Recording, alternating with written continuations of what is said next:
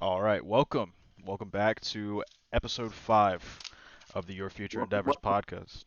I am Diavolo, This your boy Lunchbox. and once again, we're here to talk about this very interesting week of wrestling that we've had. Um, so we won't be covering all out here. We've talked about that um, as a standalone one because honestly, it deserved it. So if you haven't seen that, go check that out. Um, But yeah, man. So in my opinion, we had a very uh, interesting week of wrestling. Up and down, I think would be the way to best describe it. There was a lot of stuff, whether it be content, backstage news, even news that's broke today. We're filming this on Monday, so I mean Raw comes on in a couple hours for me. Um, so we are filming this on Monday. So there's been a lot of information to break this week. But yeah, man. What did you think about the week as a whole? Oh man, I thought it was another good, interesting week of wrestling.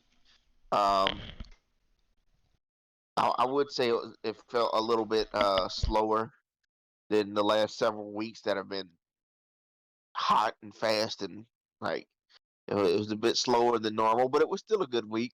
Um, Excluding Raw once again, but we'll get into that. Indeed, we shall. And as per usual, we always start off with Monday Night Raw. We go with the weekly shows as they appear throughout the week. So Raw being on a Monday is the one we have to start off with, which unfortunately we have to start off with some fucking negativity. Because I mean, this show going into it, I mean, with everything that was announced, there was a lot of potential for this to actually be a really good Raw. All they had to do was book it right, which is a bit subjective. I mean, everybody has like a different way that they think that things should be booked correctly. Um, but man, this and I think a lot of it really centered around the tag team turmoil match that we got. Um, there was a really good opportunity to maybe like establish some new tag teams as really prominent forces, like getting back into the swing of things, like with the Viking Raiders. You know, they're coming back up. It's a huge opportunity to build up some tag teams for the division. Obviously, tag team wrestling has been something that's been lacking in WWE for a while. It's very top heavy. So uh, so yeah, it was there was a lot of potential. It didn't really live up to it. I guess would be for lack of better words, be the best way to put it. But I do like the way that Raw started off, though. It was different. It was fresh. All the teams that were in the tag team turmoil match had like a quick like 20, 30-second little promo talking about what they're gonna do in the match, that they're gonna win. Is just like in their own terms, is like what they're gonna do in the match. It started off with a New Day, set everything up. We got the Viking Raiders, Ali and Mansoor, Lucha House Party, Mason T-Bar, Jinder and Veer, Styles and Omos, and they all, like I said, they all set up the match and had a talking spot, which I thought was actually a good start to the show. It brought a lot of hype to the turmoil, but we will get into the match later on. What did you think about this? Uh, I enjoyed it. I enjoyed seeing all the little promos. Uh, it got it did actually get me a little excited for the match. Um, it got my hopes up that maybe a well established tag team or one of the new up and coming tag teams might win it, uh, and not just some random people thrown together. Um, I enjoyed it. It was very different than what Raw has been giving. I agree. Now, following this, I mean, obviously everything was really quick with this, but following this, we had RK Bro come down to the ring. They cut a promo, um, much like how Christian on AEW likes to call Don Callis a carny piece of shit. It seems like Randy Orton has found his new saying in terms of Bobby Lashley, where every week he's going to come out and call him a greedy son of a bitch. Um, talks and he was talking about how like the Hurt Business failed, which I mean in reality they did kind of fail, but it wasn't because of their own doing. It was because of their booking decisions. uh, Yeah.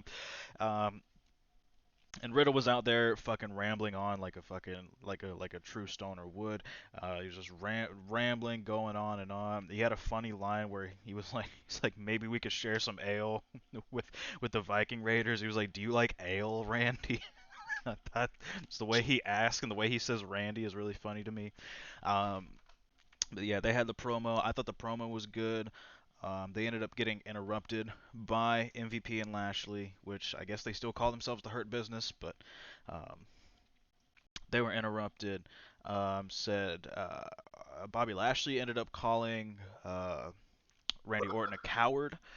Says he's a cowardly person for hitting him from behind with the RKO or whatever, which is seems like that's like the terminology that he's going with moving forward. Is like everybody who steps in the ring with him is a coward now. He called Goldberg a coward.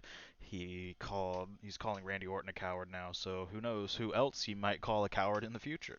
Um, Randy ended up making a challenge for the WWE Championship, saying that I think he might have mentioned that he's also a greedy son of a bitch. He wants to be a double champion, um, and obviously that would make it 15 times for Randy. So who doesn't want to chase that goal of 16, being a top end talent like that? Um, yeah, so he challenged for the WWE Championship, and then MVP and Lashley ended up, and this is where everything started to go to shit. Like I think from like whenever they announced this, moving forward, like everything started to go to shit from there. MVP, I believe, mentioned that he was going to go to the back, talk to Adam Pearce, and try to get himself into, or themselves rather, into the turmoil match. Um, and because Lashley wants to be a double champion also, so they're gonna go back. They're gonna talk to Pierce. They're gonna get into the match, and I'd I'd rather not have seen this because there's so many other tag teams that I think really deserve a chance to shine. Um, and it's like once they announced this, I felt like you automatically knew where it was going. Um, but New Day came out. They interrupted. They were going to be the first team into the turmoil match, which I love the New Day, but I think this was also a mistake. They should not have been the first team. I think with how many teams there were in there were opportunities for other people to shine more throughout the card. The New Day are already an established tag. I think they're like one of the most decorated, if not the most decorated tag team of all time. So, they don't need to prove themselves. So I don't know why they're coming in first. Um, but there was a really funny line whenever New Day came out. They were cutting a promo. Um, MVP talks about how Kofi Kingston lost the WWE Championship in like 8 seconds to Brock Lesnar, and then Woods talked about how he pinned Bobby Lashley a couple weeks ago, and MVP said something about, oh, nobody remembers that, and he was like, Pepperidge Farm remembers, trust me. I thought I thought that was funny because he said it right off top of the dome. Um, and then uh, and then right at the very end, the Viking Raiders came out. So the first two teams in the turmoil were going to be the New Day versus the Viking Raiders. I love to see this match um, on like a solo, like not really. I mean, it's obviously a tag team match, it's not solo, but like on like a standalone match rather than a turmoil. I think it would have been a lot better. Um, but um, but yeah, so before we get into the whole match as a whole, we are getting New Day versus the Viking Raiders first, and yeah, so this was a very long segment, very long-winded, but as a whole, I thought it was okay. Right up until the Hurt Business decided they were going to put themselves or try to get themselves into the match, That's whenever I was like, okay, this is predictable. I know exactly how it's gonna end. Um, and I'm not gonna spoil it, obviously, if you haven't watched it. I'm not gonna spoil it, but um, my prediction for the last two teams that were left were were pretty much uh, were pretty much correct. Like it was very easy to predict from here on out. So uh, yeah, that's my opinion on it. That's everything that happened. What did you think about everything that happened? Uh, I think they start, like you said, they started off so good with the promo and all of that, and then you start getting iffy because here comes the daggum hurt business, and it just went downhill from there. But like you said, it became predictable. It was it was like they were putting the script on screen so you can read it at the same time as it was happening. Right, and predictable is not always bad. But No, like for example, like a predictable ending, like whenever, for example, like whenever Kofi Kingston went against Daniel Bryan to win the WWE Championship at WrestleMania, I think we all went into that match knowing, like I think we're pretty like just from the build that Kofi was gonna win, right? But they did something within the match to at least make us question it. But when it did happen, it was fucking it was beautiful. It was a beautiful moment.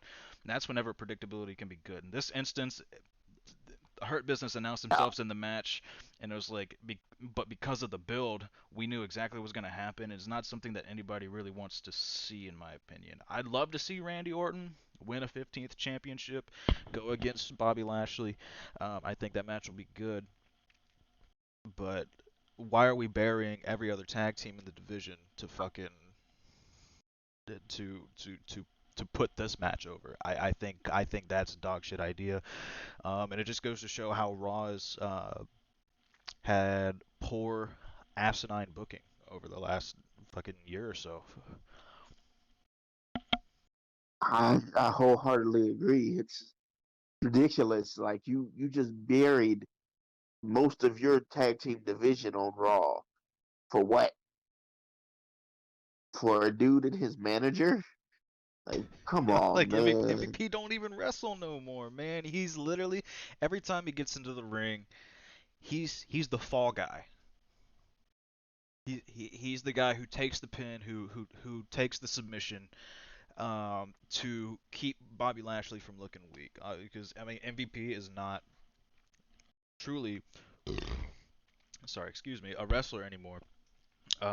He had his time. He was great, one of the greatest United States champions to ever walk through the promotion, if not the greatest. But he's definitely transitioned more into a managerial role. I don't think he needs to be in a tag team championship spotlights or turmoils or whatever the fuck you want to call it. It's just bad booking. Just to put it bluntly, it's bad booking. It makes it, like we touched on it. It makes the show so fucking predictable. Indeed, indeed it does. It's ridiculous, man. And like you said, Bobby Lashley and MVP aren't really a team. Like you said, if they do tag team up, it's MVP's the fall guy. He takes the pin, he takes the submission, or he stands in the corner. That's what MVP does. He is more of a manager now. His wrestling days are few, if any. Like, it's dumb to watch you put over a dude and his manager over all your top tag teams. Like, these jokers do tag team work week in and week out. That's what they do. They don't switch between tag team partners and manager and superstar or whatever. Like, they don't do that. And it's dumb to squash out all of your tag teams to a team that's not really a team. I That's like agree. it's like fucking giving taking the championships off of a real tag team and putting them on Brock Lesnar and Paul Heyman. Like, Essentially, make no es- uh, sense. Why are you doing that? yeah, essentially, yeah. I mean, yeah, like I agree with that. That's uh, Ah, yeah, I just agree with that. I think you hit the nail on the head there. Um, but I think the way that they we'll get into like the order of how they came out with the turmoil in a minute, but I actually have like a bit of an opinion here on this. This is how I would have booked the tag team turmoil match, and I want to know what your opinion is because given some of the storylines that they've shown on Raw um, the past couple weeks, this is the order I think that they probably should have went in. So, in my opinion, this is just my opinion. Don't chastise me for my opinion. If you do, I don't give a fuck what you say. Um, but uh, I'm not talking directly to you. I'm talking to whoever watches this, obviously. But fucking, in my opinion, instead of starting off, because we did start off with the Viking Raiders versus the New Day, I would have started off with Jinder and Veer versus Ali and Mansoor. what the heck? What, in my opinion, I would have started off with Jinder and Veer versus Ali and Mansoor. And I think that would have been there would have been continuation from how Jinder beat down Mansoor in their match. There was a DQ finish in that match. There would have been continuation from that. Ali could have came in kind of like obviously he's still trying to show Mansoor the right way. And I think that would have been a better way to start off. Maybe Ali and Mansoor kind of get some revenge. I don't think Jinder and Veer are going to go anywhere as a tag team or really as a stable at the moment. Um, so obviously, I think having the continuation there would have been really good to see, and Ali and Mansoor going over Jinder and Veer, and maybe showing like maybe Mansoor in the match does something in order to like show that he's learning a bit. Like right, because it's been like weeks now, and he's still trying to be like the good guy, the face, the guy who does everything the right way. And it's not getting over for me because there hasn't been any change. There is like unless unless there's going to be like an inevitable breakup, but there's been no change.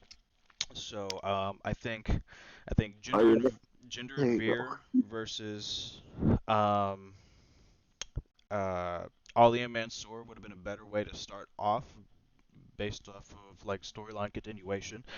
And then the next team out could have been Mason T-Bar. There's I would have Ollie and Mansoor going over Ginger and Veer. You have Mason T-Bar come out next as a second team. They can still run, do their dominant thing, but maybe once again maybe Mansoor or Ali um, does something to help one another to to get the win here, whether it be like a screwy finish or even a roll up finish in this match. I think would have been fine.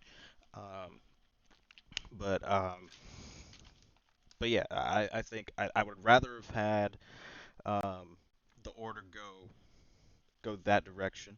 So have Mason T-Bar come out as the second team, and then that's whenever you could do like Lucha House Party. Ali and Mansoor are um, a little bit tired, but their styles match up very well. And I think they would have put on like a banger match. That it would probably like obviously whenever you have like these long drawn out matches like this, it's hard to keep the crowd invested because it does run on for so long and you're seeing a lot of the same people. But they could have done like a high spot type of match where they're just doing a bunch of crazy moves off the top rope. Obviously, Grand Metalik is known as the king of the ropes. He could have done some fucking crazy shit to get the crowd popping, get the energy back into the crowd. I would still have Ali and Mansoor go over here. I like their pairing. I think they're really good. They have a really good dynamic as a team. I just don't think the way that Rob books them shows that dynamic the best way it could be. Um, so I would have Ali and Mansoor going over all the way up to um, Sorry, excuse me. And then when the Viking Raiders come out, then the Viking Raiders obviously they've gone through 3 matches. Maybe it's like Mansoor has a rookie mistake, slips up against the Viking Raiders. They hit the experience on him, and they win. Then you bring out the New Day. They have their match. They fucking put on a huge banger. The New Day can win. You bring out Styles and Omos. Um, they put on a huge banger. Either team winning here is fine, but then if obviously with the direction that they went later on in the show, they would bring out the Hurt Business. But I think with bringing the New Day out first showed that they were really trying to bury a lot of the competition. I think they should have went in a different direction with the order. So I want to know what your opinion is because that's my opinion on the order that they should have went. I want to know what you think. What do you think they should have done? I honestly agree with you. I I think it was dumb to bring the New Day out first. Um, I think that the New Day could have been utilized better than that because not only do they have the in ring skills to keep the people invested in the match, uh, uh, they the them as a team as a whole, like you said, is one of the most popular teams of all time. So, say the match gets a little stale, you get one team out of there, you bring the New Day in, and bam, there you go again. The fire's back in the match. The fans are invested again. Um, I think by eliminating all your big teams like that off first, you took the fire from the match, man. The teams people want to see win, you eliminated them. Like people love the New Day. They come and they wear their pancake T-shirts and love when they get pancakes from the New Day or whatever the New Day's doing at the time. Maybe it's unicorn horns again. Uh, I think it was a big misuse of the New Day. Uh, I think, like you said, you should put out the little guys first. You know, nothing against Mansoor and Gender or anything like that, but they're still establishing themselves. People not are not quite as behind them as they are like Lucha House Party or the New Day. You know what I'm saying? I think getting the match started with someone like Mansoor and Jinder that starts the fire. You let Jinder and Mansoor and whoever else come out there and start it and get it going and let them do their thing and the fire's starting to rise and you get the fans right where you need them. You know what I'm saying?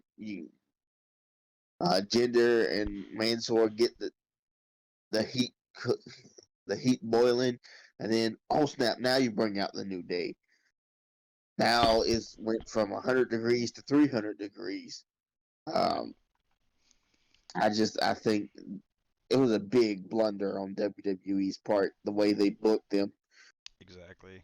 I So think they had potential for a great set of matches. Like they could have burned the house down with the turmoil alone, it but brought they it didn't brought do some that. fucking fire back to the tag team division because like if you look at each team individually, they're each stacked with talent. Like they've all done something, at least in my eyes, to prove themselves as a talented team, and that they can all go. I mean, obviously, like just breaking down individuals, we have in this match we had AJ Styles, Kofi Kingston, Xavier Woods, um, obviously Mustafa Ali, Mansoor, um, Eric and Ivar, the Viking Raiders. You have Dijak, who is now T-Bar, Mace, Jinder, who's a former WWE champion.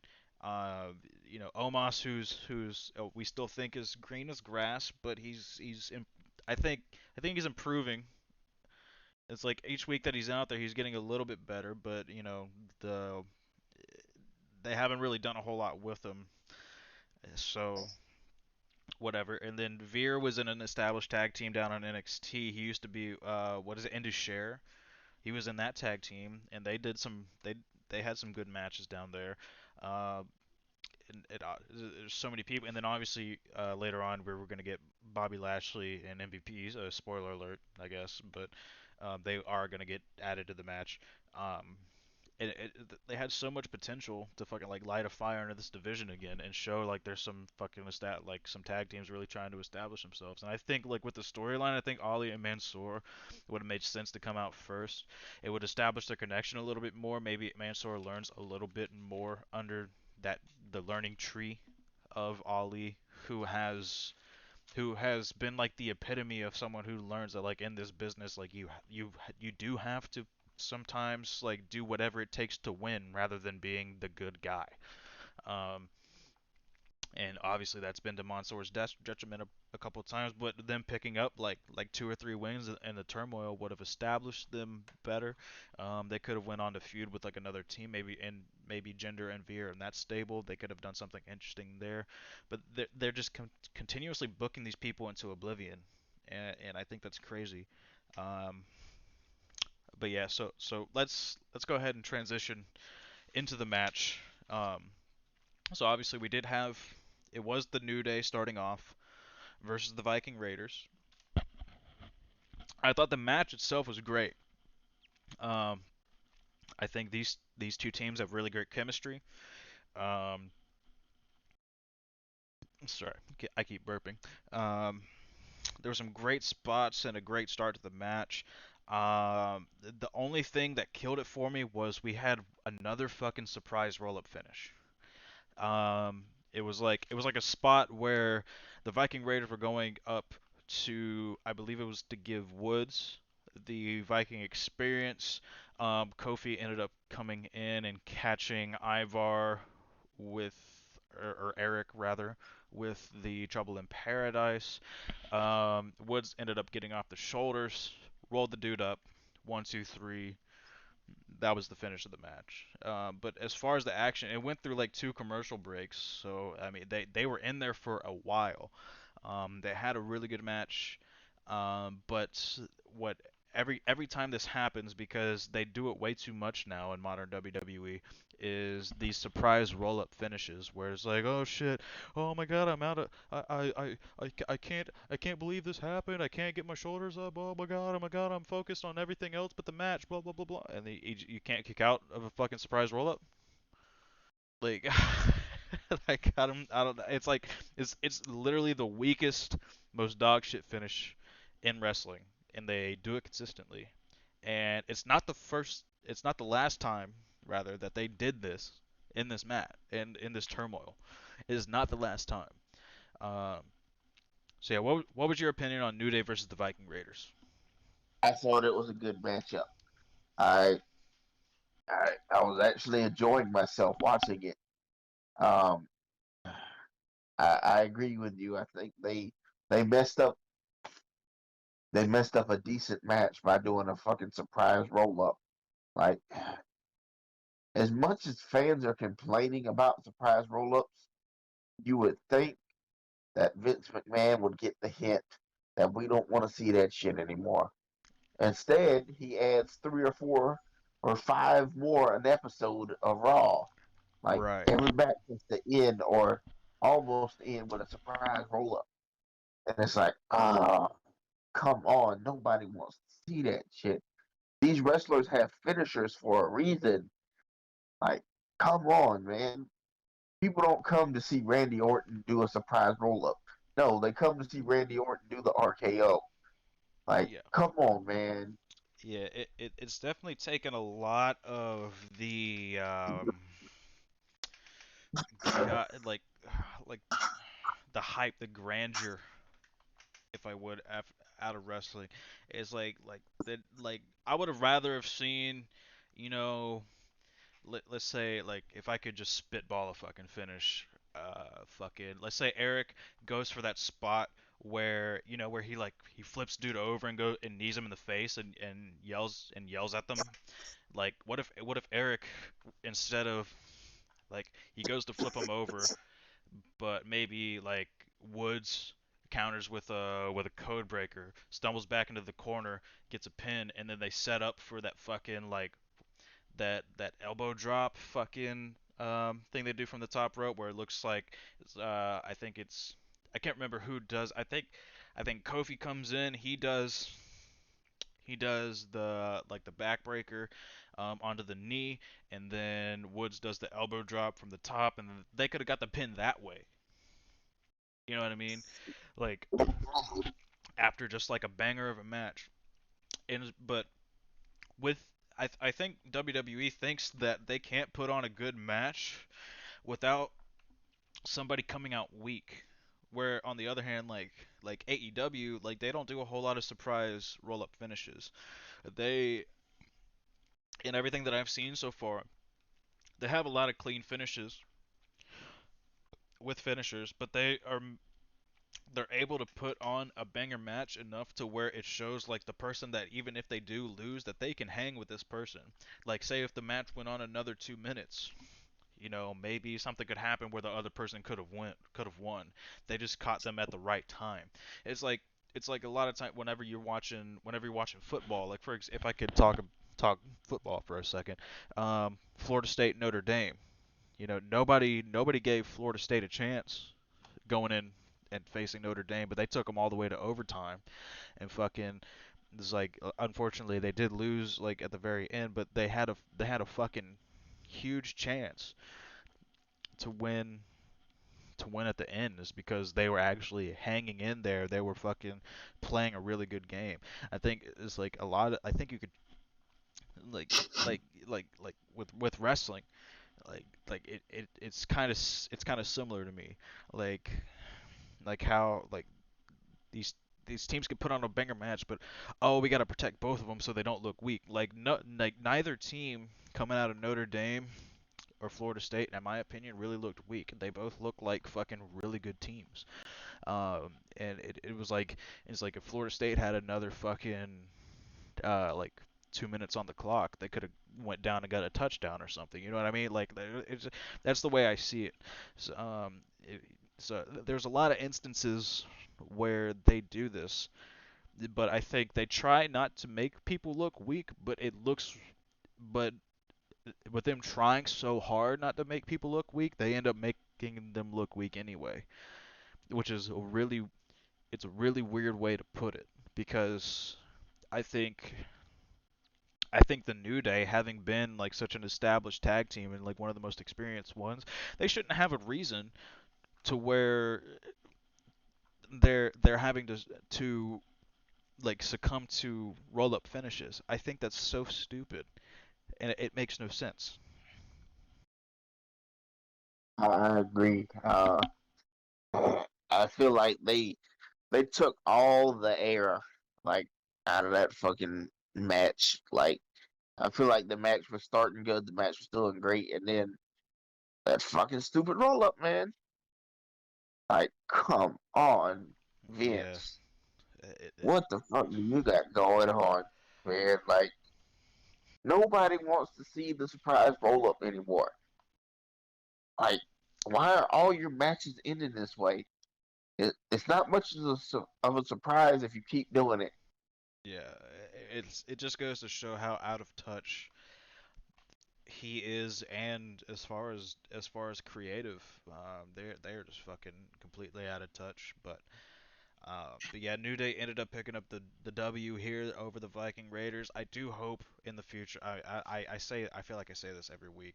I hope that they fucking do something with the Viking Raiders, man. They are good. They are former tag team champions, and I think that's probably why they wanted to protect them. But still, obviously, it would make sense because they're trying to get their mojo back. Ivar's coming back from like a major neck injury.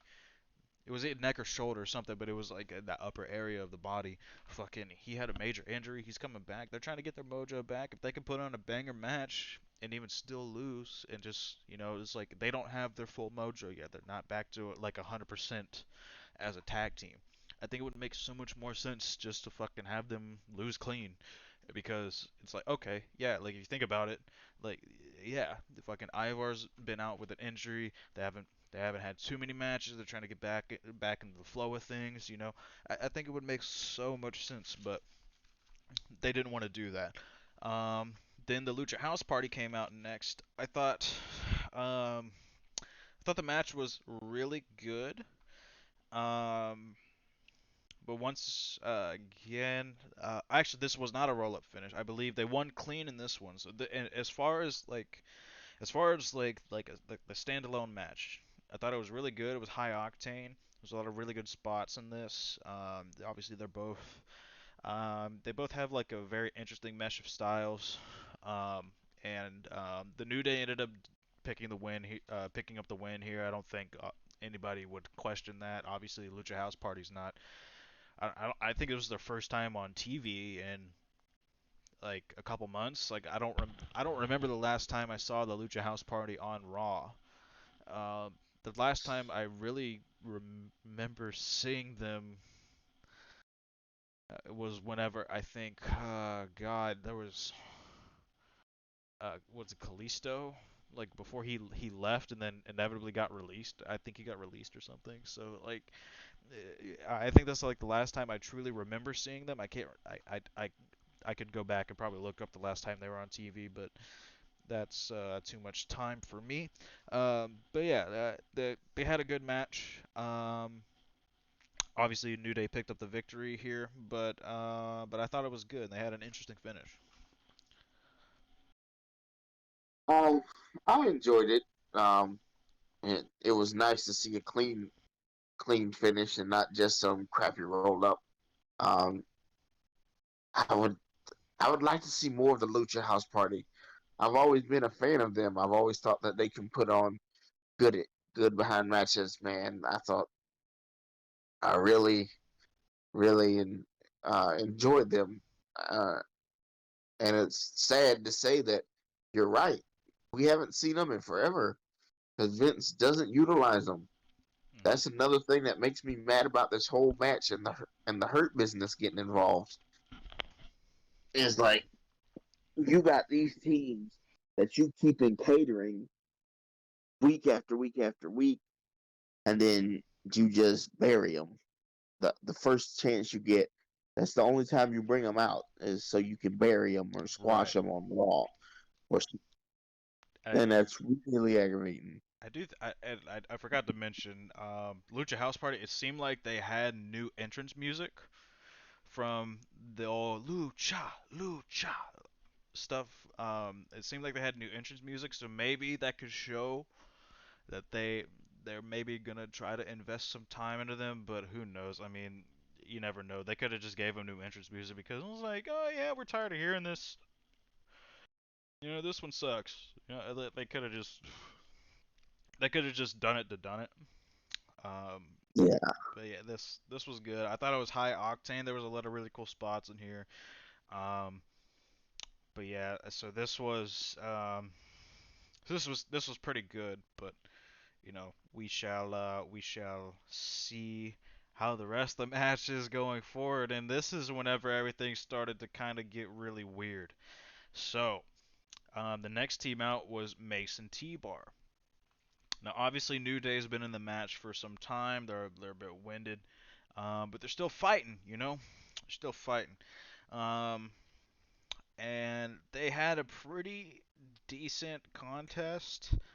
The only thing to really note here is what happened after. So, once again, the New Day, and I think it was Woods that got all of the roll-up finishes. So to this point, so like Um, he rolled up on the Viking Raiders. He rolled up, I believe it was T-Bar, um, to uh, to win the match here. Um, but the main talking point is what happened after. So T-Bar gets rolled up. They lose.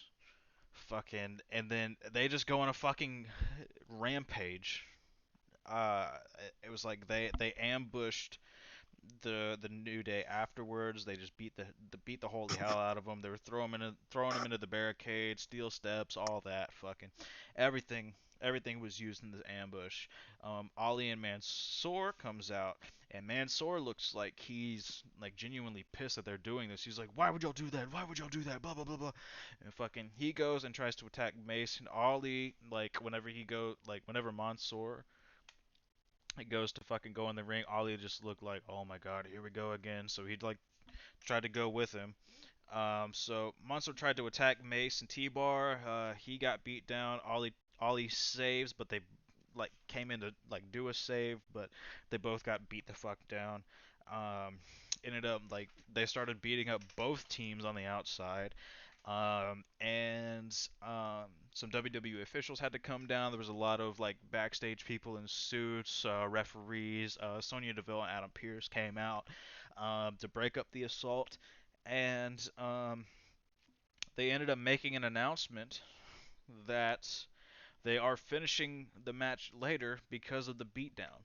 So they literally made it to where it was like this, like it's an innovative idea. I'll give it that, but it felt like a huge waste of time because I think this it didn't do anything for me to get Mason T-Bar over.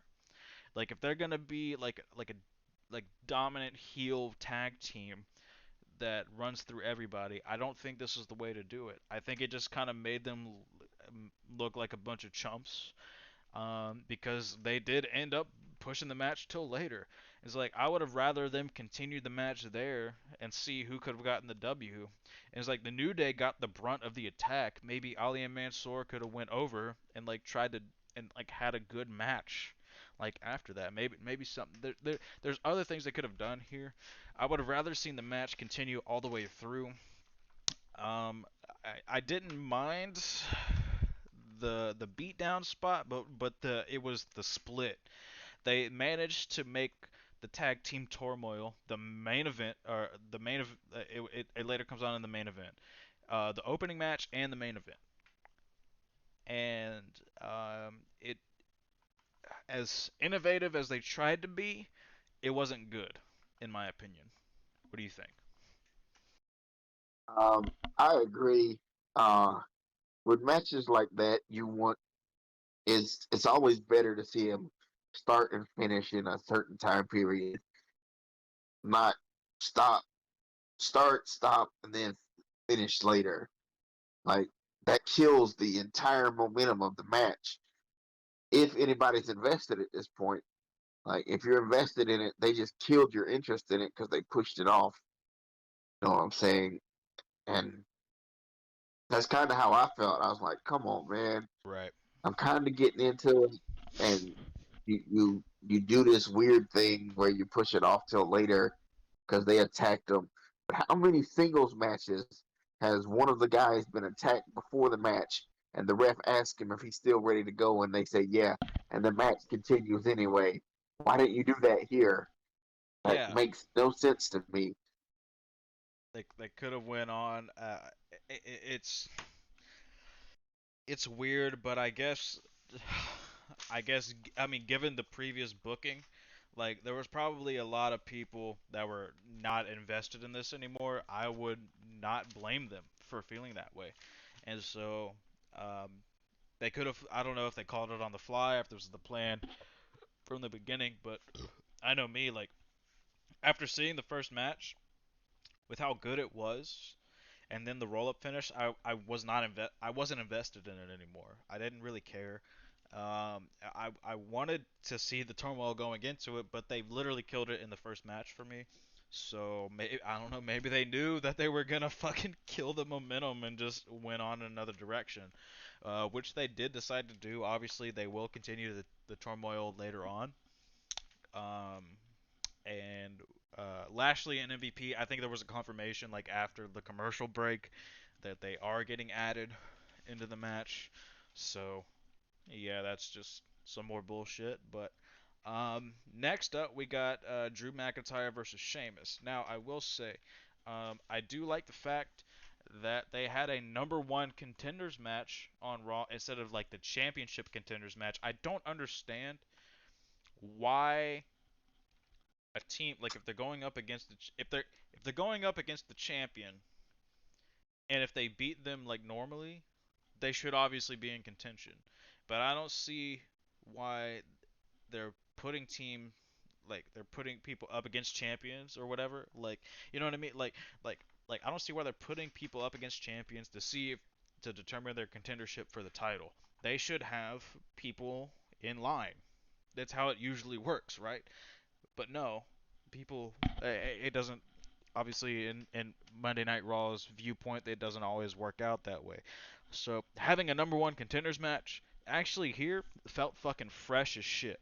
The only problem was that I think that I would have rather have seen some other people get this opportunity. If you want to continue the Drew McIntyre and Sheamus feud, I'm cool with that. They put on banger matches, obviously. They have history. They could tell a story, an intriguing story, and it be different from the last one. But I would rather see some other people try to get the opportunity for a number one contender match. But I kind of understand they don't have anyone else established because they don't try to establish anybody else in that position. So with that said, uh, I thought the match was good. Obviously, it was hard hitting and physical. Um, they they put on a banger match like they usually do. The thing that killed it for me was that it was another fucking roll up finish, and that's the kicker, man. Like I think up to this point, we had seen three roll up finishes within like the first hour of the show or like hour and a half of the show, however long it had been on at this point. It's like why, why? Like just it, it I don't even I shouldn't even bother to ask why. I know why. They're trying to protect Drew McIntyre and Sheamus, but really it just makes them, in my opinion, it makes them look more like a chump. It's like if Drew McIntyre can fucking take a pump knee strike to the jaw and not get knocked out for a 1-2-3, but all of a sudden he gets rolled up on some pussyfooting maneuver that's just that makes no sense whatsoever. But he can't fucking be like, oh, he can't get his shoulders off the mat in time to be like, oh my god, this is such a surprise. I don't know what the fuck is happening. Blah blah blah blah blah. Like he can't like it makes him look like more of a chump to me. And Drew McIntyre does not need to be like in the position of a fucking chump, man. So I thought it was a good match up until the finish, and then the finish killed it for me, which makes me think that it, like as a whole, it was not great. It like I see the action and I'm excited, and I see the roll up finish, and then I lose all hope again. It's like they build me up just to break me down. And then obviously Sheamus won the match. I don't think I mentioned that before. Sheamus won. He's the number one contender for the United States Championship, and he will be going against Damian Priest at Extreme Rules. Um, Obviously that's another rematch. I don't mind Sheamus getting his rematch for the title, like one on one. I think that's okay. But man, I do think we need some more people in that mid card United States title scene, because if we don't establish more people, if we're not gonna have like a Damian Priest Open Challenge type thing, then we're failing to capitalize on a lot of the talent which WWE has done in as far as Monday Night Raw. I agree. I mean, I agree on everything you said. Firstly, this is the third roll up in an hour and a half. Come on, man.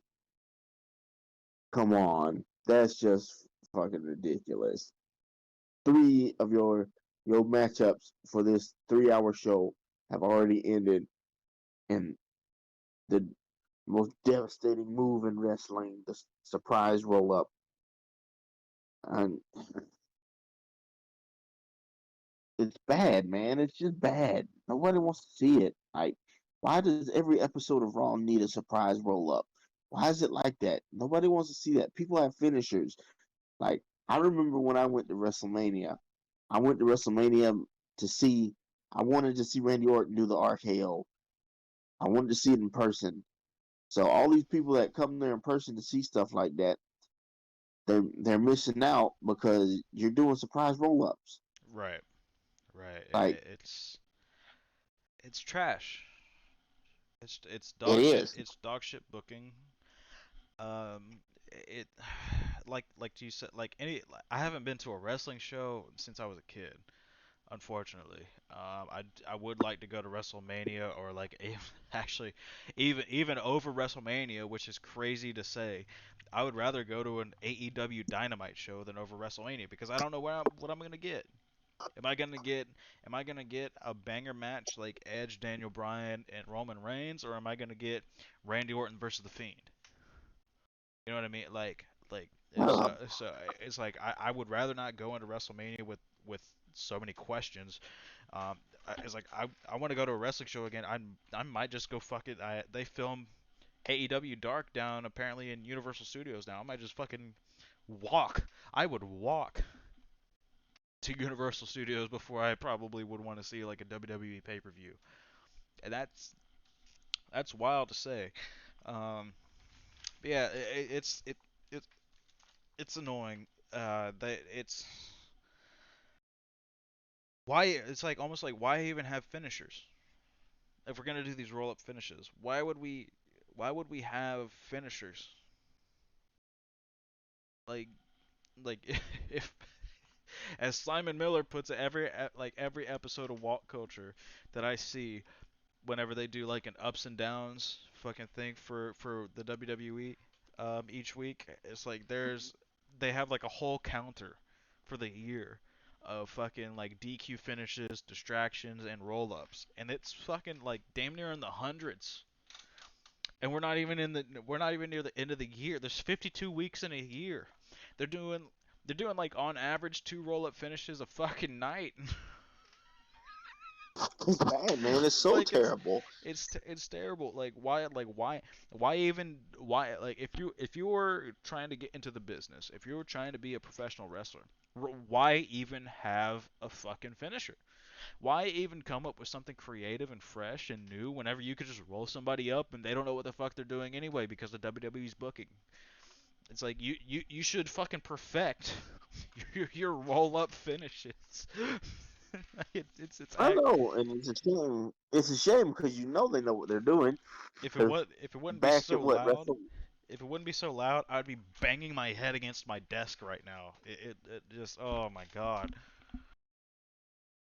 yeah, it's it, man. It's bad. And then, like you said, they need to build up their mid card division because I don't mind seeing Sheamus and Priest again. They put on good matches. I wouldn't mind seeing that once again. I wouldn't mind seeing Priest and Drew McIntyre get a go at it, but you can only do Drew McIntyre, Sheamus, and Priest so many times before it gets old. You know what I'm saying? I I Right. just don't think it just doesn't work, man. You need some more stars, especially when you got people like where's Keith Lee, man? Keith Lee's no longer injured. Where's Thank he at? you. What are you doing with him? Thank you. You got And obviously like there was a lot of problems with Keith Lee's health, but fucking he's back now. He's cleared to wrestle. Where the fuck is he at? yeah, like or quit doing that dominatrix shit with Karrion Cross and let him be Karrion Cross and put him in the mid No, no, card. no, no, no, no, no. He ain't no dominatrix. He's the gimp. He looks like a fucking gimp. They try to get him to look like a fucking. They try to get him to look like some Roman warrior or some shit. Like nah, motherfucker. Like y'all made him look like a gimp. And and uh, if we could touch on this a little bit, I'm sure a lot of people have seen Mick Foley came out and spoke against how WWE is failing, and Karrion Cross was one of the main talking points. So I mean, the grandeur of Karrion Cross, he from his NXT day, whenever he came in at NXT, I was like, holy shit, this dude looks dominant. Like he's gonna fucking kill. He might actually kill somebody. Whenever he came to WWE, like no homo, it's like who's he gonna fuck in the ass next? It's true, and I don't get it. You've got all these talents you could be using, but you're either not using them or you're having them doing something stupid like carrying cross. And this is universally thought. Like this isn't just me and you. You know what I'm saying? Thinking that he's dressed like that. No, even like you said, Mick Foley pointed it out. When you got people like Mick Foley, who is probably one of the sweetest human beings on the planet, telling you your product is trash because you're doing stuff like that, you It's got a problem. bad. It's so bad. It's it's so bad, dude. It's so bad. I almost want to fucking cry. I honestly I almost want to fucking ball tears. This shit's so bad. It's oh god. I, It's so bad, man. But yeah, you have so many people that have proven that they can wrestle. You got Keith Lee, who I mean, I think both of us could understand. Like we think of him as more of a main event caliber talent. Um, but if you're trying to find people to get into that scene, like fucking Keith Lee is a perfect guy. Karrion Cross, they've been trying to build him up, but it's not resonating with the audience. You have people like Ricochet, Humberto Carrillo, Jeff Hardy, and we'll talk about Jeff Hardy a little bit later too. Um, I mean, I could go on it. Shelton Benjamin. I mean, Cedric Alexander. The list goes on and on. People that have proven they can go in the ring, but they just don't do anything with them. It's so trashy. Um, but yeah, so Sheamus, number one contender. He is going to be facing Damian Priest at Extreme Rules. I hope the match is great.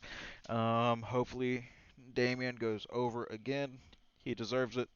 Um, and that's my opinion on that. yep, And after that, we had a Priest promo after the match. It was kind of like he was talking about what happened in the match, is like how they beat the shit out of each other, whatever. It was essentially a promo just setting up the Extreme Rules match, which I'm fine with. That's okay. We kind of had like a string of promos here. So we had Rhea Ripley and Nikki Ash. They had a promo, whereas essentially it was like them trying to build chemistry within their tag team. Obviously, like they're a new tag team. They're trying to find their footing, and they're not necessarily cohesive just yet, but they're trying to figure everything out because it is a very much like a clash of styles. And then I think it was obviously, well, I think it was obviously Nikki Cross that was like, she chanted something like super brutality, which I think is what they're trying to get over as their tag team name, which is yep. okay. But they were going to be having a match later with Tamina and Natalia. Um, and the only problem I have with that, actually, I'll save it for later because there was another promo. So they went to commercial break, and then there was a Charlotte promo, who's obviously Charlotte's a really good promo. Um, so this was pretty good, but it was setting up her her match with Nia later, which was for the championship. Obviously, Nia won the week prior. They had a little bit of a shoot fight against each other, but they were going to be having a rematch this week for the championship. It just kind of set everything up, so the promo was pretty good. Um, so yeah, do you have anything to add in on the promos?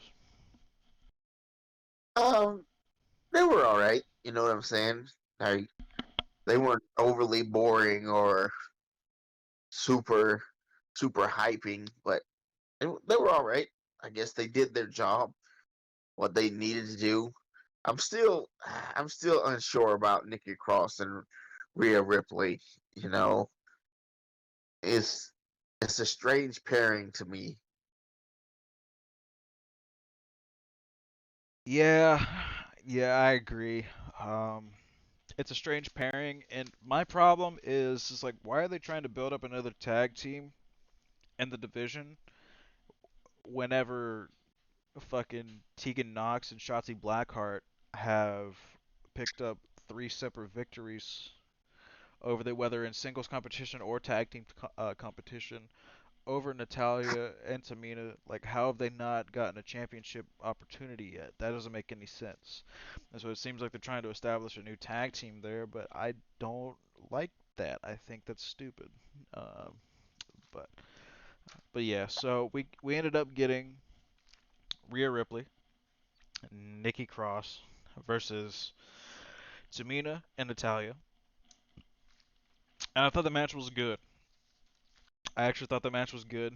There were some cool spots here, and the main thing that stands out to me, which shouldn't be the main thing that stands out to me, is they actually used a finisher. Like there was an actual finisher and a 1-2-3 pin used. Like who'd have fucking thought that would be a good idea? Wow, fucking I believe it was Rhea Ripley hitting the Riptide on Natalia, getting the pin. Yeah, it wasn't the best match. It wasn't the worst match of the night, obviously. Yeah, I thought it was good. I agree. I think it was a good matchup. I think it was a good change of pace compared to what they had been giving us up to this point in the night. Uh, I did. I enjoyed it, and God, was it good to see the Riptide.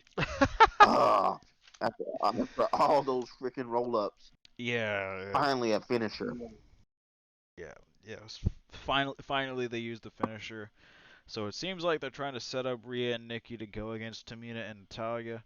Um, so yeah, so I mean, maybe I think we should obviously get a triple threat like tag team match because Tegan Knox and Shotzi Blackheart have proven themselves as a tag team in more than one brand, and they still have not yet got a tag team title opportunity. So I think that's bullshit. But you know, I'm not making this. Yep. I'm not making the decisions, even though if anyone from WWE is watching this, I can book better than you, and I don't have like professional like degree level writing skills.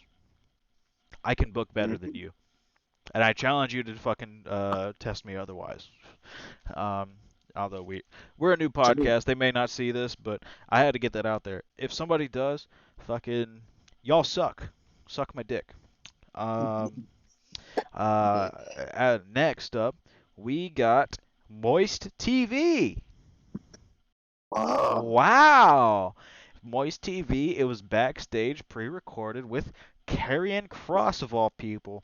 Um, so the main notes I had of this was that Cross didn't look like he wanted to be there at all.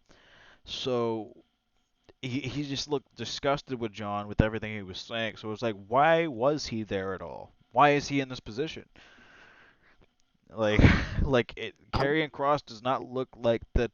He's Karrion Cross is not the type of character to accept, in my opinion, a invitation onto Moist TV for any reason. I don't give a fuck if he wanted to. I don't give a fuck if he. To my next point, he said himself that he wants to make John suffer. I don't see him making that appearance for any reason. He looks like the type of person that would go out to the ring and fucking want to challenge the top guy. Based off what I've seen exactly. in NXT, but I mean, Vince doesn't watch NXT, doesn't know anything about what's going on down there, so fuck it. Um, So yeah, Cross, like I said, Cross looked disgusted with everything John was saying, all of his fucking water puns and the bullshit. Like I'm tired of it. John Morrison deserves better too. Um, he said he wanted to make John suffer. He was very menacing here, and then he ended up essentially. I don't think he really challenged him to a match. I don't know if there was a match already set up, but he was like, yeah, like essentially like I'm gonna kill you tonight. Um, so it was setting up a match between them. This it was like the whole point of Moist TV was to set up a match between them that was going to be coming on after this segment. The main thing is that there's still no Miz, and I don't think Miz is injured, uh, because apparently he's going on Dancing with the Stars, which I don't know if it's a live show, if it's pre-recorded or whatever. I think it's a live show. I've never watched Dancing with the Stars, so I wouldn't know. Correct me if I'm wrong, but it looks like he's going on Dancing with the Stars. So um, they're not doing a fucking Miz and Morrison feud after breaking them up for what should have happened earlier. They're not doing the feud. It's stupid. This was stupid, and plus, and then like not even with Moist TV, like we could fucking mesh the fucking match into it with two. Literally, Cross just fucking squashed him. He did. Like he Oh just yeah. he it was over quick. Morrison was squashed again for the second week in a row. Another Cross squash match, which I mean, why is he not in an established feud yet? Like, why has he not been? He needs like the main thing. He needs a solid feud, and Morrison Miz needs to happen soon. But if Miz is going on to fucking Dancing with the Stars, why the fuck did they break him up right like literally the week prior? Like what is this, dude? This was like a 0 out of 5. Like, it just nonsensical bullshit. More nonsensical raw bullshit. I agree. And something that it pisses me off, and I don't know why it pisses me off so much. I mean, it's bad, but it pisses me off beyond what I should be pissed off. Why the who breathe? Why in the hell are they still doing Johnny Drip Drip? It's so stupid, so stupid. Nobody wants to see Johnny Drip Drip. Like nobody in the world wants to see Johnny Drip Drip. Like it makes no sense. It's stupid, moist, and and then to just be like you said, squashed out to carrying cross. And where the fuck is the Miz? You know what I'm saying? Why is the Miz missing? Why did y'all break them up? As you pointed out, just just to just to keep the Miz off TV and not do the feud. Like that makes no sense whatsoever.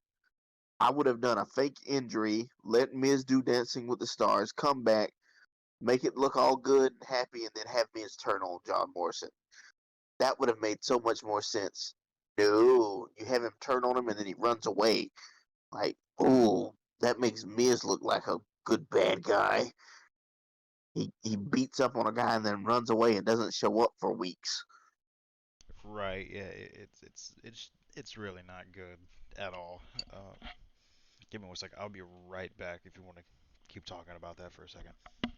I got you. Yeah, it was so dumb, so dumb. That's one of the things Mick Foley talked about was at one point both John Morrison, who was Johnny Impact at the time, but both he and Karrion Cross, Killer Cross at the time, were fighting for the Impact World Championship, putting on good matches. What the hell happened? Like,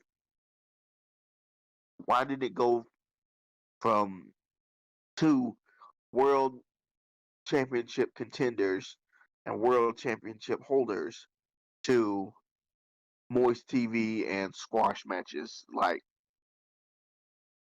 they deserve better than that. Both of them do. And I think that the WWE just, they're so out of touch. Like, it used to be, you know, uh, it used to be where Vince couldn't miss. Vince was the man. You couldn't play with Vince. Like if you ran up against Vince, he destroyed you. He did it with WCW. He did it with all the other territories when he first started. Um, Right. he almost did it with Impact.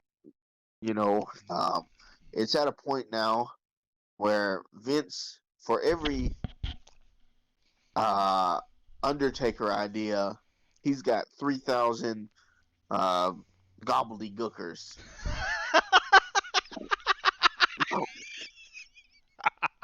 And he, he just ain't Oh, pulling out them Undertaker go- ideas no more. He's pulling the out go gobbledygookers after the gobbledygooker. I forgot. I almost forgot. Oh my god. Oh god. What was it? Oh god. What? I can't. Oh man. What was his name? Whenever he came down, it was like the dog shit fucking stormtrooper helmet. You know what I'm talking about? Who was it? God. Master Blaster or something like that. God. It could have been. Yeah, exactly. And Hold on. that's Vince I nowadays. gotta look it up. I forgot. I forgot. Oh my god. For, for every Undertaker or John Cena or Randy Orton or Brock Lesnar, for every one of those characters, nowadays Vince has 2,000, 3,000 gobbledygookers and master blasters. Like, it's bad. Honestly. The Shockmaster. Yeah, the Shockmaster. for every under, for every three Undertakers, he's got like seven Shockmasters. It's true. Oh my god! Holy shit! Like his old and Uh, it's bad. And that's where I place this Johnny Drip Drip thing. It's stupid. Like yeah, yeah, he it's him yeah. I know you were gone, but I just mentioned like Mick Foley said, John Morrison and Karrion Cross were fighting for the Impact World Championship before they came to WWE. What happened? Why is Karrion Cross a gimp and fucking John Morrison being squashed? So, Like yeah, they're both I guess if you, I guess if you, I guess if you really try to make sense of it, right? Karrion Cross is a gimp. John Morrison is really moist. in like I think that kind of speaks for itself. exactly. Does nobody have the balls to tell Vince that this shit is stupid? Like, don't do it, Vince. Nobody wants to see that. That's so terrible. hmm Come on, man. You used to destroy your enemies. You took out all the old territories. You took out WCW. For a time, it looked like you ended Impact up until recently, where they got real good again. Yep. Uh, like you've destroyed everything in your path. Like you were Vince McMahon. What happened? You went Well, from Undertaker Vince McMahon to Gobbledygooker Vince McMahon all the time.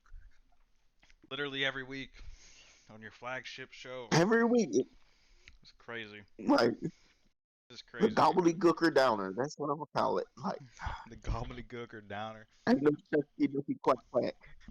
Jesus Christ.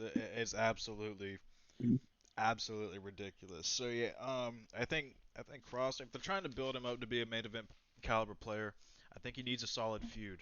I think I think like he could use a feud similar to like what Aleister Black and Buddy Murphy was, where it's just two wrestlers like trying to get like you know what I mean? Like trying to get higher in the company, trying to get into that spot. He could use a feud like that. I think they missed the mark by feuding him with Jeff Hardy. I think that could have been the opportunity there. Even with Keith Lee, they just had two matches with him there. I obviously, Jeff was out with COVID, but I just he needs something. He needs he needs something, and John versus The Miz needs to happen soon. Um, Obviously, I think at this point in his career, Miz probably cares more about being a reality TV star than he does fucking being a wrestler. And so, if that's the case, get off my TV. I don't care about what you bring to Dancing with the Stars. I know he was on like MTV's The Challenge before, and he has his own reality TV show. If you want to be a reality TV star, don't be on my fucking TV. I love The Miz, but if you're over being a wrestler, get the fuck off my TV. And that's all I gotta say about that. Next up, we had a Nia Jax promo, which I thought was okay. She's never been a great promo, but she's okay. She's serviceable. Setting up her title match, and the main thing that I had for this was I hope Charlotte doesn't die in the ring based off of what happened last week because, like we said, Nia is probably one of, if not the most, unsafe workers that WWE has ever hired. Um, Yep. and it's scary to say, but we did end up having the Charlotte versus Nia match. Which I thought was a little bit more intriguing than people probably care to give it credit for. Um, so sorry, I'm eating dinner while No, you're recording all this. right. So obviously Charlotte versus Nia was gonna happen. I think it was like before the bell even rang. Shayna got on the mic and was like, yeah, will my tag team partner come through or will she choke? And I thought that was interesting because obviously, I think we both said before that um, Nia and Shayna have needed to break up. Obviously, there's a lack of tag teams in the women's division. Seems like they're trying to establish some more, so I think it would justify them breaking up sooner rather than later. Um, and I think this was interesting. Um, and it looked like they kind of tried to capitalize off of what happened last week, um, where it started off as like a kind of a work shoot. I think it would be the best way to put it. It looked like they had like similar intensity from last week. They both just like really didn't like each other. Charlotte was going around saying "suck it" to everybody. Charlotte got up in Shayna's face for a while. Um, they were talking some shit. It was inaudible to me. I couldn't really hear it on the screen, but they were like talking shit back and forth to each other. Um, Ended up to where like I think Charlotte ended up actually grabbing the title, trying to walk out because she was like, I'm done with this fucking bullshit, whatever. Tried to walk out. Um, and yeah, there was multiple distractions um, from Shayna. Actually, it was an okay match. Shayna ended up distracting Nia to the point where she ended up losing the match. And the main thing that I take from this is this where Shayna finally turns on Nia, or are they just gonna establish them back as a tag team tonight? So I really hope they break them up if they have like a little feud or whatever, because I think we both agree that Shayna is and Nia, like are just way better off as single stars. I don't think they make sense with their character in a tag team. They don't play well with others. So it's weird that they've came together. They've had some success, whatever, but I think it's time to break them up. But the main talking point was what happened after, and this is actually something that could be really good um, if they capitalize on it correctly. So after the match, Charlotte won. She retained her title. I think we all knew this was going to happen. But there was Alexa promo after, and Alexa Bliss essentially invited Charlotte to her playground. Charlotte denied. So Alexa was like, "Well, if you're not going to come to me, I'm going to come to you." And the lights went out. There was like a little similar. I mean, obviously we have to talk about this, right? It was like it was kind of similar to the Fiend with the lights going out, but there was like a little bit of like children. It was like really like down-toned, creepy children's music that played. And then Alexa, like the lights went out, lights came back on. Alexa appeared behind Charlotte. Crowd went nuts for this. I don't think they pumped in any crowd noise for this. Like there was a lot of hype for it. So I think people are behind Alexa Bliss, um, which I am. I love Alexa. I think she's a great performer. really underrated because she's like the first out of like the four horsewomen. Obviously, Alexa, Sasha, not Alexa, sorry, Becky, Sasha, Bailey, and Charlotte that have really like she's probably like the most out of sight of those four that have had the most success. Like she's had arguably the most success out of she probably has arguably had more success than like Bailey or Sasha has had in their career so far. You could argue that I think, uh, but I digress. Um, she came out, obviously appeared behind Charlotte, and Charlotte essentially asked her, like, "What do you want?" She pointed at the Raw Women's Championship, and I think that's the direction we're gonna go, which I'm okay with. Um, I want to know your opinion on it. I have to step away for a couple moments. Give me a second. Talk for a moment. Let us know. Let us know what you think, man. I guess I, honestly, I didn't want to see uh, Nia and Charlotte too, especially not after Nia almost broke Charlotte's neck last not last week, but the week before. Like, I'm not the biggest fan of Charlotte, but it's not Charlotte's fault. I've talked about this before. It's the way she's booked.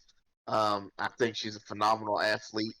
Um, I mean, she's had trouble in the past, but I think she's a phenomenal wrestler. She's one of the honestly one of the best female wrestlers in the world, and that's uh, debatable. Like, really, she's really that good. Um, and I didn't want to see, as much as I may not be the biggest fan of Charlotte, I didn't want to see her get injured, by Nia, especially if Nia's got an attitude and she's being unsafe in the ring. Um, the match was not bad, I guess. It was interesting. Um, but I agree.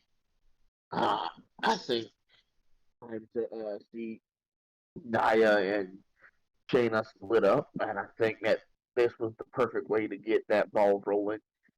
To split the two up. I think I think that she deserves. I think both Shayna and Nia need singles pushes. Well, I don't know about Nia. I think Nia needs some work, but I believe Shayna really deserves a singles push. Um, but the most interesting thing about this came in the end was Flair and Bliss. The exchange of words. I'm excited to see this because both Flair and Bliss are both incredible athletes and put on incredible matches whenever they're out there. And I would like to see. I mean, I'm still a little salty about them giving Alexa Bliss the Fiend character, but uh, that doesn't stop me from wanting to see Alexa Bliss. She's one of my favorites.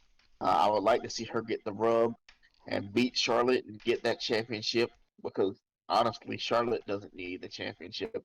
Charlotte has become a household name, and like she said, she is the opportunity. Um, Yeah. I would, you know, I just, I'm ready to. The two biggest things coming out of this for me was hopefully they're going to break up Shayna and Nia because I'm tired of Nia and Shayna deserves her own push. And I want to see uh, Alexa Bliss get that title. Uh, just give her a monster run. Have her run through everybody. Fuck it. Hmm. Have her destroy everything that comes in her way. Because I mean, this character that Alexa's been portraying has been going on for fuck almost a year now, right? Like it's been going on for a while. There's been a lot of elements that they've shown. Um, she's had that. the whole fun-loving like hop, skip, jump, fucking. That's a league reference for any of you league fans out there. Um, the fucking the whole hop, skip, jump, fucking persona that she's had, where she's like in the playground and everything. But she's gotten very serious whenever she needs to the point where even in Money in the Bank, she was buried under a bunch of ladders, right? And then they never saw her again. So like she's obviously been tried to been like established as a threat. She just hasn't been put in the right opportunity yet. I think this is a good one. Um, Obviously Charlotte Flair deserves to be a champion. We just don't want to see her in that spot like we said before every 3 months, where they push somebody, they backstage feel like it doesn't work out, so they just put the title back on Charlotte again. They did it with Rhea Ripley. Um, and it's a shame. I just, I, I really want to see Alexa win here. I think this could be a good feud. It's fresh because I think we've seen Alexa versus Charlotte before a couple times, but it's just there's different character elements now, obviously. So that's fresh. It's like a microcosm of what Brock and Roman are. There's different character elements. It's a feud we've seen before. We've seen them fight. Let them let them go in their character roles and fucking be a thing. Even if it means fucking Alexa has to go over, I would love to see that. So yeah, I think obviously I had to step away. I didn't hear most of your opinion on it, but obviously Shayna does um, deserve a singles push. I mean, she literally did have a one-on-one WrestleMania match for the fucking Raw Women's title. Why she isn't in more of a spot like this, I don't know. So yeah, um, it's definitely an interesting part of Raw. I'm not gonna deny. Um, Obviously, we like you touched on, I don't like how Alexa has kind of been forced to do the Fiend gimmick, but she's really tried to make it her own thing, and she's really ran with it. And that's the thing with Alexa, that's probably like top tier over every other woman in the division is her character work. She does really good with the character that she is supposed to portray. Obviously, not everybody gets to portray their own character in WWE, but what they give Alexa is fucking brilliant. Uh, as far as the way that she portrays it. I think you could put that on a level of like a Damian Priest. Obviously, like I don't think Damian Priest is someone who reads the script and follows it exactly like to and fro. Like he reads the script and then takes the script and makes his own sort of flair out of it. No pun intended. So I think Alexa is incredibly underrated. Multiple time champion. I think she deserves to have the Raw Women's Championship, and I'd like to see where she goes with it. But I think obviously with a draft coming up soon, maybe Charlotte goes to SmackDown, feuds with Becky. I think that'd be good. Consider like what if we had a face Charlotte versus a heel Becky? I think that'd be pretty good. So um, we'll see where it goes with that. Um, but we had a down part of the show come up after this, the 24/7 title segment. So they they had like a little promo run where they packaged like all like the previous week's clips together of like Reggie dodging R-Truth and Tozawa, and it was kind of setting up they were gonna have a one-on-one match. Now, I'm not going to lie here. I went to the bathroom whenever the promo went on. By the time I came back, the match was already done. So I didn't see any of the match.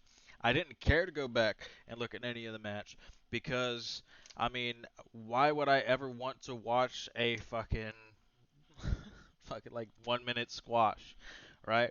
So, um, the main thing about this that I have is to retire this dog shit title. Um, I think Reggie could be good in a ring.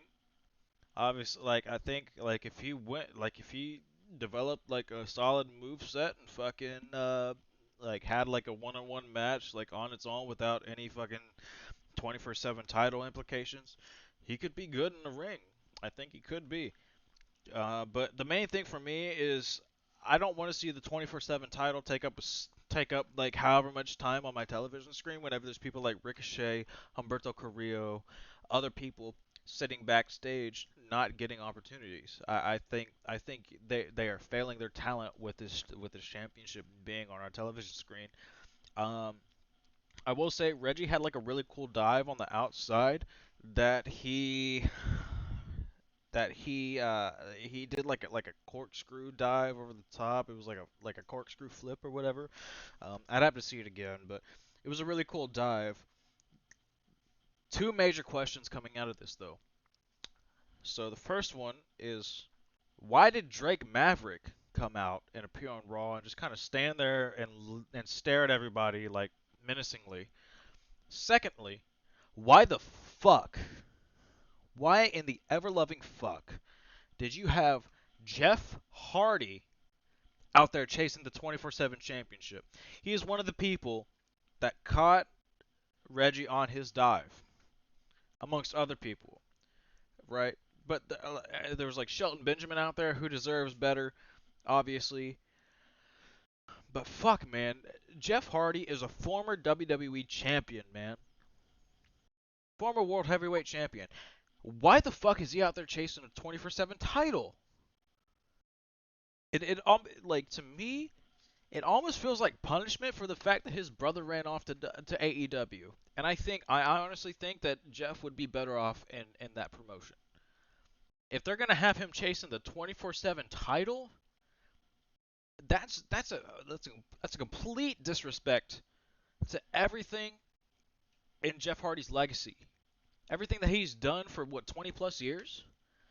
That is Yeah, Oh my god. There's words that I want to say that I can't say, but I will say that is some dumb fuck bullshit that they've pulled with him. Why would they ever do that, man? I don't. I have no idea.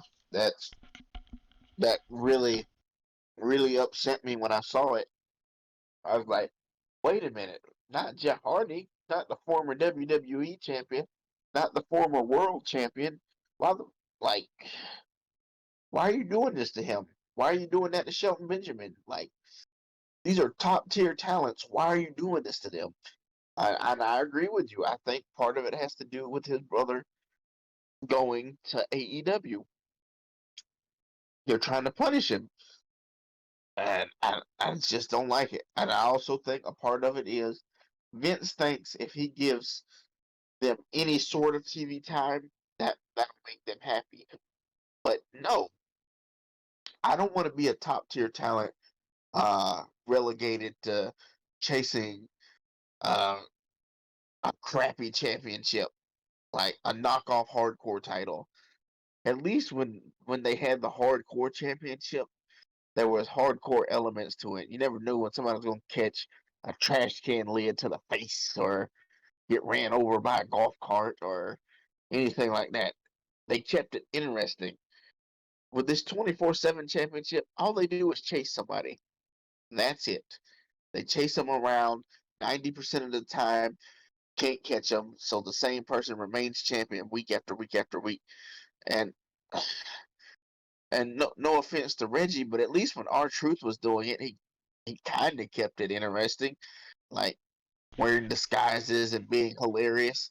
With Yeah, Reggie, all he's been is running, running, running. That's all he does. He flips and he runs. like he And managed to what our truth managed to do for this title and doing like a fresh segment every week is incredibly underrated in my opinion because he God, he managed to make some dog shit worthless championship look entertaining every week to a point where it was actually for a while it was like a 3 4 month period where the 24/7 title segment was the most interesting part of Raw. Exactly. Like, the fact that we can sit here and say that confidently is so bad. It's scary even. Like they've just I, they've just ruined so much of the town. And they had people out there like Akira Tozawa, Drew Gulak. Remember the matches that Drew Gulak put on with Daniel Bryan, dude? oh yeah, Dude, great. oh my, like what more do these people have to do to prove to you that they can go in the ring and just put on good matches and and not be some watered down asinine bullshit. Like this I is agree. it's so stupid. This is not entertaining for anybody. It's like, don't get me wrong, Reggie is an incredible athlete.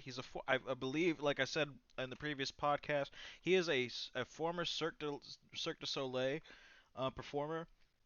I mean, and they don't fucking let anybody in there, man. Like he's good at what he does. So are a lot of the talent that you have chasing this 24/7 championship. They are good at what they do. Scrap this title, retire it. R-Truth could be the most decorated champion in WWE history. I don't give a fuck. Fucking scrap the title. Fucking let these people be good at what they are good at. Allow them to showcase their talents. Fucking whenever people show up, like I remember back in 2008, fucking can you name anyone in the Super Cena era that has surpassed him in merch sales?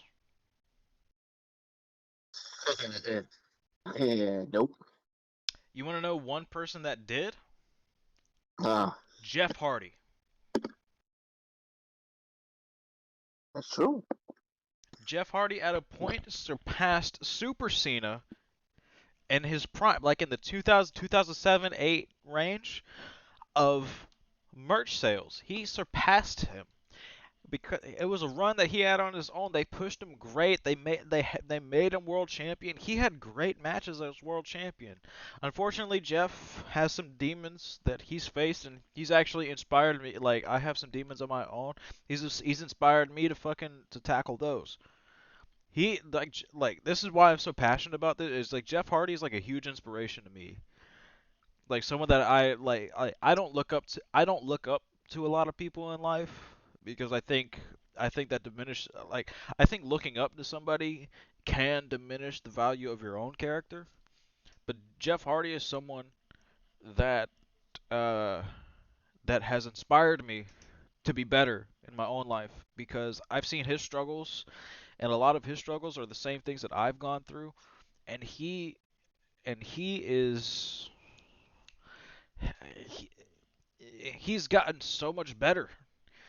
Like think about like back in TNA that match with Sting where he came out like drunk as fuck, man. Oh yeah, that was bad. And that was really bad, man. But he's somebody who's they've obviously seen a lot in, given him a lot of chances, and I don't think it's been to a point where he hasn't deserved those chances. Jeff Hardy's someone who inspires me and the problems that I have, and someone he's someone that I can look up to, which is like I don't ever say that I can look up like things will get better and that you can work and improve on yourself and be a better person.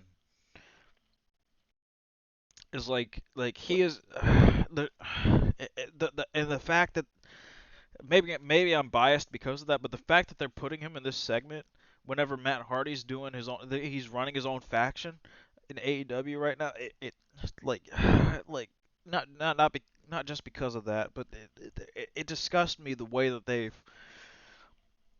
booking him, man. It almost makes me want to cry because he people every time he comes out and they literally brought back no more words for him, man. They brought back no more words and he's still getting booked into oblivion. It's insane. It's insane. So I just I, I don't know why is he out there? Somebody, I somebody, somewhere, give me a reason why. honestly, I think I'd honestly rather not see him than have him chasing the 24/7 championship. Honestly, because I feel like it's diminishing to guys like Jeff Hardy. Like Demeaning. you, yeah, you, it, yeah, it's so sad to see somebody who was a former WWE champion, uh, a former world heavyweight champion, uh, and someone of his caliber in the matches that he's put on, like his him him his brother, the Dudleys, and Edge and Christian, arguably put on the best ladder matches of all time. They put on some Arguably, of the they put on some of the greatest matches of all time, regardless of TLC. Those were just on a different fucking level, man. exactly. And it's sad to see someone of his caliber reduced or relegated to something as stupid as the 24/7 championship. And it's bad because you know they're only going to let three or four of the people that are actually chasing the championship hold the championship. So you know having Jeff Hardy out there is a waste of time because you Right. know it's either going to be Zawa, Reggie, or R-Truth that holds the title. Those are the only three they ever put the title on. You wanna know what's something crazy? I just thought about right here while we're filming this. Fucking. What's, Do you remember the person they brought out to introduce the 24/7 championship like it was a big deal? oh yeah, Mick Foley. Mick Foley, who was literally called WWE out on their bullshit recently. Like that goes to show. I think that goes to show a lot of things, man. Fucking, it's like they could have capitalized on. I don't mind they have them having like a modern day like hardcore championship where something is like defended like at all times, right? Um, but in order for people to take it serious, where it's literally not a joke and just a fucking spot segment, fucking you should have had a major player take this title and run with it. I think that as someone, but it was a joke from the get go. It really was. They made this a joke from the get go. It's stupid. Retire this, please. True wrestling fans, and I want to emphasize this: true wrestling fans do not want to see this on their screen.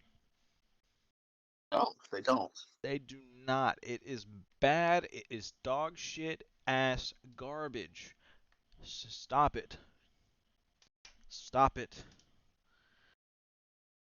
Oh my Oh, god. I could sit here and be heated about this all day. I could go on about Jeff Hardy for another hour. The just yeah. I feel you. I We feel should you. probably move on because we haven't even got all the way through Raw yet, and we're almost 2 hours into the show. And that's bad. Whenever we have so many bad things to say that it takes up over like the majority of our lives. Shit. So we had a Dewdrop promo after this match with everything that happened there, and I thought that was just okay. It was pretty good. She challenged Eva to a match, which I guess kind of makes the previous week pointless because she just kind of like beat her down beforehand. Uh, but she wants to have a match with her, which I guess at the point would have been next week. At the time that we're filming this is today, and the main thing I have for this is just to push her well. Let's just push Dewdrop. She's owned the nickname. I think we should be pushing her better. So hopefully after this match with Eva, that they both can move on because honestly, I think I'm tired of this feud. Uh, you know, we've been on the record of talking about how we don't like Eva Marie on our TV screens. Um, I think Yep. a lot of it has to do with her in-ring skill, and a lot of it has to do with booking too. I don't think either of them have been booked well. I think they can have their match, whatever. After this, maybe they should just move on. I agree. Yeah, just like you could talk about Jeff Hardy for another hour, I could talk about Eva Marie for another hour. I, they just need to end it. Dewdrop. Uh, I wish they'd give her name Piper Niven back, but that doesn't look like it's gonna happen. But Yeah, Dewdrop is so. why would they change her name? That's I, why. It doesn't conflict with I, anybody else. Although, I mean, every time that they change somebody's name because it conflicts with somebody else is literally insulting the intelligence of the audience. But I just, man, like, what the fuck? Like, what is this? Like, I just, Dewdrop? Like, I don't, whenever I see Piper Niven, I don't think of her as whenever I see my Florida morning grass. You know what I mean? I don't. I don't. I don't see that shit. So I don't know. I agree. It makes it doesn't make any sense, and she's so good. I don't know why they put her with Eva Marie in the first place. Uh, she's so good on her own. She doesn't need that. Even if Eva Marie needed the rub, Eva Marie needs a lot. Like she's just awful. She's she sells like a piece of cardboard. Like she make and I hate using this term, but she makes it look fake. She makes it look not real. Like you can't get into her matches because you can see she's so predictable in the ring and she sells so badly. Like you know how her matches are gonna go, and you're not excited for it. You know what I'm saying? She's so terrible. Right. Like, and I know a lot of people are out there. Oh, give her a chance. She overcome alcoholism. Congratulations. That's a So did massive Jeff achievement. Hardy. Yeah, so did Jeff Hardy. Not to Like diminish, it's a trust me, like I'm a recovering alcoholic myself. I have no problems with people who are recovering from struggling with alcohol. Like I've had my problems with it in the past, and I'm working on it now too. But I am willing to say I don't think that's a good enough reason for anybody to be on our WWE TV. Like we need people that can actually wrestle. Eva Marie is not it. Jeff yeah. Hardy is a former world champion. Yep. Eva Marie has done nothing but have dog shit matches. I agree. So it's I don't want to get personal. I don't want to get too serious, but fucking like I it's the main thing I go back to is that we got so many releases this year of talent that just were not used properly. Like, for example, Ruby Riot as a woman's talent, who literally the day she set foot in AEW earned a world championship opportunity. The reason they gave that to her is because They see the talent in her. It's not just because they handed it to her because nobody else on the card is worthy. There's plenty of people on the card that were worthy to win that match. You could have had Ty Conti win that match. You could have had fucking Red Velvet win that match. You could have had Nyla Rose win that match, Riho win that match. There's plenty of people you could have had win that match. You want to know why they gave Ruby Soho that opportunity? Is because she, over her entire career, has earned the right to be considered a main eventer. Yep. Why the fuck was she sitting in catering for 4 years? And that was a burn that we'll get to later. Yeah. Yeah. But why the fuck was she sitting in catering for 4 years with Liv Morgan whenever she is literally a championship caliber wrestler? It's because Vince has this fucking retarded ass idea of people in his mind uh, that, like he has some idea in his mind like someone like that has the looks of Eva Marie can be a really good wrestler. It's not the case with her. Nope. It's not the case. She was dog shit years ago. She's dog shit now. She's maybe Yep. improved on her character work a little bit. Yeah, but it's not good enough to suffice a a main card spot. No. If she was gonna come Whatsoever. back, if she was gonna come back, she should have went to NXT. I agree. She should be with people in the ring that are going to make her look good and maybe even teach her a couple things. So yeah, uh, Eva just it's nothing against you personally. Even your personal story is something that I look up to. I'm willing to admit that. Like anyone who's recovered from an alcoholism is a star in my book. As far as a wrestler, I mean, you're probably better than me because I've never been in a ring. But as far as the eye test for main event talent goes, or talent that should be on my TV screen, you're not it. I'm sorry. Um, Nope. and it sucks to say.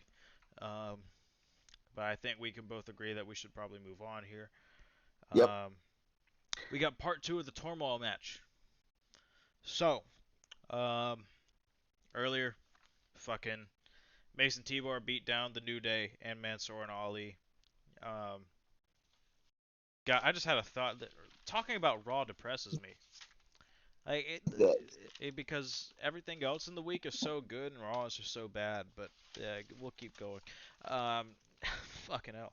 Um, so we had the New Day versus Mansoor and Ali. Um, Mansoor was like he was still trying to do the right thing in the match. I think there was a spot where like Woods was injured and he was like, "Well, I'm not gonna attack him like he's fucking injured, whatever." He was still trying to do the right thing. Um, there was an actual pinfall here. The New Day picked up the victory. I think it was kind of like a distraction between Mansoor and Ali.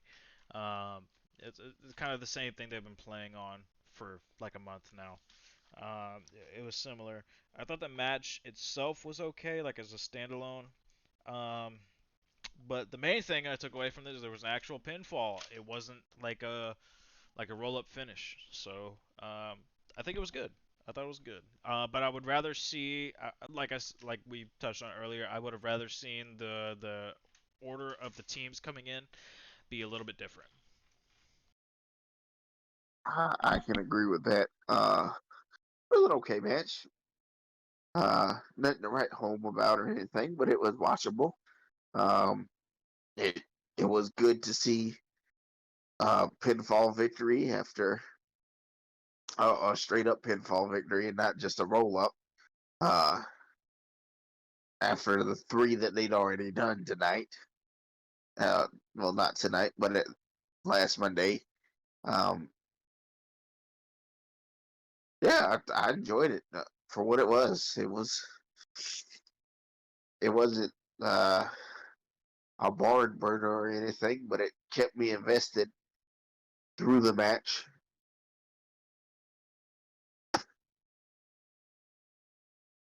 yeah, so um, like I said, I thought the match was okay. Um, for every tag team that was in the turmoil that did lose, obviously because I think at this point they were on like a fucking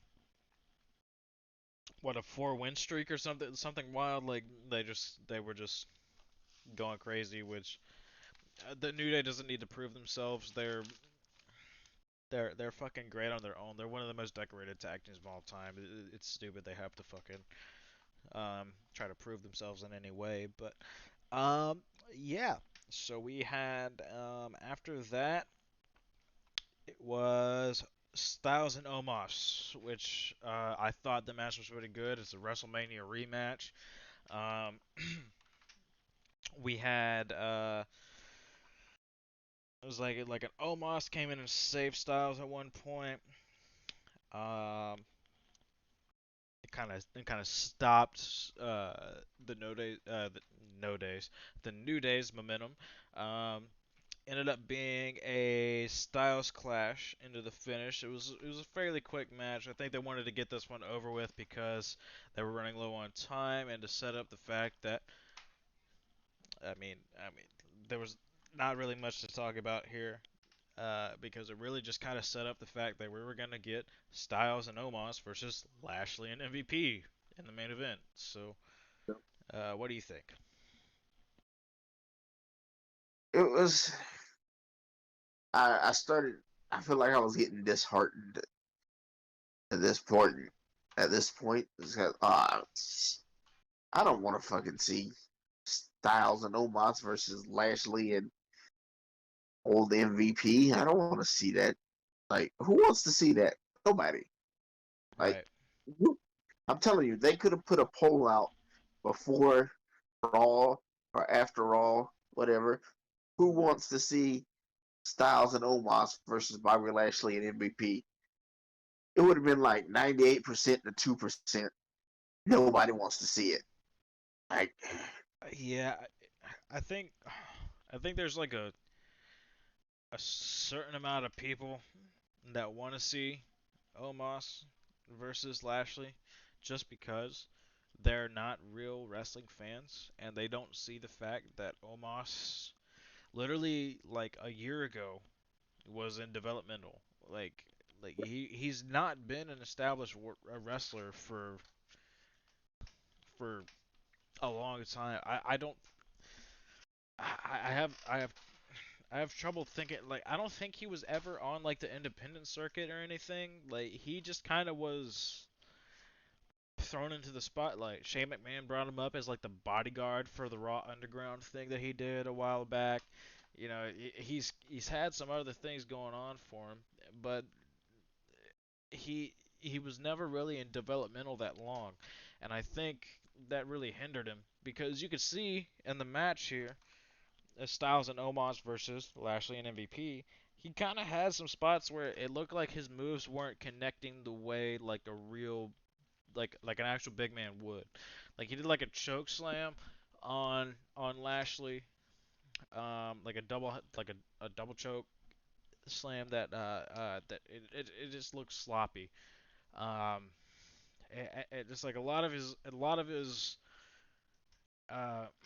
a lot of his move set, like in the ring, like it just looks sloppy and it doesn't look like it would be good in a main event setting. But Vince has a hard on for big guys, so you never know. yeah, that he does. So I mean, so there was that. But going on with the match itself, right? So, we had Styles and Omos versus Lashley and MVP. They obviously came on last. I mean, like we said earlier, it was predictable. We saw this was going to happen. We knew who was going to win. Um, Lashley and MVP did end up getting the win here, so there's going to be a Raw. There was supposed to be a Raw Tag Team Championship match tonight on Monday Night Raw. We are filming this on Monday, but they changed it because apparently we're getting a WWE Championship match tonight on Raw because they can't keep up with AEW in the ratings. So, So, yeah, Yeah. imagine why. Because y'all just keep doing bullshit like this. Uh, as far as the match itself went, um, there was an Omos and Lashley face off. I thought was pretty cool. It's cool to see them kind of go at it. Um, sorry, excuse me. Um, I thought it was cool to see them kind of face off a little bit. I think Omos kind of won the battle of strength there. He's so much bigger and stronger than Lashley is. He's got probably like 6, 7 inches on Lashley, really. Um, but Lashley and MVP won. And I think, and the main question I had for this whole turmoil is, what was the fucking point of this for a rematch? What was the fucking point of showcasing 8 tag teams to get a rematch? Like literally, the New Day ran through everybody else up until fucking Omos and Styles and Lashley and MVP, which is matches that we have seen previously. Like we saw, like for example, we saw the New Day versus Omos and Styles at WrestleMania. I believe they got a rematch. I can't remember. They probably got a rematch. Who knows? Fucking um, RK Bro and Lashley and MVP had a tag team match literally the week prior. Why are we just why are we setting this up as a big deal for it to be a squash for every other tag team in the division for a rematch that Raw has been known for and has been complained about for weeks, months on end? I I thought this was dog shit. I thought it was dog shit. Really. Um. So uh, so it was just bad. Lashley and MVP, you know, they won. They won. Um. And then they had like Omos come in. They did like he did a double choke slam on Lashley like after the match, and then uh they did a Randy Orton RKO on Bobby Lashley to end the show. Now I think this whole show was like honestly like I want to say it was a 2, but I will give it a 4 because the only reason I'll give it a 4 is because the Sheamus and Lashley match was really good up until the roll up. But if it were like a school grade, like caliber, like if it was school grade, it'd be like a 60, 61, 62, around there. A very low D. This was this was bad. Very. This was a very very bad Raw. Yeah, especially especially with how it started off, man. Like the turmoil match wasn't that bad in the beginning. They were putting on. It was actually pretty good, and then as soon as you heard Lashley and MVP talking about we're going to get ourselves put in the match, you knew what was going to happen. Like, oh man, all this great, all these great tag teams and this great work they're going to put on is going to be for nothing because they're going to be squashed out or they're going to take the L to Bobby Lashley and MVP. And it was, man, I'm getting to a point where like, if it wasn't for our podcast, I don't know if I'd watch Raw. Honestly, I I struggle getting probably through it every night, and I'm exactly. fearful of the 3 hours I'm gonna waste tonight watching it because it's like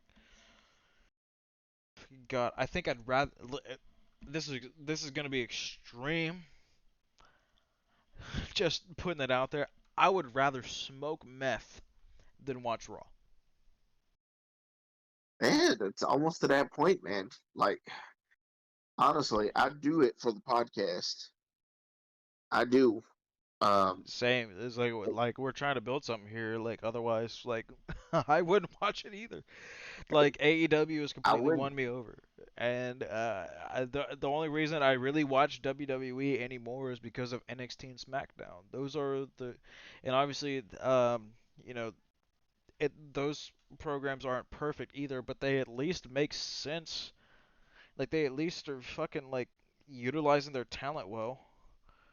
Like, which is so weird because for a main roster show, SmackDown is fucking ridiculously better than Raw will like ever be, than that they could ever hope to be. It's insane. Yeah, I gave Raw 4 out of 10. I think that's doing it justice, just because they had like one half decent match. Um, if you paid a ticket to go watch Monday Night Raw, I'm so sorry. I hope you got really drunk at the show. That's the only thing I could hope, I guess. It's like you got really drunk at the show. Yeah, that's probably like the only thing that you could do at the show that would actually be halfway entertaining is downing beers. I know, right? It's like the only way you can digest the shit that they're putting out is being half hammered. Like Yeah. it's a damn. It's a shame, honestly. Like I said, I'd rather smoke meth than it just. Ugh. This show is so bad. I like, and the fact that it's like at the point like at I'm saying this, it comes on in literally an hour, and I have to take more notes on it. I I almost don't want to. I almost don't. But I'm gonna do it for the podcast. We are trying to build something here. Let's transition into something a little bit better, shall we? That works for me. I mean, we literally spent 2 hours talking about how bad Raw is. Let's talk about NXT a little bit. So, they started off the show on NXT with Ember Moon versus Kaylee Ray. And man, was this a fucking good match. It was back and forth. They had a "This is awesome" chant, which goes to show that the fans were invested. Anytime there's a "This is awesome" chant, it's not just because everybody else is doing it. It's because the fans are fucking invested and they love what they're seeing on their TV, or even in the crowd rather. So obviously, but um, there was a "This is awesome" chant. I thought it was a solid match, and they had a really solid finish overall, which was like a really cool spot where they were trading surprise roll-ups, but it wasn't, obviously it wasn't what ended the match. There was a surprise roll-up where Kaylee Ray reversed it. She kicked out, reversed it, and then ended up hitting her finisher out of it, which I thought was really cool. Which is like the gory bomb. And yeah, I thought this was a really good match between two really talented women in the division, and yeah, I thought it was great. I had no problems with this. I'm right there with you. The only thing that makes me sad about this match is I know Vince is supposedly taking over NXT, and I'm scared that we might be in the final days of seeing great matches like this on NXT because Literally he's gonna put tomorrow on. we get the new NXT, Yeah, and I'm but so worried. I am too. Man, this match was a banger. I really enjoyed this match. I enjoyed this one match on NXT more than I did the 3 hours of Raw. I and I want to keep seeing matches like this. So I hope that Vince listens to Triple H and like takes Triple H's uh, opinion seriously because Triple H has built an incredible brand, and I don't want to see it go to waste. You know what I'm saying? I I really don't want to see NXT. become the next Raw or whatever, because that would break my heart, man. Right. Right. Yeah. I really want I really want Triple H to be like more into like the day-to-day operations of NXT. I mean, I haven't seen any reports that suggest that like Vince is fully taking over. I think Triple H will still have um, a hand in this. And speaking of Triple H, by the way, we didn't touch on this earlier. Apparently, he suffered a cardiac event. Whether I don't know exactly what that means. I'm not going to speculate. I think it's fucked up to speculate on somebody's health, but um, apparently he has some health issues with his heart. He had a surgery to fix it. Apparently he's okay, but man, that's scary. Um, he's he apparently uh, he apparently had a cardiac event, and that's terrifying. So I hope uh, that Triple H is doing okay. Well wishes out to him and his family. Um, we obviously love to see him around, so hopefully he's doing okay. I agree. Uh, Prayers to him and his family and all of that. Um, I hope he makes a full recovery. Uh, yeah, man. He's one of my all-time favorites.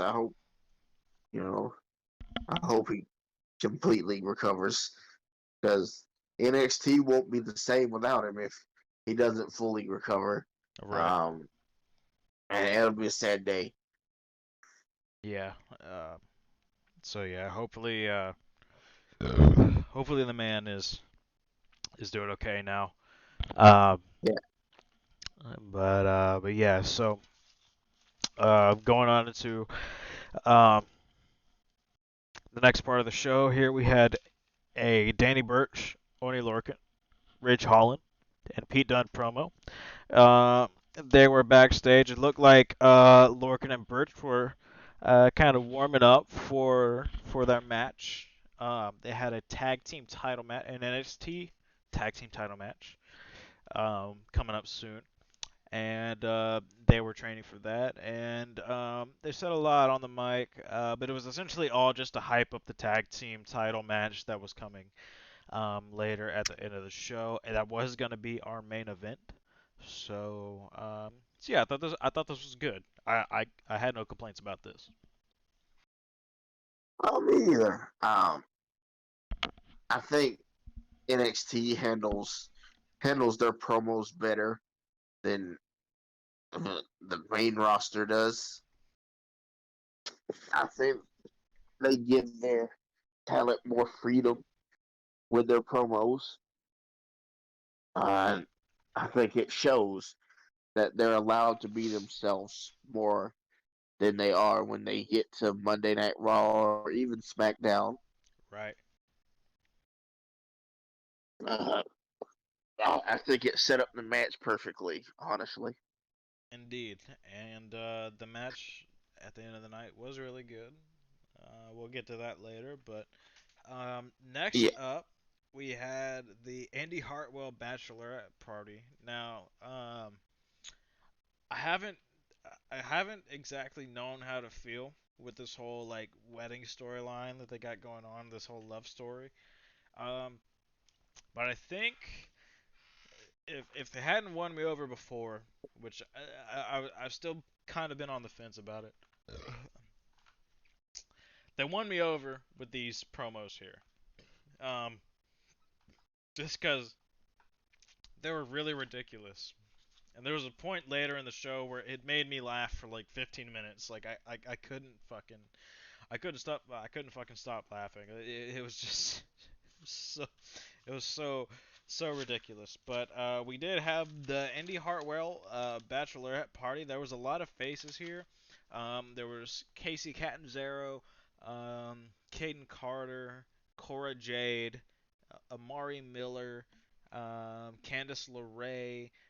They had a new face. I don't know what she goes by in WWE, but I think her name was like Piper or something. Um, And then yeah, obviously Andy Hartwell was there. Also, Mackenzie Mitchell was there. Um, so we had this segment. There was a lot of faces there.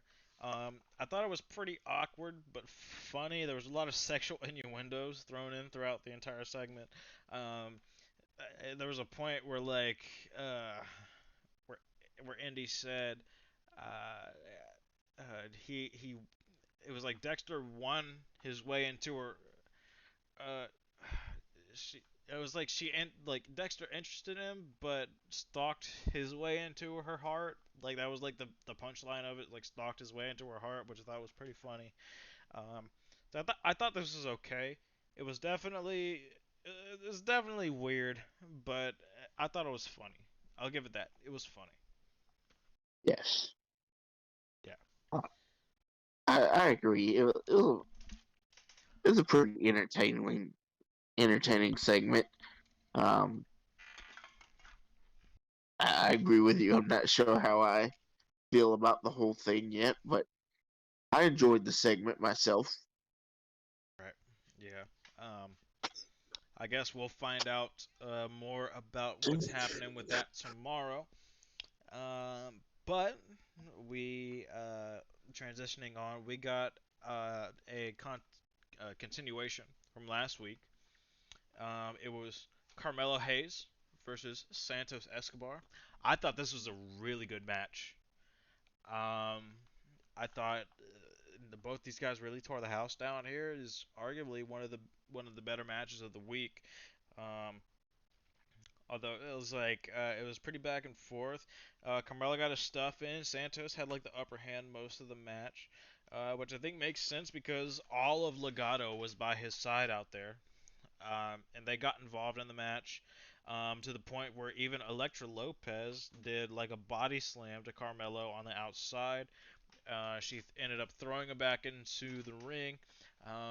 Santos hit him with the Phantom Driver and got the W here, which I think is okay because I think Santos needed a solid W, not one that's not like diluted by like a roll up or anything like that, or like too much of a finish. I think he needed a solid W. Like when I say solid, I think to establish the fact that Legado is a top heel faction in NXT right now. And I thought this was good. Obviously, Carmelo had been on a roll for a while, and him kind of like taking an L. He won the tournament, so if he was gonna take a loss, I think it would have been here. Yeah, I thought it was good. And obviously, it sets up more for what's gonna happen in the future. But I'm excited for it. I like both these guys. I do too, man. I'm getting more and more as when I was growing up, I wasn't so into lucha libre, but as I'm getting older and I'm getting more into wrestling, I'm falling in love with lucha libre, and I think they both did a good job at what they do.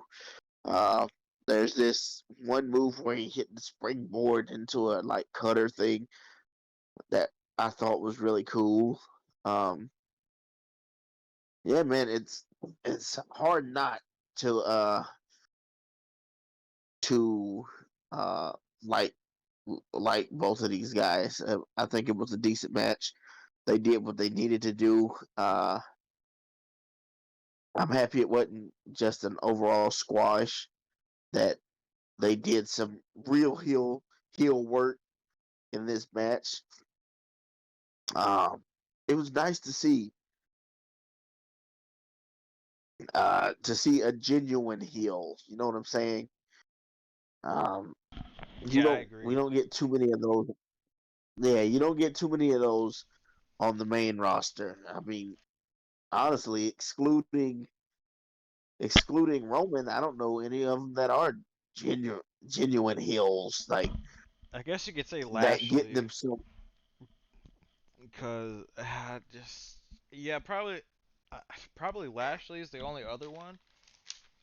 Oh, well, Yeah, Seth Rollins, but I That's get well. true. There's a couple. There's a couple, but there's like a handful.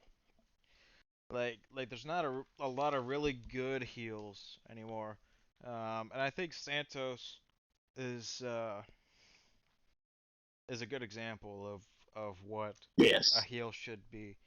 But yeah, so Santos got the win here. I thought it was good.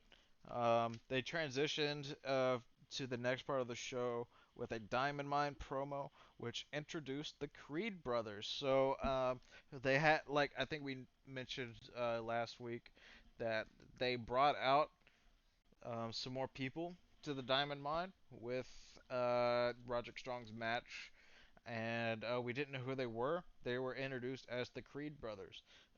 They are apparently decorated profession like actual wrestlers, like real life like wrestling champions. So I thought that was cool. Um, and I thought the promo was solid, and it was kind of setting up their debut later on in the show. Yeah, yeah, I enjoyed it, man. I was excited to see new talent, and I don't know, man. It kept that my interest going, um, which is hard to say, especially as often as I said about Raw that I kept losing interest. This helped me maintain my interest and see what was next. Um, I would like to see where the Creed brothers go. Indeed, and we shall see where they go later on in the show. They do have a match coming up later on. Um, then we had a Regal promo. William Regal came on. He announced a Fatal 4-Way number one contender match for the NXT title next week, which obviously holds more weight since we are talking about this on a Monday. Um, obviously, Samoa Joe recently has came out and said that he is injured. We don't know what the injuries are, but he is going to be taking some time away from the ring again.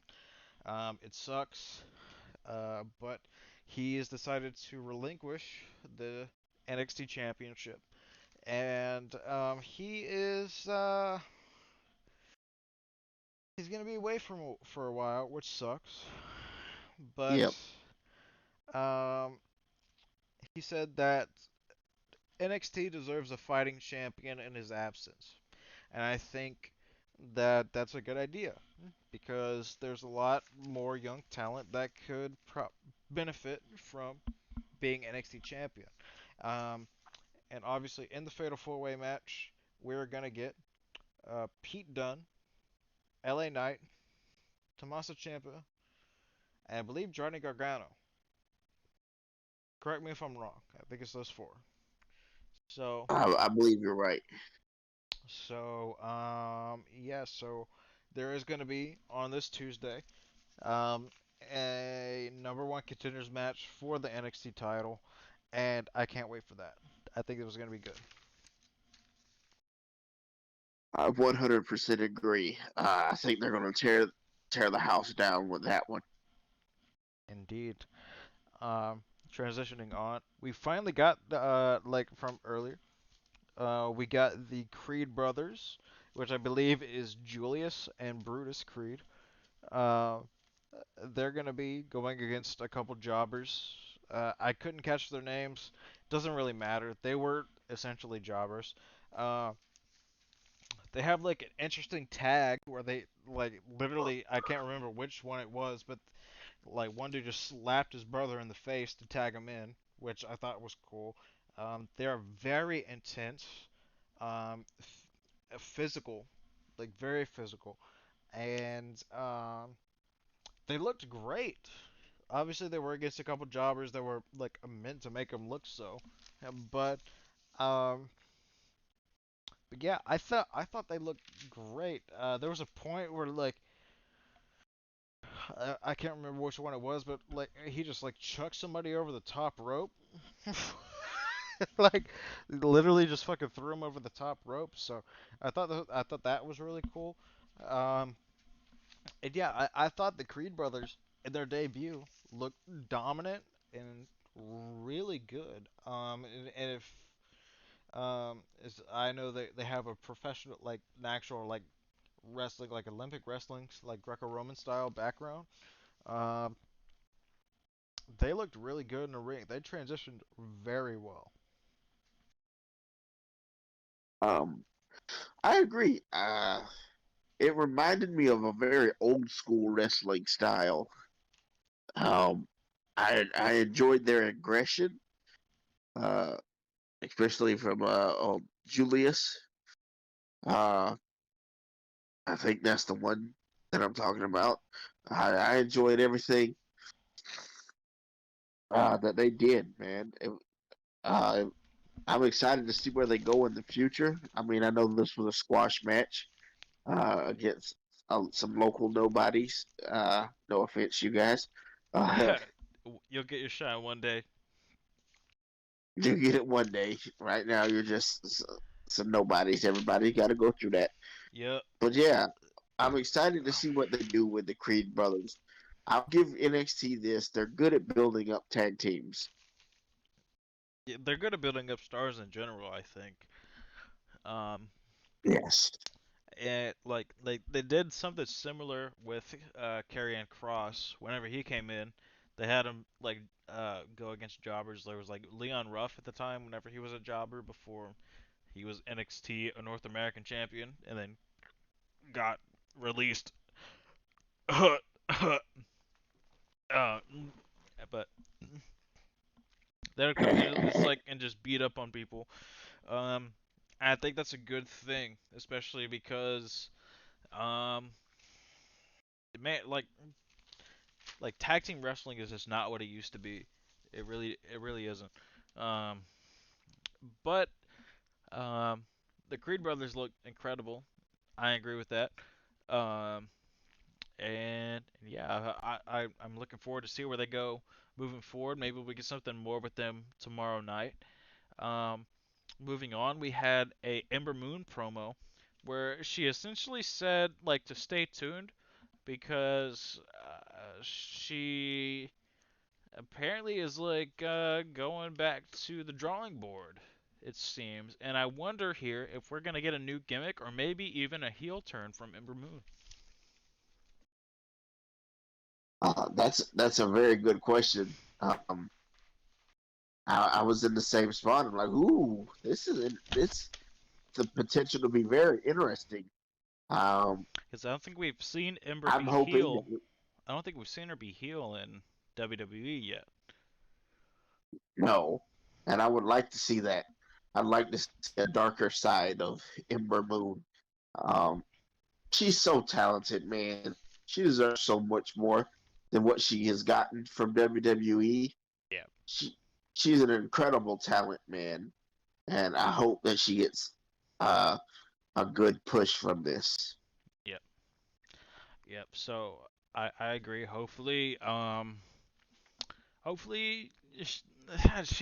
she like reinvigorates her character. So I want to see that. She's a incredible talent, someone that I think we both can agree that should have been pushed years ago, but did not. Yeah, She's already been NXT Women's Champion once for a reason.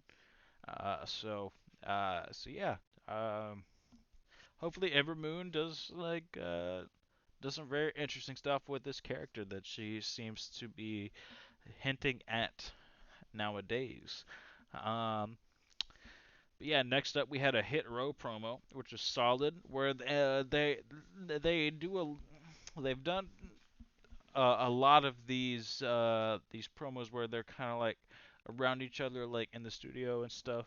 I believe this was another one of those, which I thought was solid. And they essentially called out Legato, Swerve, the NXT North American Champion.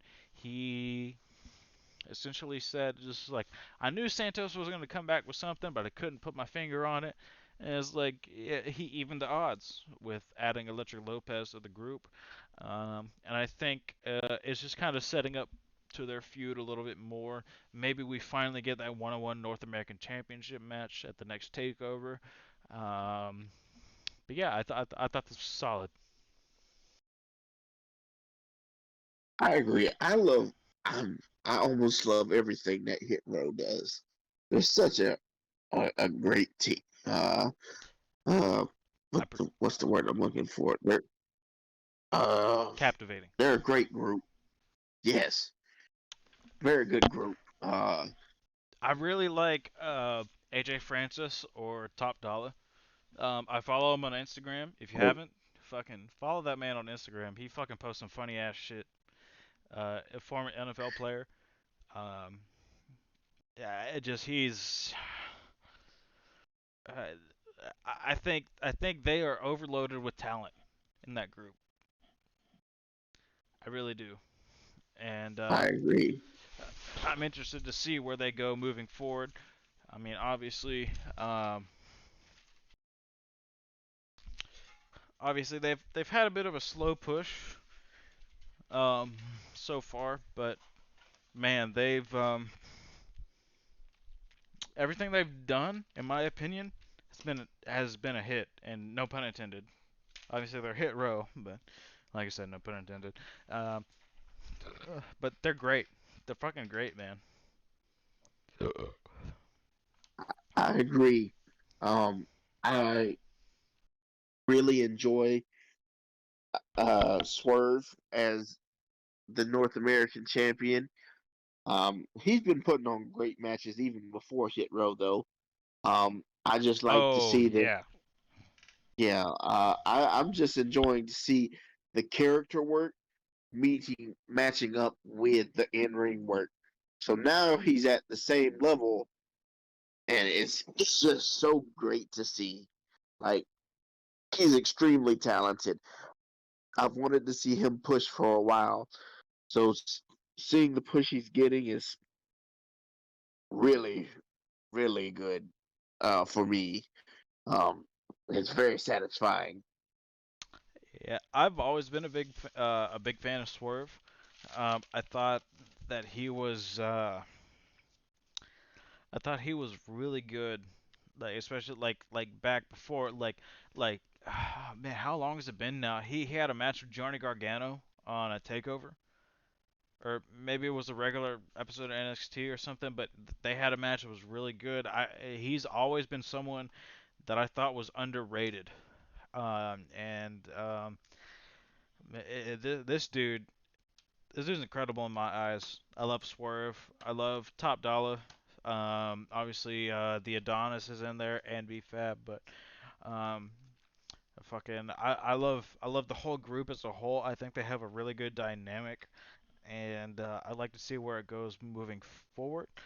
Um, but moving on, excuse me, we had the NXT Women's Tag Team Championships.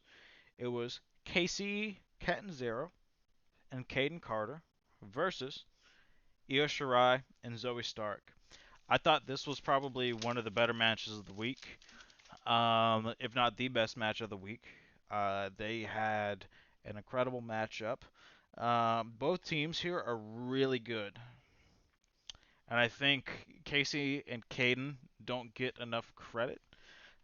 They are really good in the ring. They had a "This is awesome" chance like maybe like 5 minutes into the match or something. Like it was like they were pulling off a lot of really cool stuff here. Like I said, very good match. The champs ended up retaining here, only because I think it was Caden who kind of made a rookie mistake. She instead of going for the pin and trying to win the match, she ended up tagging in Casey. They hit a really cool move off the top rope. Io Shirai got involved, broke up the pin. Zoe Stark hit that crazy finish. It's like a flip go to sleep. Like she puts him in like a reverse fireman's carry, flips him over, does a go to sleep, which I think is like a really nasty looking move. And then Io It Shirai is. hit the moonsault to secure the victory. But the match in itself was really good. They fucking blew the house down. And yeah, I thought the match was really good. After the match, though, um, Obviously, Io and Zoe are celebrating, and Casey and Caden walked up the ramp, and lo and behold, Mandy Rose, Gigi Dolan, and JC Dane, JC Jane, ambushed them from behind, and essentially, I think this might set up a feud between them. Possibly, I mean, it would make sense. But the main thing to take from this, the main thing, is that Mandy Rose went out of her fucking way to steal Sheamus's mask.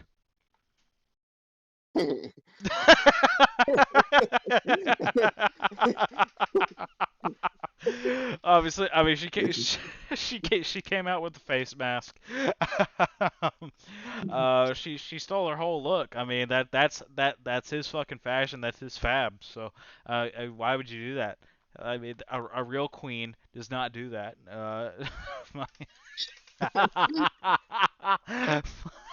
Fucking, but yeah, she came up with the mask on. It's a continuation from the story for last week from Saray, where she booted her in the face, and it seems like she's working like a broken nose or a face injury or something. But yeah, she came up with a mask that looked very similar to Sheamus's. The first thing I saw when I saw it was like, damn, you steal that from him backstage. So that's why I threw that in there. Uh, but yeah, the whole segment as a whole, I thought was really good. Uh, I did too. I found it really entertaining. I'm happy to see that they are doing something with Mandy Rose. I feel like they tried Finally, to do something with her in the main. Yeah, like they tried to start something with the main roster, but they immediately killed it. They didn't even really give her a shot to prove herself, and I like seeing her get that opportunity in NXT. I agree, cause it's like let's be honest here. All right, she in the very early stages of her career drew comparisons to Trish Stratus. It's like you can't uh, if you're drawing comparisons to Trish Stratus, like you gotta have some fucking something to follow up with that. Unfortunately, her main roster run, like the main thing from her main roster run that was really good was her feud with Sonya Deville with that breakup. They had a SummerSlam match that was back in the pandemic era. They had a really good match. That was probably the highlight of her career so far for me. But if you're gonna draw comparisons to Trish Stratus, which I do see it in her. Um, you got to live up to expectations, and a lot of that has to do with the failed booking on WWE's end for her. I think she's an incredible talent. She's shown it in the ring before. Um, I have no problems with Mandy Rose, man. But the fact that she's in NXT now, she has a little bit more control, presumably, over her character. I think is really good. Um, but yeah, what else did you think about this? Give me a second. I'm gonna step away real quick. I'll be right back. I got you. Um, I really thought it was an entertaining segment. Honestly, uh, like I said, enjoyed. I'm enjoying seeing Mandy Rose get uh, a better push than she ever received on the main roster. Um, I think she's extremely talented. She just needs that push in the right direction. And I think whatever she's doing right now uh on NXT is the right direction. I love the way that Triple H and his creative have, you know, uh the way they build up stars is just second to none, man. Uh I'll say AEW gives them a run for their money, um, but I think they're neck and neck. I think they're both really at building. Um, I don't I, I don't I think it's underappreciated how good Triple H and his creative team are at building stars. It's so amazing, man. Like, uh, you got to look at some of the talent that have come out of NXT. Finn Balor, Seth Rollins, Roman Reigns, uh, just all of them. All these top tier talent that have come. Damian Priest, all these top tier talent have been built up by Triple H and his creative team, and I think they're doing the same with Mandy Rose. I think that's incredible.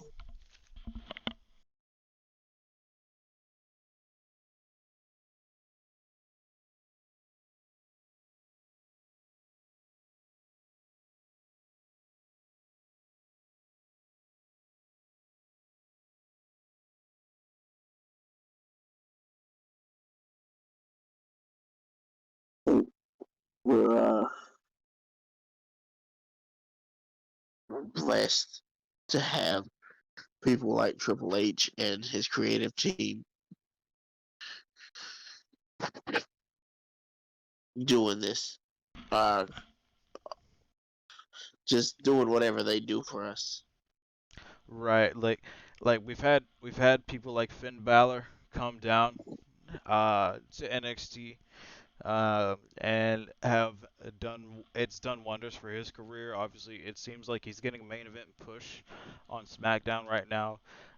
I think Mandy Rose is one of those that could use that kind of push.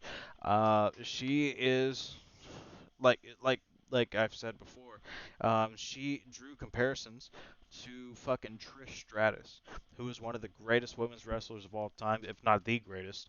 Um, I mean, you could argue that against like the time that she was in versus the time she is with Charlotte Flair that is now. But even Charlotte Flair went against Trish Stratus and won. So, um, but Trish is one of the greatest wrestlers of all time, aside from being a woman or not. She's one of the greatest. Um, Yeah. and man, Mandy, if she can even catch an iota of what is in that what is in that mold, man, she's gonna be incredible. She's already really good. So um, I look forward to seeing what's up with that and that stable. She's got Gigi Dolan, um, who was Priscilla Kelly on the Indies. For people who don't know, who is my dream wife. Um, just, only because like I have to be with someone who appreciates my love for metal music, and she literally comes down to fucking she comes down to a fucking like a re it sounds literally like God, what is this song? It's by Marilyn Manson. uh God, oh man, I'm fucking up by not remembering the song. uh uh Man, it's literally on the tip of my tongue. It's like Sweet Dreams. It's like Sweet Dreams. That's what it sounds like Sweet Dreams by Marilyn Manson. Like I don't know. It's yeah, it's really good. I love it. But yeah, so uh, yeah, uh, and JC Jane by themselves, by herself, um, is really good also. Um, but they have come across pretty strong as a tag team. They did lose to Caden and Casey, so I think it makes sense why they would attack them here. So yeah, I look forward to see where it goes. Um, so next we had a Kyle O'Reilly promo where he did his best job not to mention Adam Cole in his promo because Adam Cole's in another promotion now. Wow, Kyle O'Reilly is the guy that forced Adam Cole out of NXT, huh? Uh, I'm just kidding. Uh, he uh, he cut a promo. I thought it was really good. He essentially like was stating that he's obsessed with the want for the NXT Championship. He really wants that to prove himself. And next Tuesday, we got the confirmation that Samoa Joe has to relinquish the title because of injury. So um, he has a chance to win the NXT Championship this Tuesday. Um, he's not my first pick. I think Pete Dunne deserves it right now over everybody else in the division.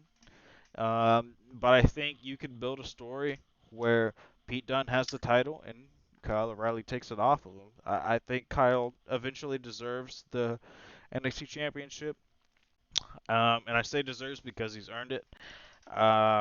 Yeah, so I thought this was okay. I thought it was good.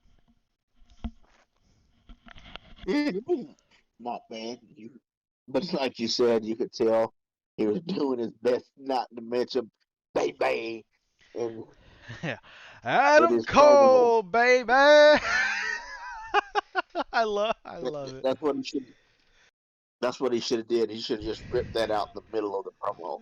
Yeah, When I beat Adam Cole, baby.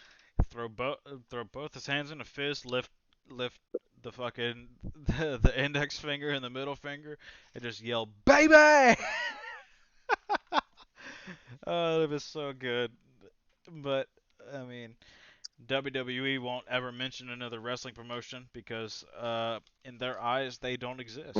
So unless they're That we don't ECW, have to call. unless they're ECW or WCW, a company they can actually buy out.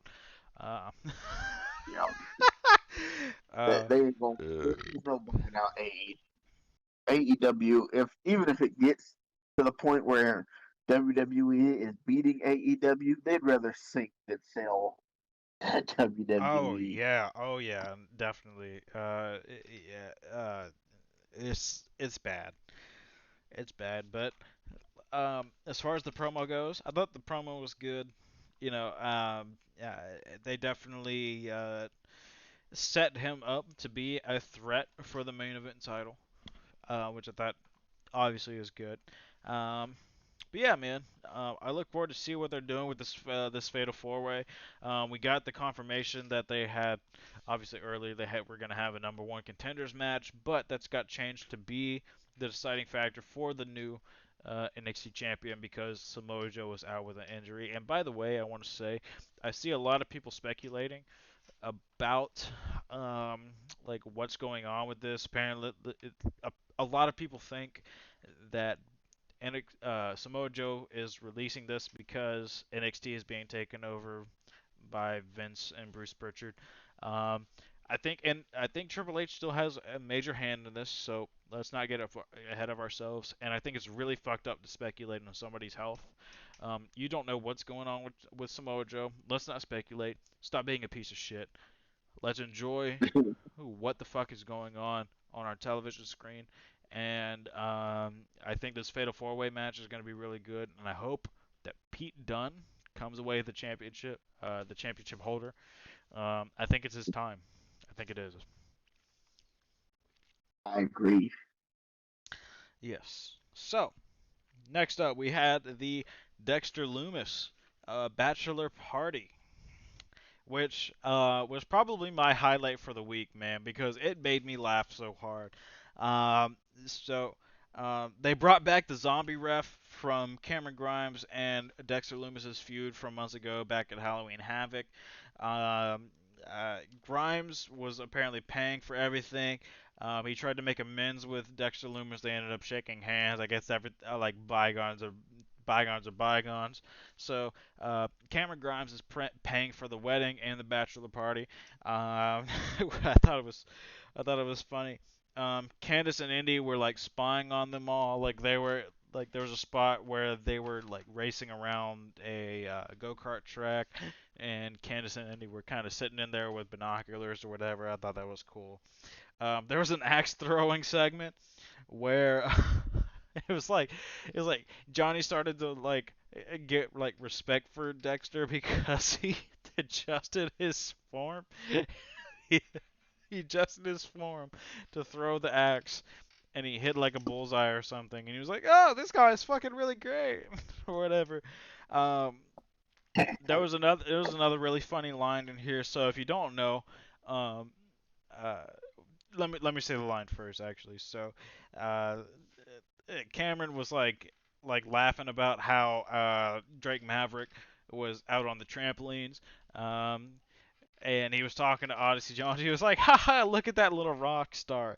Um, Drake Maverick's former gimmick in Impact Wrestling, his name was Rockstar Spud. So I thought that was really cool. It was like it was a sneaky one. It was a sneaky little line there you had to catch up on. But he was talking to Odyssey Jones, and he was like, "I bet you can't send him to the moon." And there was like a slow motion. It was almost like Baywatch style of Odyssey Jones just hopping over every trampoline and just launching off Drake Maverick, which I thought was really good. It made me laugh. It was very entertaining. The best part though was whenever they went to go fucking play laser tag, and they were all on a team. Um, and they went through the course, and like Johnny got all the eliminations, I think, but it was because Dexter went behind and just took out the opponent. Like there was a point where he like put someone in a chokehold, he chloroformed somebody. Like it was just it was so fucking ridiculous. But I thought it was funny because it fits the character, it fits the comedy. And there was a point where like the zombie ref was like he snapped out of being a zombie and he was just like just fucking like do the thing or what, like whatever they were talking about at the time. Uh, and yeah, so it seems like Johnny has come around to be on Dexter's side. He sees him as a good guy. And they did a little they did the high five with like what Johnny and uh, what's his fucking name? Uh, what's his name? Help me out here. What's his name?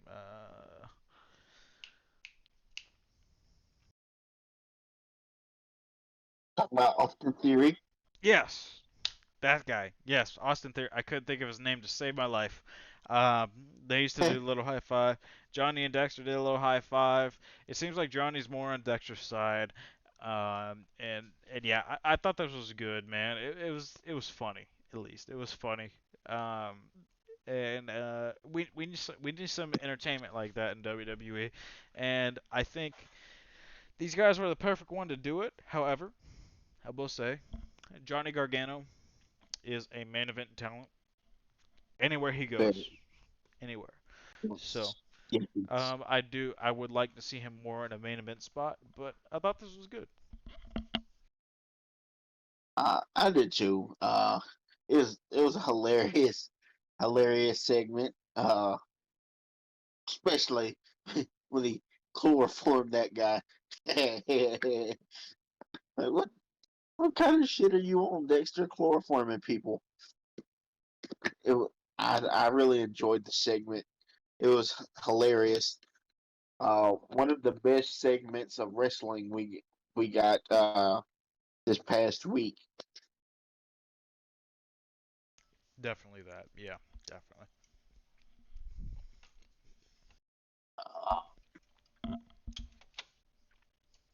what came next? Was it the Mi Ying? Is that how you say it? Mi Ying? It was either that. Let me check and see. Um, no, it was Frankie Monet, Jessica Maya, and Robert Stone promo. It was confirming that on this Tuesday we were gonna have an NXT Women's Championship match against obviously Raquel Gonzalez. Um, it seems to be the direction they're going. I would rather see it be Kaylee Ray, but I understand what they're doing with her. Not everybody watches NXT UK, so um, they don't understand Yeah. her talent, so she's probably got to be built up a little bit. But I thought this was good. But yes, after that, it was Mei Ying versus essentially a jobber. I think her name was Valentina Ferraz. Um, It was a squash, but it was time to see Mei Ying in the ring, so I don't mind it being a squash. So, obviously with Xia Li out because of injury, I think it's time to build her up. I I agree. The match was short and brief, but it I like how they're building up Mei Ying. Uh, I, I want to see more of her. That's my biggest takeaway from this. She's a mysterious character, and I just want to know more. I want to see more. That was my biggest takeaway from all this. I enjoyed it. I mean, I know it was brief, but it was cool, and it was cool to see somebody doing the mandible claw. I think that's pretty cool. Yeah, I don't know if it was the mandible claw or if it was fucking her just choking somebody the fuck out. Like I couldn't tell.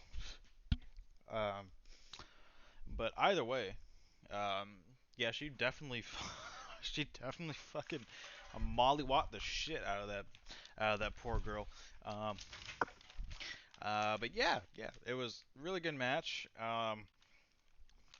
I look forward to seeing more of Mei Ying in the future. I don't know who the wrestler is behind the Mei Ying character. Um, if anyone in the comments could let me know, please do, because I'm interested. But yeah, but I'm excited to see where they go with this because Tian Shaw's been around for a while. Let's hope they can finally get some momentum.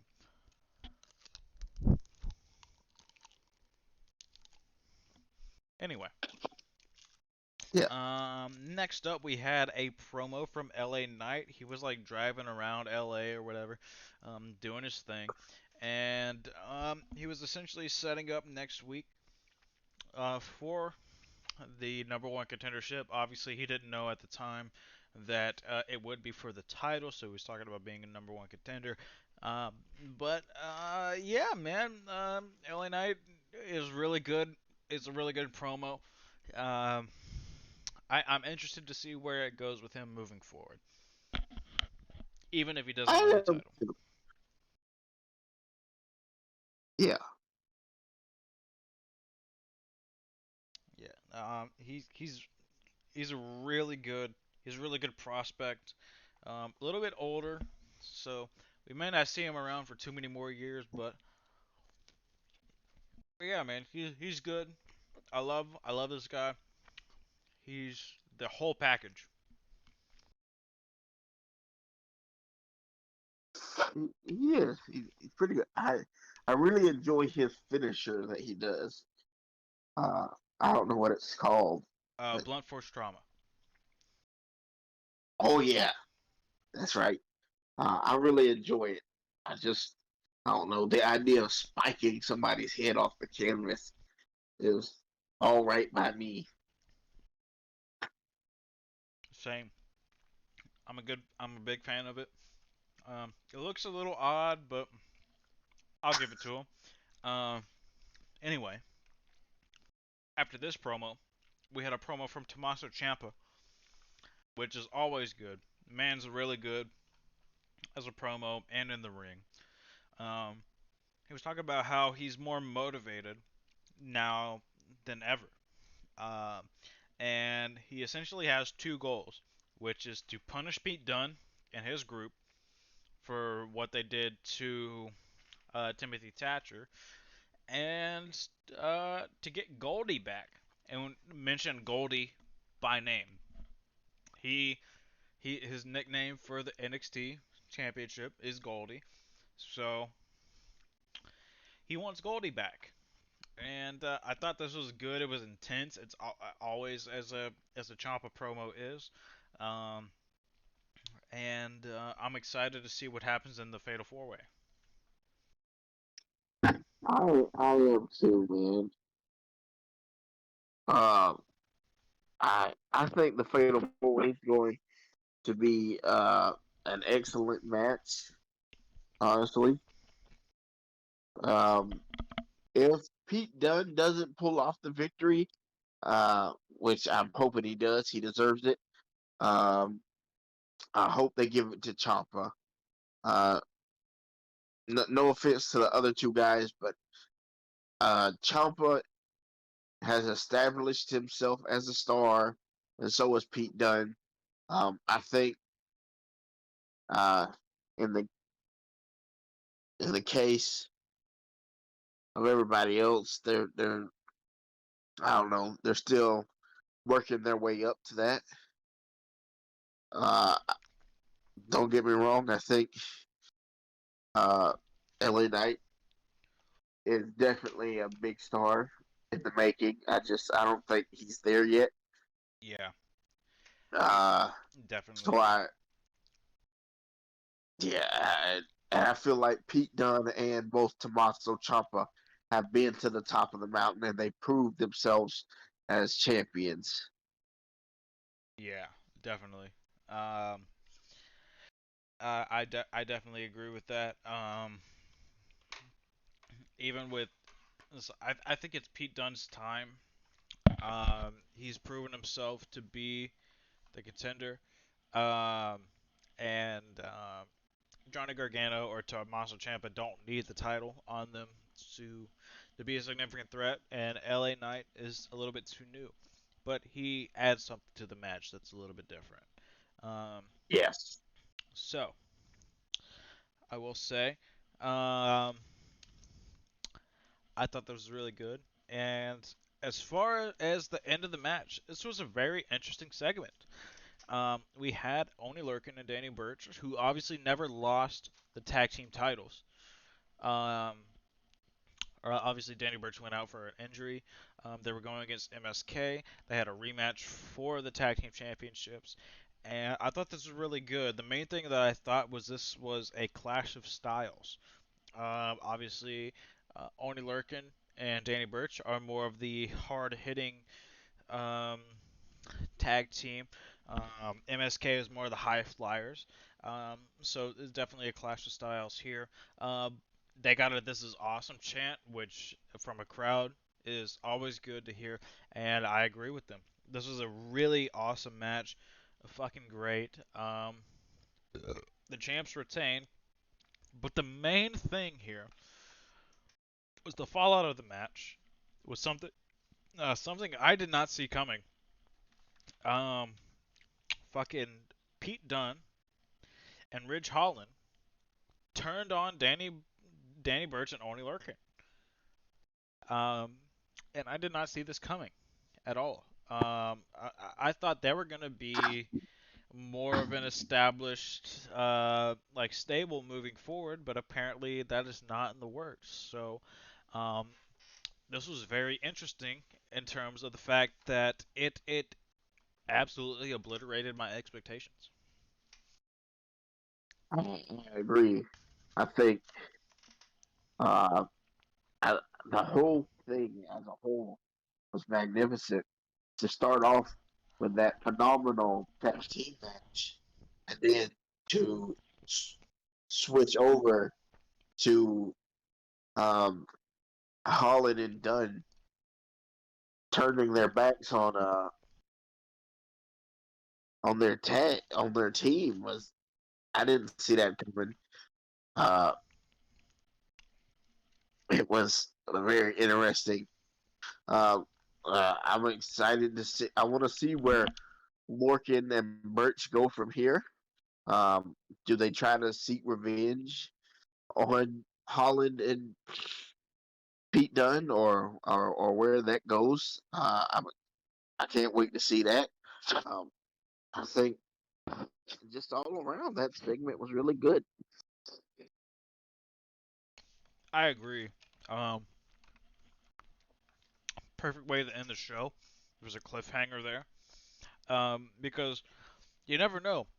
Like they could be feeling some type of way against them because they were in the stable and they only want to be associated with winners, or it could be like a punishment or something for not capturing the titles, and maybe they come back stronger than ever. We don't know until we see tomorrow.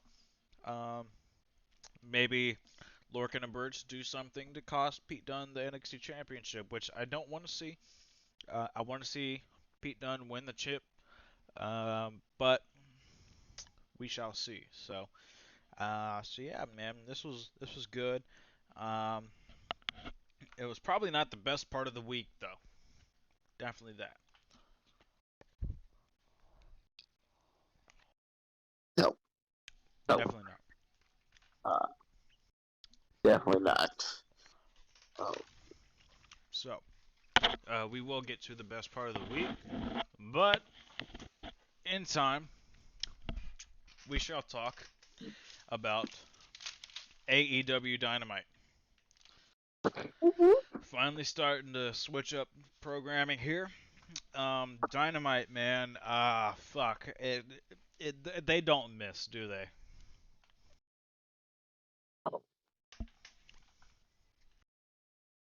whatsoever. Yeah. They just continuously do things to amaze us, and they're really good at what they do. So, starting off Dynamite, we had Malachi Black versus Dustin Rhodes, and man, was this good?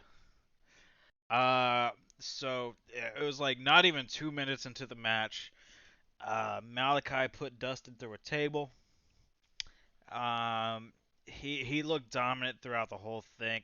I mean, Dustin got some moves in, uh, but um, Malachi looked dominant throughout, which is good because he deserves to have that spot.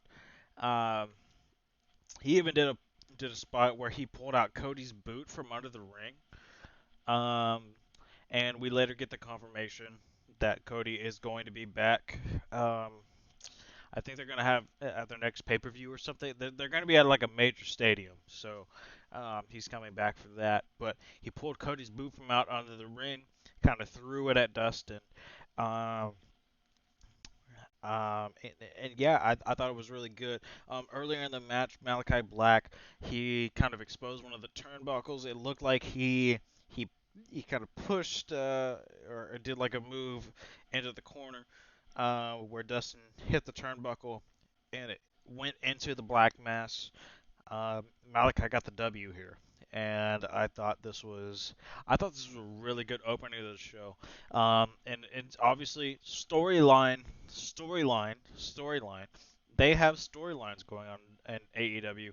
I can barely name a few other than the Bloodline storyline that is going on majorly on like a major scale in WWE.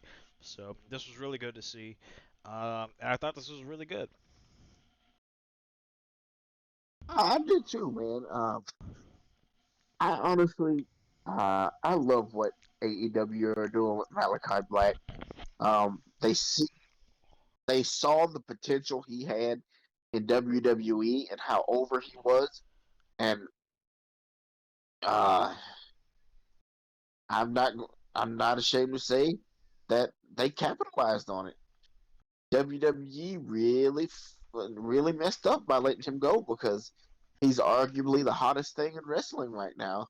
Um, Yeah, like they fucked up he's doing so bad. well. They fucked Like up bad. Oh, real yeah, bad. they Man. it's fun right now. Why would they let someone like Aleister Black go, man?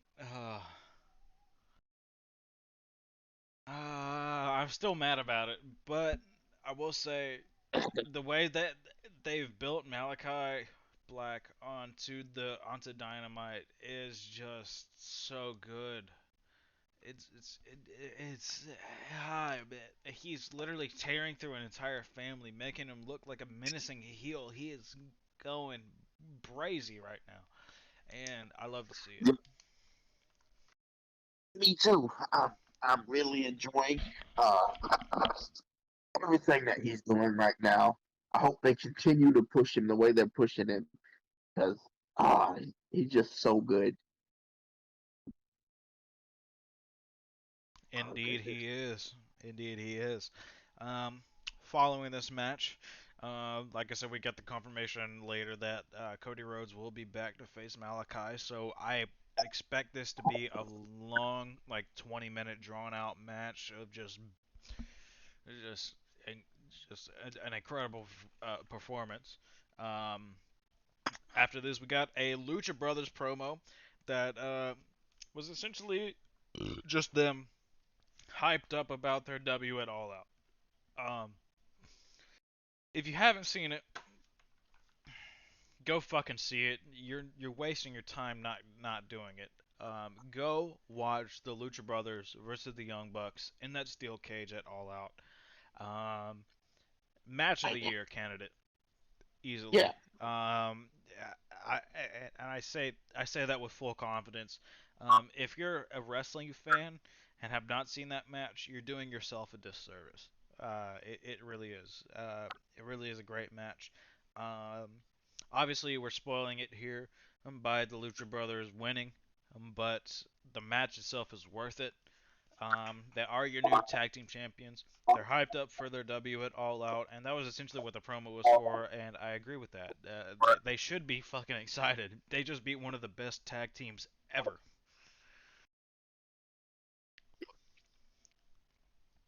And They surely did. We had a string of promos here. So, um, Kingston, Eddie Kingston, not Kofi, by the way. Eddie Kingston, um, had a promo where he was essentially calling out Miro for his low blow. He called him out for his dirty tactics at All Out, and Miro responded with a promo. It was kind of packaged together, so I say responded lightly. But Miro had a promo packaged in there where he essentially said a couple of lines here that um, really stood out to me because God, if we would have got this in WWE, he would have been a massive star too. He's already a star in his own right, Miro is, but if we got this from Rusev, holy shit. He said, and I quote, I will offer your bones to my wife and your soul to my God. Holy fucking shit, dude. That is savage. That is fucking savage. oh yeah, I was ooh. I will offer your bones to my wife and your soul to my God. Whoo! Yeah, he Whoo! wasn't That's playing. that He is wasn't playing. intense. He was not playing. He gonna kill you. Oh man, I love this. I love this string of promos. Um, Man, Miro is he's gonna be AEW World Champion one day, and the pop whenever that happens is gonna be nuts. He's deserved it for a long number of years now. It's only a matter of time. It's gonna happen sooner Yes. rather than later, I think. Like I'm not gonna say it's gonna happen within the year, but man, it's gonna happen one day. Oh yeah, most definitely. Um, I don't, man. It, he's so good. Um, honestly, I really enjoy him as the oh crap, TNT champion. Right. Uh, he's. I thought Darby Allen elevated the championship. And this is nothing against Darby Allen, but I think Miro has taken it to To a another whole level. nother level. Yeah, He, I think what he's done with the TNT Championship could be compared to what the Miz did with the Intercontinental Championship years ago. Whenever he was having that feud with like Dolph Ziggler and stuff. I think yeah, I think the Miz like made the Intercontinental Championship relevant again after so many years. Obviously, the TNT Championship has been around for a smaller amount of time, but Darby Allin elevated it. Miro took it to another level, and he's made it as as worthy almost as the AEW World Title, and that's real and that's good. You should want to have any championship in that promotion. Honestly, they all feel extremely important. Um, yeah, man, I love to see it. Miro's gold. He's gold. He is. He's not Pokemon gold, but he's gold. I only say Yeah, that he's because I only say Pokemon Gold because I literally just beat the game. So fucking hell yeah. heck yeah, man. I really Miro is probably in my top three in AEW right now. He's just that good, man. Kenny Omega, Miro, and Darby Allin are my top three. No particular order. I don't put that in order. You could debate the order on that, but all three of those guys are fucking massive. And the fact that I can say that confidently and have fucking CM Punk, Brian Danielson, Adam Cole in there. Oh my god. Just Oh yeah, just I could talk about that for another hour. We've already been yes, damn near 3.5 hours into this podcast, so we got to continue moving on. We did have a CM yeah, Punk yeah. promo. We did have a CM Punk promo. On the heels of his match against Darby Allin. If you haven't seen it, go watch it. Um, and he did a lot of hyping up the crowd for like what was going to happen later on. He did hype up the Moxley versus Suzuki match, which is going to be a banger. We all know that even before going. If you're a pro wrestling fan, you know that before going into it. If not, then I mean, you're not a pro wrestling fan, you fucking retard. Uh, called out. He gave props to Miss Linda that was in the crowd, who ended, I believe, if I'm not mistaken, was the one who raised Brian Pillman Jr. after Brian Pillman's unfortunate passing. Um, so he gave props to her. Touched on the people that showed up: Ruby Soho, Adam Cole, Brian Danielson. And then he asked the crowd what was next, and he essentially gave them the option to to kind of determine what was next for him. He asked the crowd and was like, "What do y'all want to see next from me?" And he he asked them that, and they gave a lot of answers. There was a lot of fucking like John Moxley's in the crowd, a lot of Adam Cole, Brian Danielson, which all could happen here in AEW. Um, but the main thing that I did not expect here, which I think is a pretty cool swerve, is that Taz from the commentary booth interrupted and said it was essentially like don't mention anyone in Team Taz. If you do, you're gonna regret it. And then Hook and Hobbs came out, and essentially Punk called all of them out. He was talking shit Oh about yeah. every single one of them. And I believe he used a Taz line that he used to use back in the day, where he was like, "Defeat me if you can, survive if you must." And he called them all out, and I was like, "Ooh, that's really interesting because you could get Punk versus Ricky Starks versus Ricky Starks is really good in the ring. You could see that is like him getting over some of these younger guys. Hook, obviously. I learned this earlier in the week, actually. Hook is Taz's son. Mhm. Really? Yes. If you look it up, you can call me a liar if I'm wrong, but I believe that's correct. Hook is Taz's son, and Hobbs is a really good wrestler in his own right. He's coming to his own this year. Um, and yeah, I thought this was, as a whole, the whole segment was really good. It sets up CM Punk's future. They may not go for this right away. It was slightly teased, but I'm looking forward to this. I thought this was really cool. Me too. I think Taz and Punk had a great back and forth. Um, uh, Crap. No, I think they did. I love how Punk used Taz's own line on him.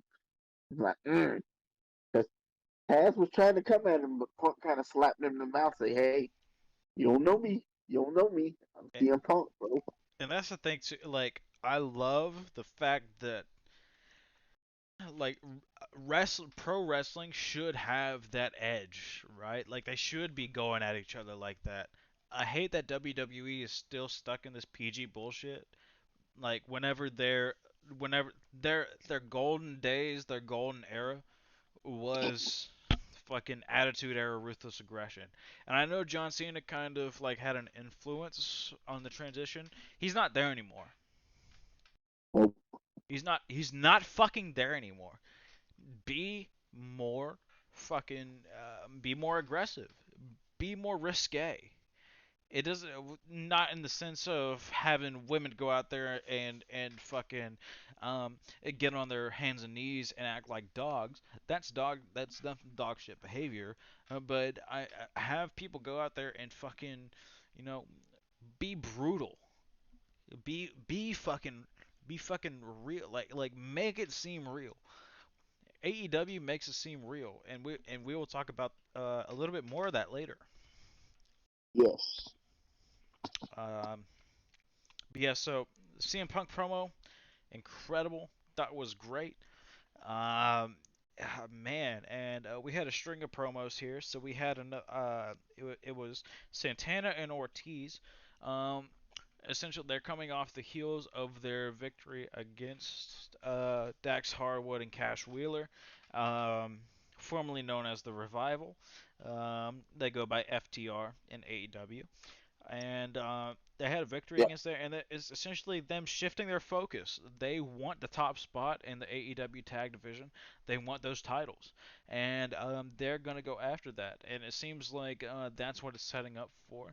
So in the preceding weeks here, um, or succeeding weeks here, we should see the Santana and Ortiz get more of a spot, and I love them. They had some really good work and impact, and I really want to see what they're willing to do moving forward. I am 100% with you.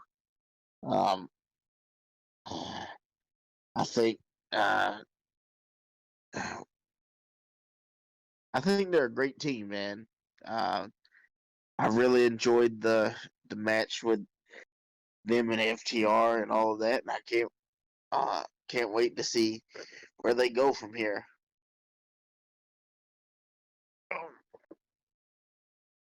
Uh, okay. I agree with that.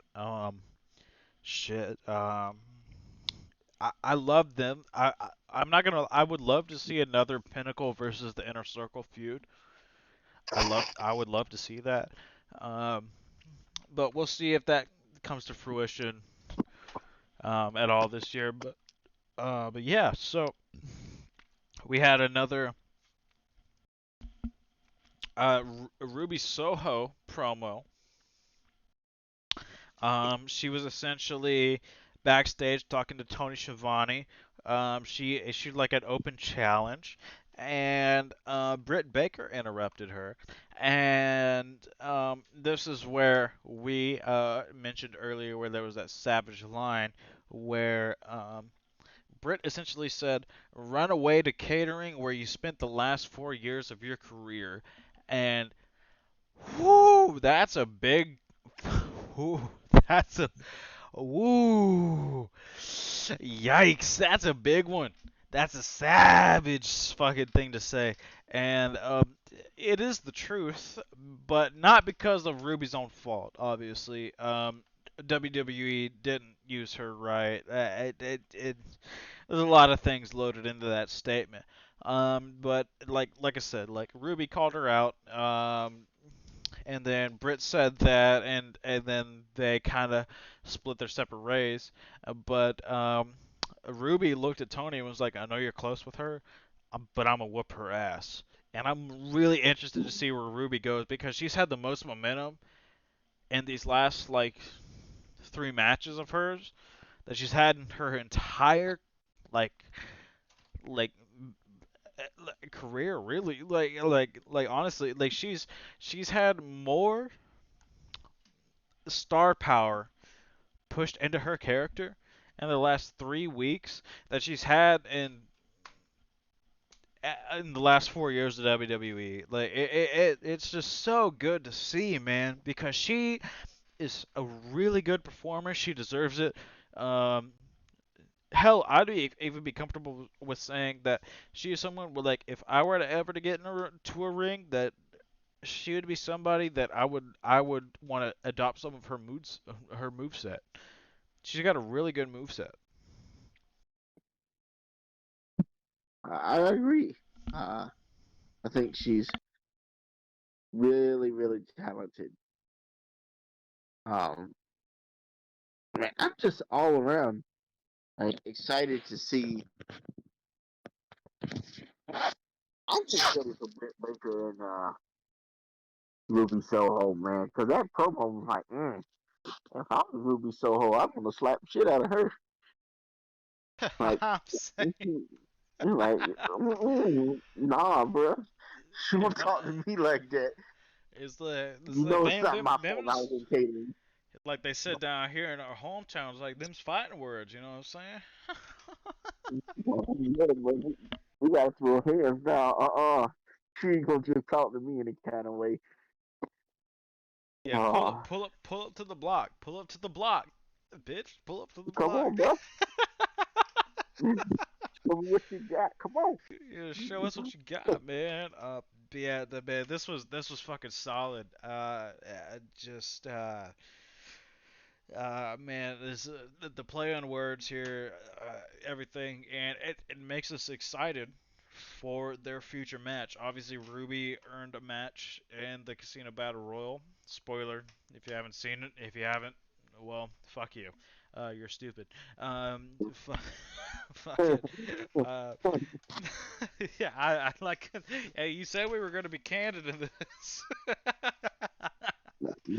And if you haven't watched this shit, it's the best. It's probably top 5 pay-per-views that have ever been established in in wrestling history.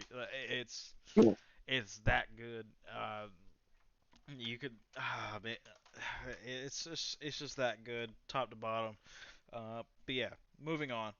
Um, we had Powerhouse Hobbs versus Dante Martin, and not gonna lie, I thought this was a really good match. I think a lot of people going into it would have seen a bigger guy versus a smaller guy and been like, "Oh, well, this is a squash." But Dante Martin really impressed me here. Uh, he was in not Dante. I'm sorry. Powerhouse Hobbs was in control early, but Dante ended up making a comeback. There was a vicious spine buster from Hobbs. It seems like that's what his finish is. Uh, but this match overall was really good. There was a spot where Hook got onto like the apron here. He was kind of guarding Hobbs from Dante's comeback, and Dante flipped over him and did a spot on the outside. He did a flip move onto the outside. That was really good. I mean, this match was. It took me by surprise. I didn't expect anything from this match, but it left me wanting more. I want to see more from these guys, honestly, and that's something that AEW really does for me. They have managed to cultivate a real pro wrestling audience, and it's not every time that a smaller guy goes in with a bigger guy means that the bigger guy has to fucking win. The smaller guy knew some moves to bring down Hobbs. I guarantee if they got back into the ring again, Dante Martin would win. And Dante Martin really impressed me here. He is really good in the ring. So is Hobbs, but Dante, especially like like in the scenario, given a bigger competitor, he really fucking impressed me here with the way that he was able to cultivate this match. I agree. Um, I honestly, I honestly didn't expect to get him to get as much offense off as he did. I thought it was going to be a squash going into it. Me too. And then They turned it he into like a actually had a 10 decent like a 10 showing. minute match. They fucking that managed to do that. Like AEW, take notes, man. Not AEW, WWE, take notes. AEW knows how to book their fucking talent. Take some fucking notes, man. Like a lot of them, cause Oh, cause they were MLA whooping in format. your ass. Y'all need to take notes in MLA format going forward. Like, fuck it. Well, God yeah, damn. It's just, cause right it's, now you get the ass whooping. oh, this was probably one of the, if I had to give a top five like match of the week, this would be number three for me. Um, uh, I thought this was a really good match because of the way that it invested me into it. Um, these two guys are not in a main event spot. Obviously, Hobbs is in Team Taz, but they made once again back to a point we made earlier about WWE. Um, they have to do roll up finishes to try to protect their talent. They made Dante Martin look really strong here, and he was able to hold his own against a talent that was way bigger than him, and in a losing effort. Like he looked incredible in my opinion. I don't see how any of these guys came out looking bad. Hobbs got the win, but both guys look really good. I agree. Um, I think I think that both men came out of the matchup looking like $1 million. Uh, and it didn't feel like a squash, man. Like you said, WWE take notes. This is how you make someone lose, but make them look strong in losing. Exactly, Like and you don't have to, we need more of you don't this. have to cheat. I say it so passionately because WWE doesn't like they never do this, man. Unless like there's like a high end superstar that says, "Hey, we should probably do this in our match," and then they do it. But fucking like you could build so many superstars based off of like the dynamics of this match alone. Like if you incorporated the dynamics of the Hobbs and Dante match into like more of what you did on your Monday Night Raw program, you'd be so much better fucking off, man. Exactly. Exactly. Like, what the fuck are you doing? Like, you're getting your ass whooped because you refuse to put your pride aside and give fans what they want instead of what you want. Like, Yeah, it's the problem is Vince thinks he knows better than the fans. That's the big problem here. Vince thinks what he wants is what everybody wants, or that they would want more than what they want. No, I'm guarantee you if he looked at his fucking Twitter one time, it'd be a he'd be like, "Oh, like that's how they exactly. feel." Okay. Um, Yeah, let's change you're not this, gonna. this, and that. You know what I mean? You know what I'm saying? You know what I Yeah, mean? You know what I'm saying? you're not gonna bring me some goat cheese pizza when I asked you for For cheddar, a pepperoni. pepperoni, Yeah, like something. You know what I mean? yeah, like I asked you for one thing and you give me another. I'm not gonna like that better than what I wanted. Right. It's it's depressing. Very. It's depressing because I loved WWE growing up. It was really the only promotion that I had of wrestling at all growing up. That was the main standard, and they were good, man. They were really good. They were captivating. But shit,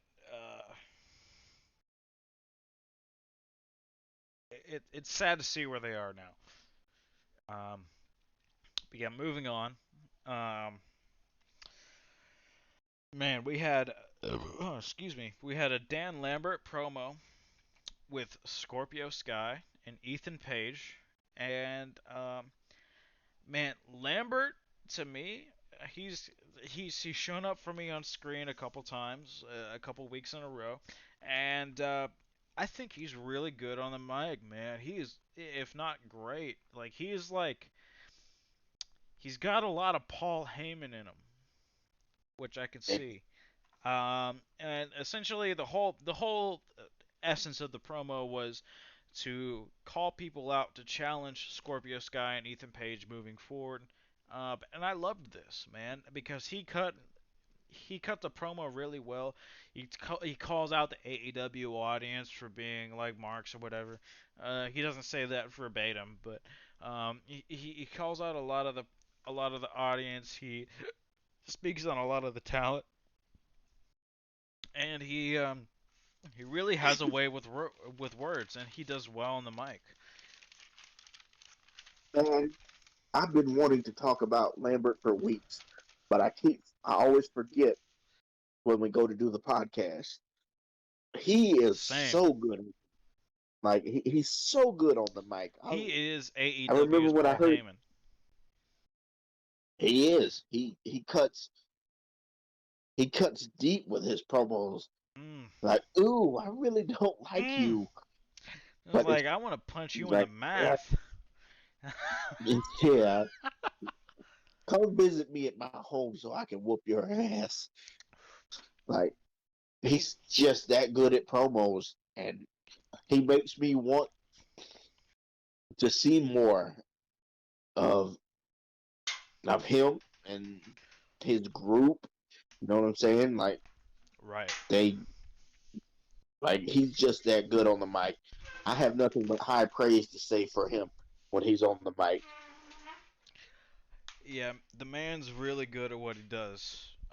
He has he, he's done a lot of really good things on the mic, man, and I I appreciate as a wrestling fan, you gotta appreciate what he does on the mic because it's not something a lot of people do anymore, man. He just cuts scathing promos every time he touches the mic.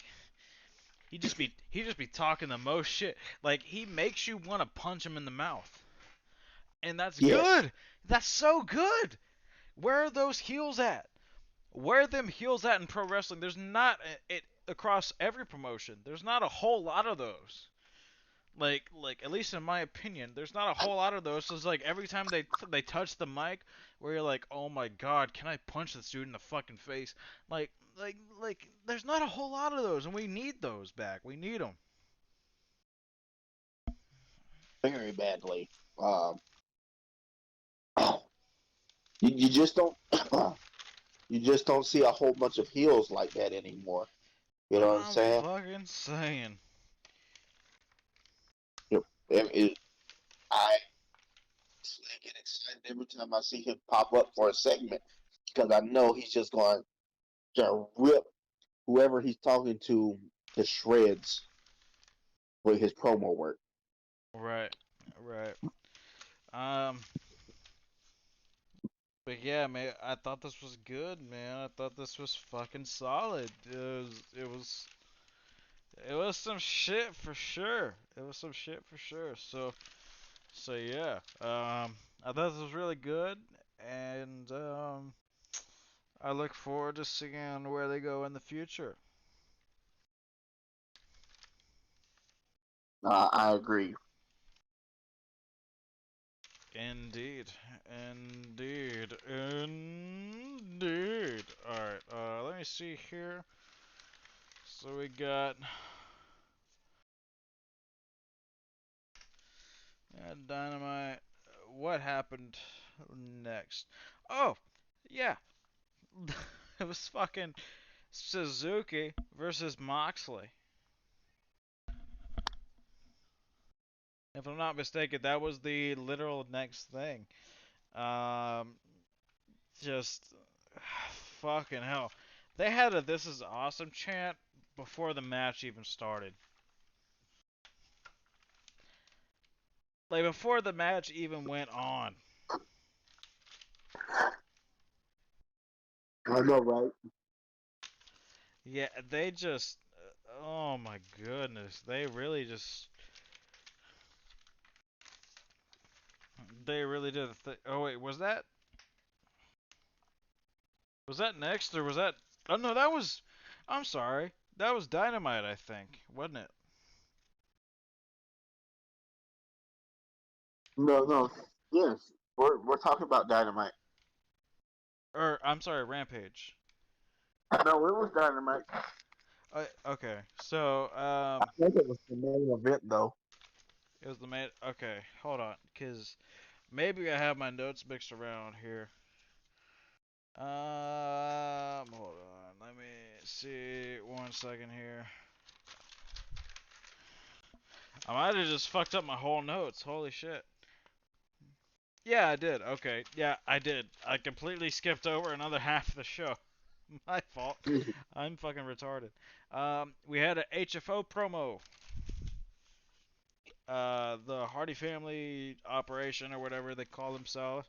Uh, and essentially, all he said in this promo was that he wanted to cut Orange Cassidy's hair. And they had the best friends on next, and Orange Cassidy said essentially, whatever. Which I love Orange Cassidy and his character. I love HFO. Um, it's cool. I don't want to see like a hair versus hair match or whatever. Like that's kind of stupid in my opinion. But I'm hopefully they go somewhere good with this feud. I hope so. Because it would be a terrible waste if they didn't. I agree wholeheartedly. Um, uh, Hopefully they make this feud a little bit more gritty. But we'll see. After that, we had probably one of debatably the best promos of the fucking weekend. MJF and Wardlow came out, and essentially MJF claimed that he should be 4-0. Said that there was bias against him. There was claims there. He made a. They were in Cincinnati, Ohio, and he essentially called Cincinnati shit Cincinnati, which I thought was kind of funny. Like MJF is really good on the mic. Um, uh, but he thinks he should be 4-0 because there was a screwy finish. Obviously, Jericho's foot was on the ropes. Blah blah blah. Um, but he's really great on the mic.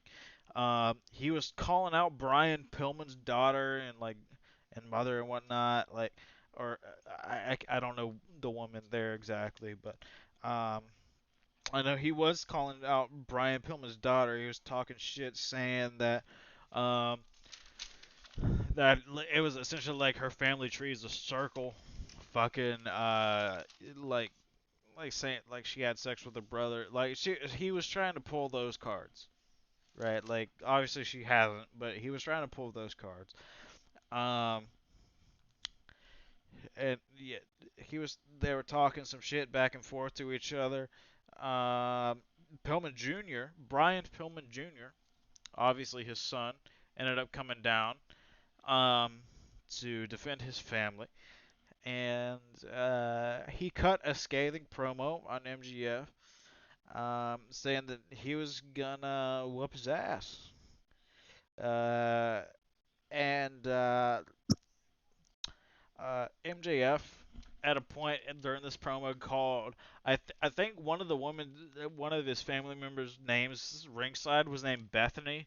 He called her Methany, which I was like, oh my god! It was like if you've ever lived in our hometown, you know, we've known a lot of people on that shit on that meth, so it ain't no Oh joke. yeah. So, uh, but MJF, one of the things I really took away from this was I think they're slowly building up an MJF Wardlow split. MJF was really degrading Wardlow here, and Pillman kind of jumped on MJF, and Wardlow kind of was hesitant to help. He was sitting in the corner. He was like, "God, I don't fucking know if I really want to help here," but he ended up doing it. Um, but I think that's setting up something because if you notice, whenever Pillman was beating the shit out of MJF, fucking Wardlow was standing in the corner just looking off in the distance. It was like, God, do I do it? He was like contemplating, and he ended up doing it. He ended up helping his boss. Um, but yeah, Wardlow was hesitant to help, but he did. Griff Garrison, which is Pillman Jr.'s tag team partner, he came down to help, came down to save, but he ended up getting stopped. And the main thing, not the main thing, but one of the main things I take out of this segment was there was a "You tapped out" chant, because obviously MJF tapped out to Chris Jericho, and it was beautiful to see. I agree. MJF is arguably the best heel in the business, I'd in give him my the crown. opinion. I'd give him the crown. There's no argument.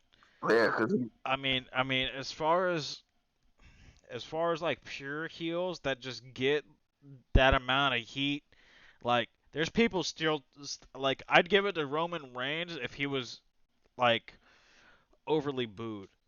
But people love to see him because they know he's the best thing in WWE. He's carrying that company right now, no doubt. Roman is carrying that company. So MJF, as far as a heel, a pure heel, ooh, it's hard to take that away from him. it is. He's damn good at what he does. You don't see classic heels like that very much anymore. Not at all. Um, Shamefully. I I get excited to see all of his work. Um, he's he's he's a pretty good in ring worker. He's damn good on the mic. Um, MJF is just really talented. Oh, I think I have to agree with you. I think if I give top heel in the business to anybody right now, excluding Vince McMahon, I I'd have to give it to MJF.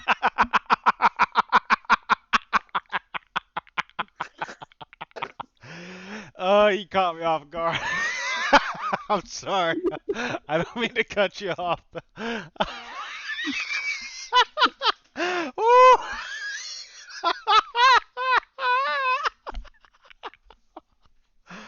Man, you just fucking killed me. Vince So, McMahon is the top heel in the business. Vince McMahon is the biggest heel in the business.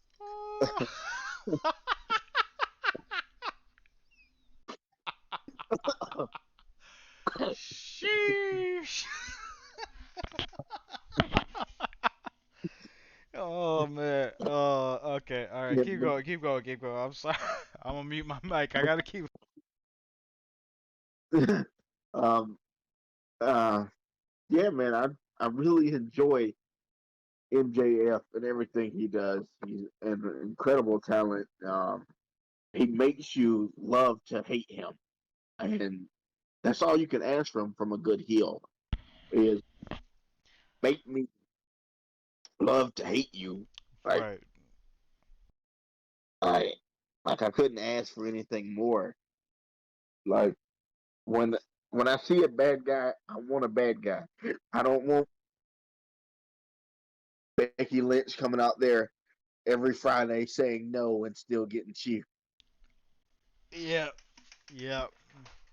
Uh, he is a guy that he will go out there, insult the crowd, get a bunch of heat on him, and he don't give a fuck. He has embraced the heel role. I love it. You can see it on his social media pages too. If you follow him, he be talking a whole bunch of shit on social media. So it's Oh crazy. yes. I love him. And I believe they are gonna have a match on this next week's episode of Dynamite, or it could be Rampage. It's one of the shows. Um, but man, they're fucking they're they're capitalizing. They're building a feud here, and man, when's the last time that WWE has really built a feud like this? Like where a huge heel talent and a pure babyface came down to save. Um, and so I thought this was really good. Um, but yeah, so moving on. Um,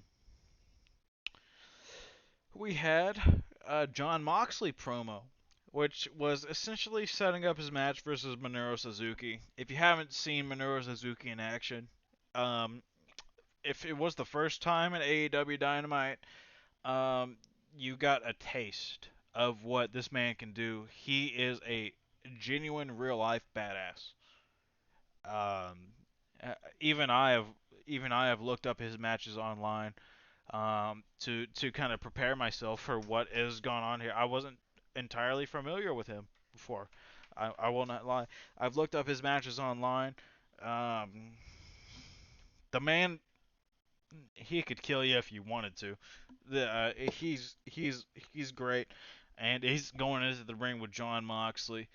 John Moxley is just a savage in his own right. So I look forward to it. I agree. I was really looking forward to the match, and when we get into it later, we'll we'll explain why. Um, but uh, what was next? Was it Ruby Soho came next? Give me a second. Let me see. It was. Yeah, yeah. It was Jamie Hayter versus Ruby Soho. Um, and we had a great match here. I thought I thought the match itself was really good.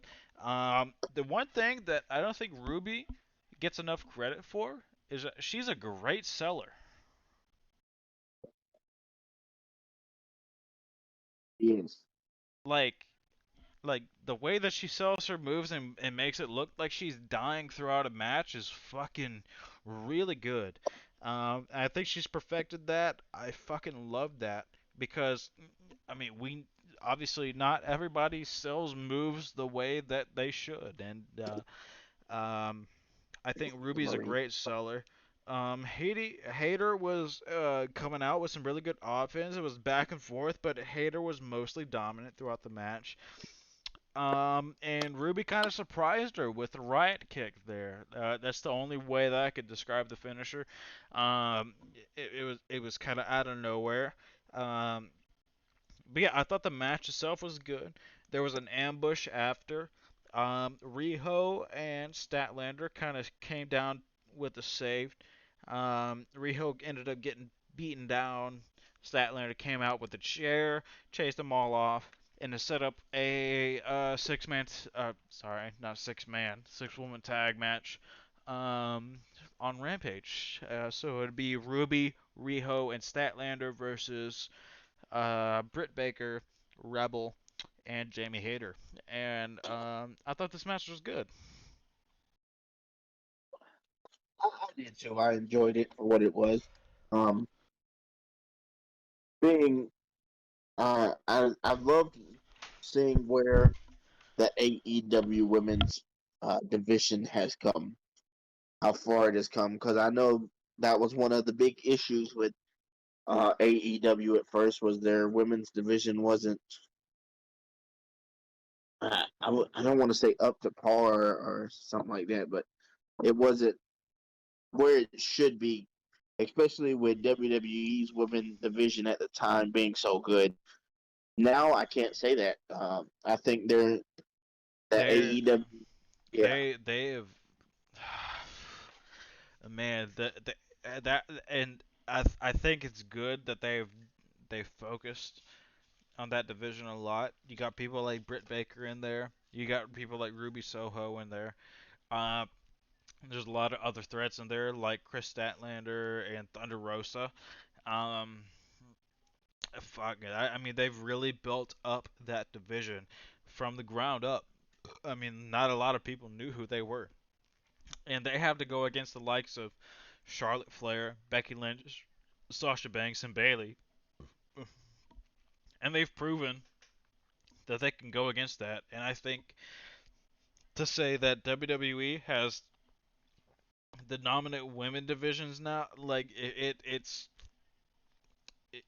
almost asinine because they're on equal footing. I agree. Uh, if if not uh, if not AEW taking a little step ahead, considering recent events with the women's division on WWE's part. Um,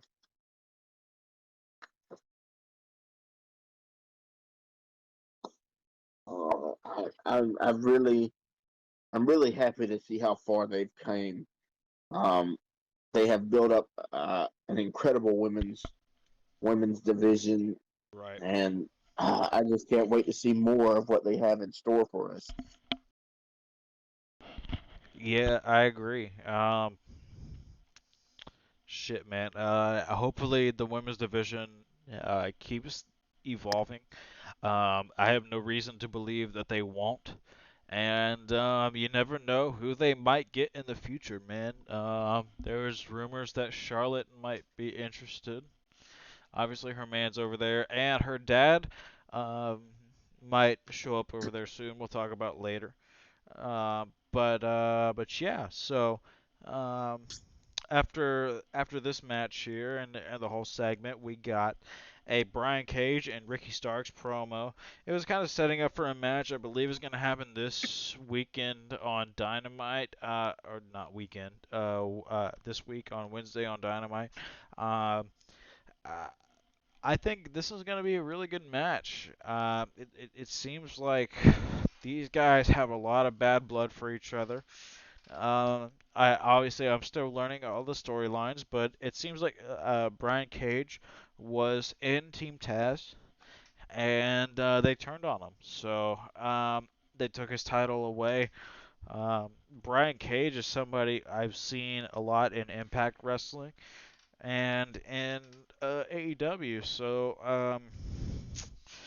I think they could put on a really good match. I have no reason not to be invested. I'm not going to say I'm fully invested because I don't know these guys just yet. But I think, but just because of what AEW's track record is, that whenever they put on this match, I'm going to learn a lot more about these guys coming out of it, and I'm going to be fucking impressed. So I have no reason to doubt them. I have no reason to. I agree. I think it's going to be one hell of a match when it happens. Um, and I can't wait to see what happens. Right. Um, Next up, we had the Pinnacle versus the Dark Order, which there were certain members of the Pinnacle. It was Dax Hardwood, Cash Wheeler, and Sean Spears versus what was it? Evil Uno, Stu Grayson, and John Silver. I think. Correct Yeah. me if I'm wrong. I think it was a six-man tag, and I thought this match was good because the main point was they really played on the storyline that the Dark Order has a lot of tension between them, and even to the point where they um, how do I describe it? They uh, they had some high moments and some low moments for sure. They looked on top of the world. They were dominating the match. But then they had some dissension towards the end, which led to the Pinnacle getting the win. And I thought this was good. They're creating a storyline, and the main focus of the match um, was the aftermath, where the Dark Order seemed to brawl between them, and it seems like they need somebody to kind of bring them all together. And man, who would be a better person to do that other than Bray Wyatt?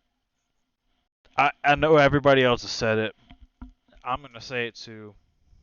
Bray Wyatt would be a huge addition to this group, I think, if he could lead them on. Just man, they need a leader. They need a leader. As far as I'm not going to speculate into the future so much, but they need. It seems like they need somebody who can like bring them all together right now. I agree. Um, I'm interested in seeing where the storyline goes. I think they could definitely benefit from someone like Bray Wyatt uh, joining them, and because he's been good at groups since he first joined. Yeah, Uh, he's had the Wyatt family behind him. You know, he knows what to do. He's added Randy Orton of all people into a group, even if it was for like a major storyline. He knows what he's doing. I think AEW would be the best place for someone like Wyndham Rotunda to uh to to just express his whole creative freedom. I agree, and I think he would be a great asset to AEW. Right. Right. Yeah. I it just obviously Bray Wyatt, Wyndham Rotunda. He's at this point probably the hottest free agent in pro wrestling. I don't know how much he has on his no compete clause in WWE, but man, the dude is fucking wild whenever he gets in the ring. Like he creates the best storylines. Man, you just love to see him in a ring. You do. Uh, he's definitely one of my favorite wrestlers. I've always enjoyed his work. And I think with the creative freedom that AEW gives their talent, I think he would thrive in AEW. I agree. I agree, and he's definitely uh like I said, a top tier talent. Um, moving on, we had a Tully Blanchard promo where or I'm sorry, not Tully Blanchard. Let me backtrack a little bit. It was a Casino Battle Royal Fallout promo. We had people like Jade Cargill, Nyla Rose show up. Essentially, just like setting up what they're going to do in the future. Um, I thought this was okay. It was essentially a promo to set up storylines, which led into the Tully Blanchard promo, where he called out Sting and Darby. Essentially tried to set up a match with Darby Allin versus Shawn Spears, which I think will be really good. Obviously, Shawn Spears, I think he was Ty Dillinger in WWE, the Perfect 10. Um, Yeah. and he never got the rub that he probably should have. Uh, Later on, we'll talk about what Darby had to say about Shawn. But Yeah, I thought this was good, man. I thought this was good. Anytime you could set up something new with some fucking scathing promos and just really good promo work, I think is really good. Um, but yeah, but Tully was on the mic, and he also, uh, man, he did he just set up a match versus Sting in the future? Did did Tully do that? Like, did he really call out Sting too? Like, could we Probably. potentially in AEW? I know they're older now, but Sting versus Tully Blanchard? That's a fucking.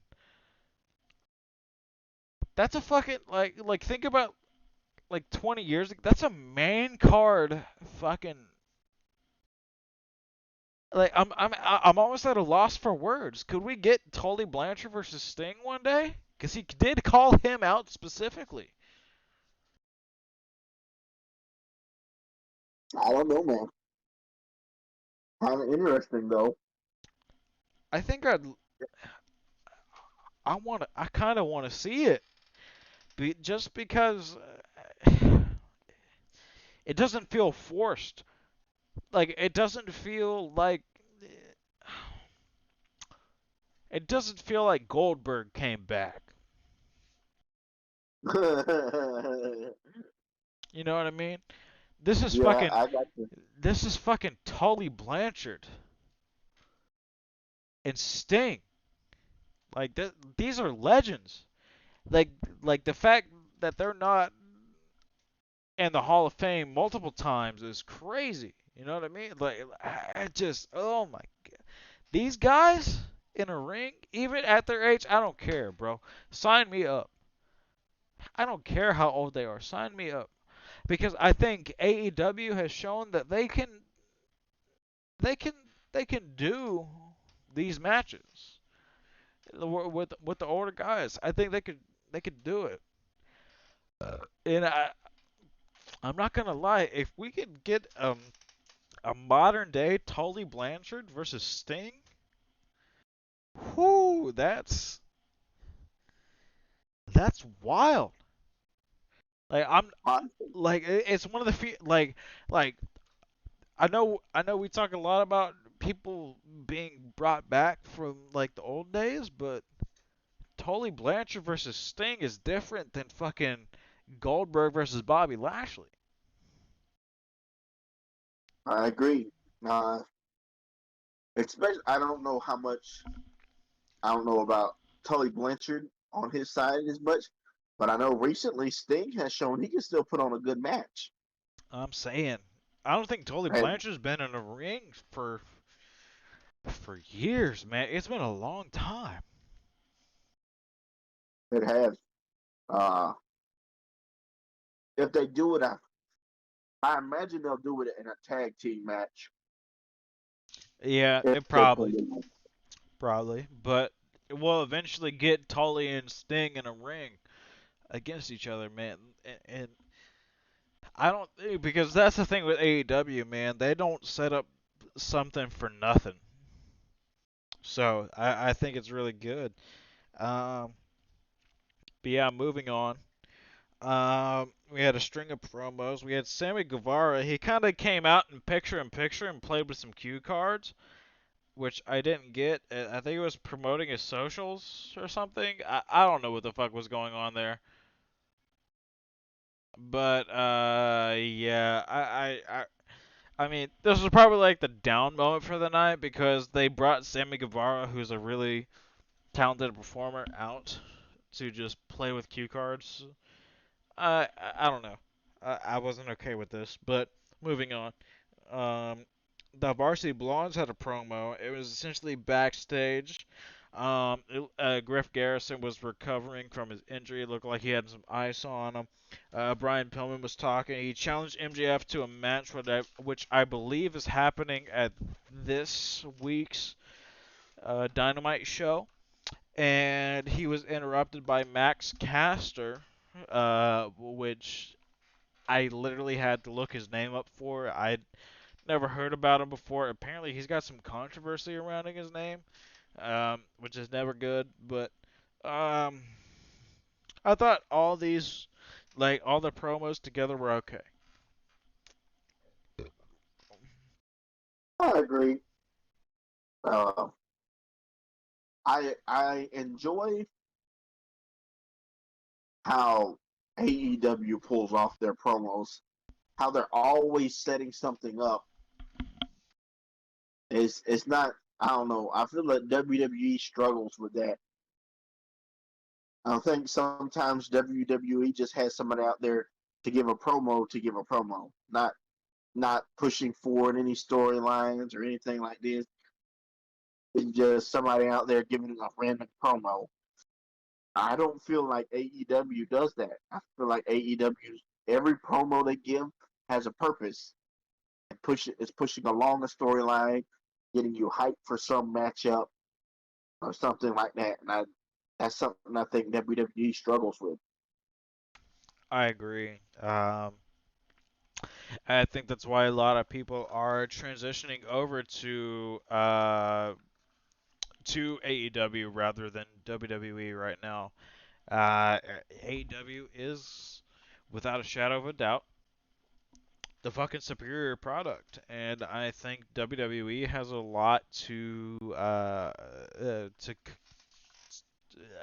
combat and to come back even on they're shit in the bed.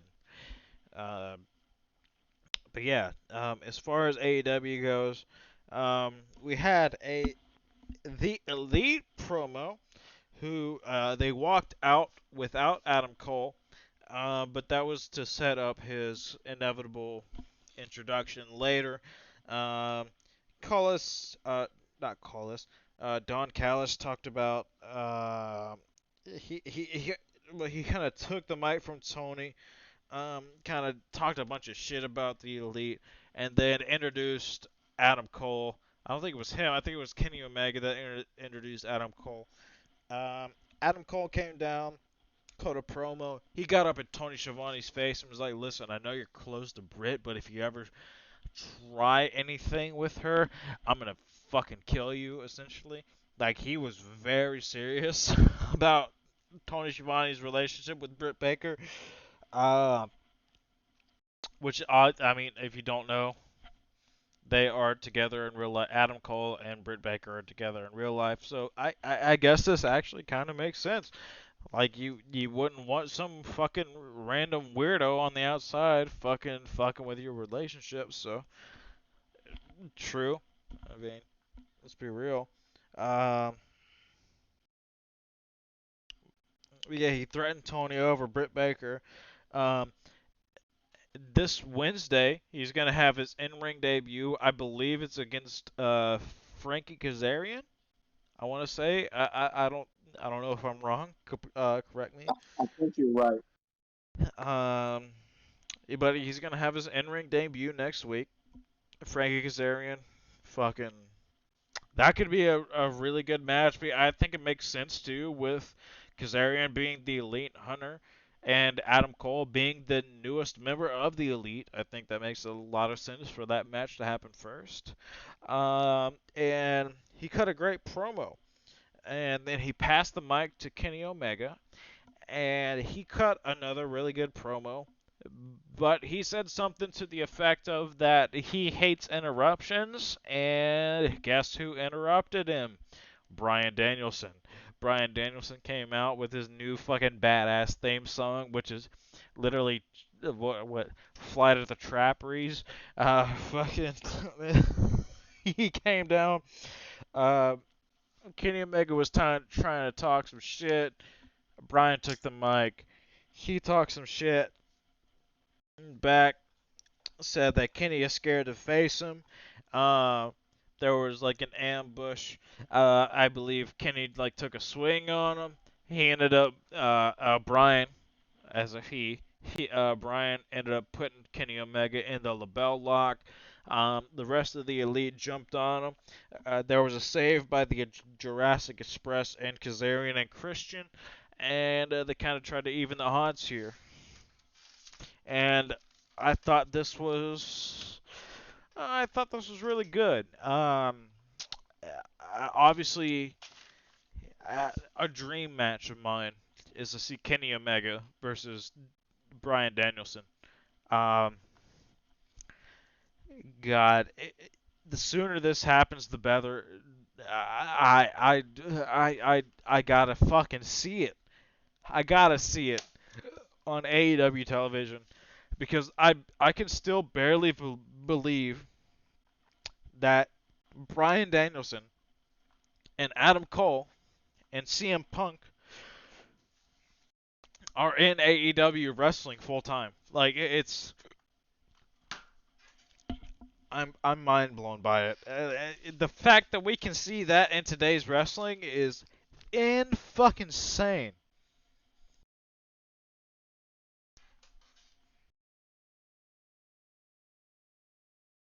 Yeah, man, there's oh, AEW is just so good, It and I'm is. excited. I'm excited to see Adam Cole and Kazarian because Kazarian's a really good wrestler, and uh,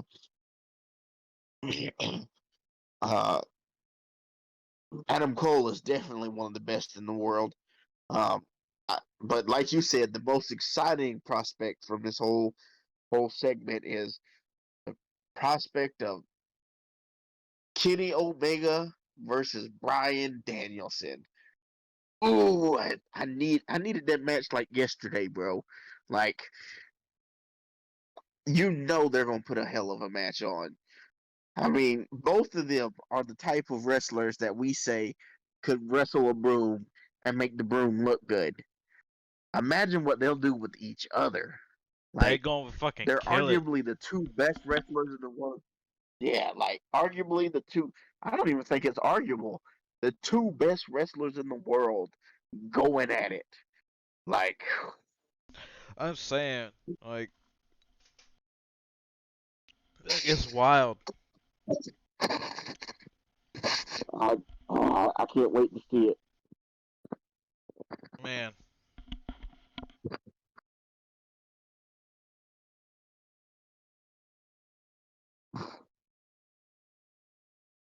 Um, I'm excited for AEW has a good way of keeping you on your toes. You know what I'm saying? Like, it's just so exciting. Uh, what comes? Uh, what comes next?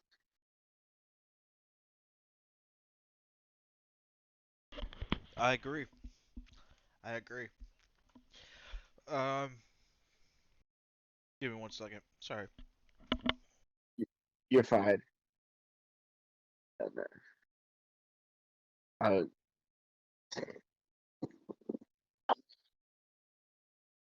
I All right. enjoy. Sorry. Sorry. I had someone at Nah, my door. Um. you good. Uh, next. Next up, we had the main event of Dynamite. We had Minoru Suzuki, who is a genuine, real life badass, versus John Moxley.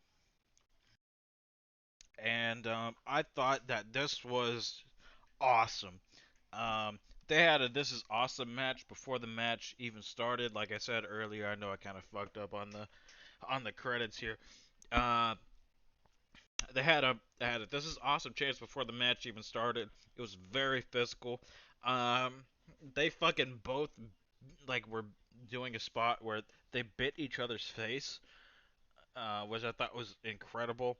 It just goes to show the physicality between the two men here, and yeah, I thought this was really good. Um, Suzuki got busted open on the eye, like it looked like his eye, like his whole fucking face, not his whole fucking face, but his like the whole like right side of his face was bleeding because He got busted open on the eye. He just wore like a half crimson mask, and I thought that was beautiful storytelling. I don't know if they did that on purpose or if it was on accident. They just kind of beat the shit out of each other or whatever. But it was great to see it on wrestling television. And I thought this was a great match. It was short because of the way I think that AEW ran, but it was a great match in my opinion. And John Moxley picked up the W here. And I am looking forward to see who steps through the forbidden door next. Uh, I agree. Um, I I really enjoyed the match. Um, Honestly, and this may come as a shock to most people, I did not like John Moxley when he was in WWE. I didn't. I didn't get the hype I surrounding can see him. that. Yeah, like I didn't understand what was so good about him. I hadn't at that point seen any of his indie stuff. I have since then looked up more of his old stuff, and I am a fan now. I think the issue when he was in WWE was that WWE was trying to make John Moxley into a WWE superstar. They tried to fit him into that WWE mold, and it doesn't work. It didn't work. Like like they tried to force. That I think they had the same issue with Shinsuke Nakamura when he first came in. Like he was supposed to have the.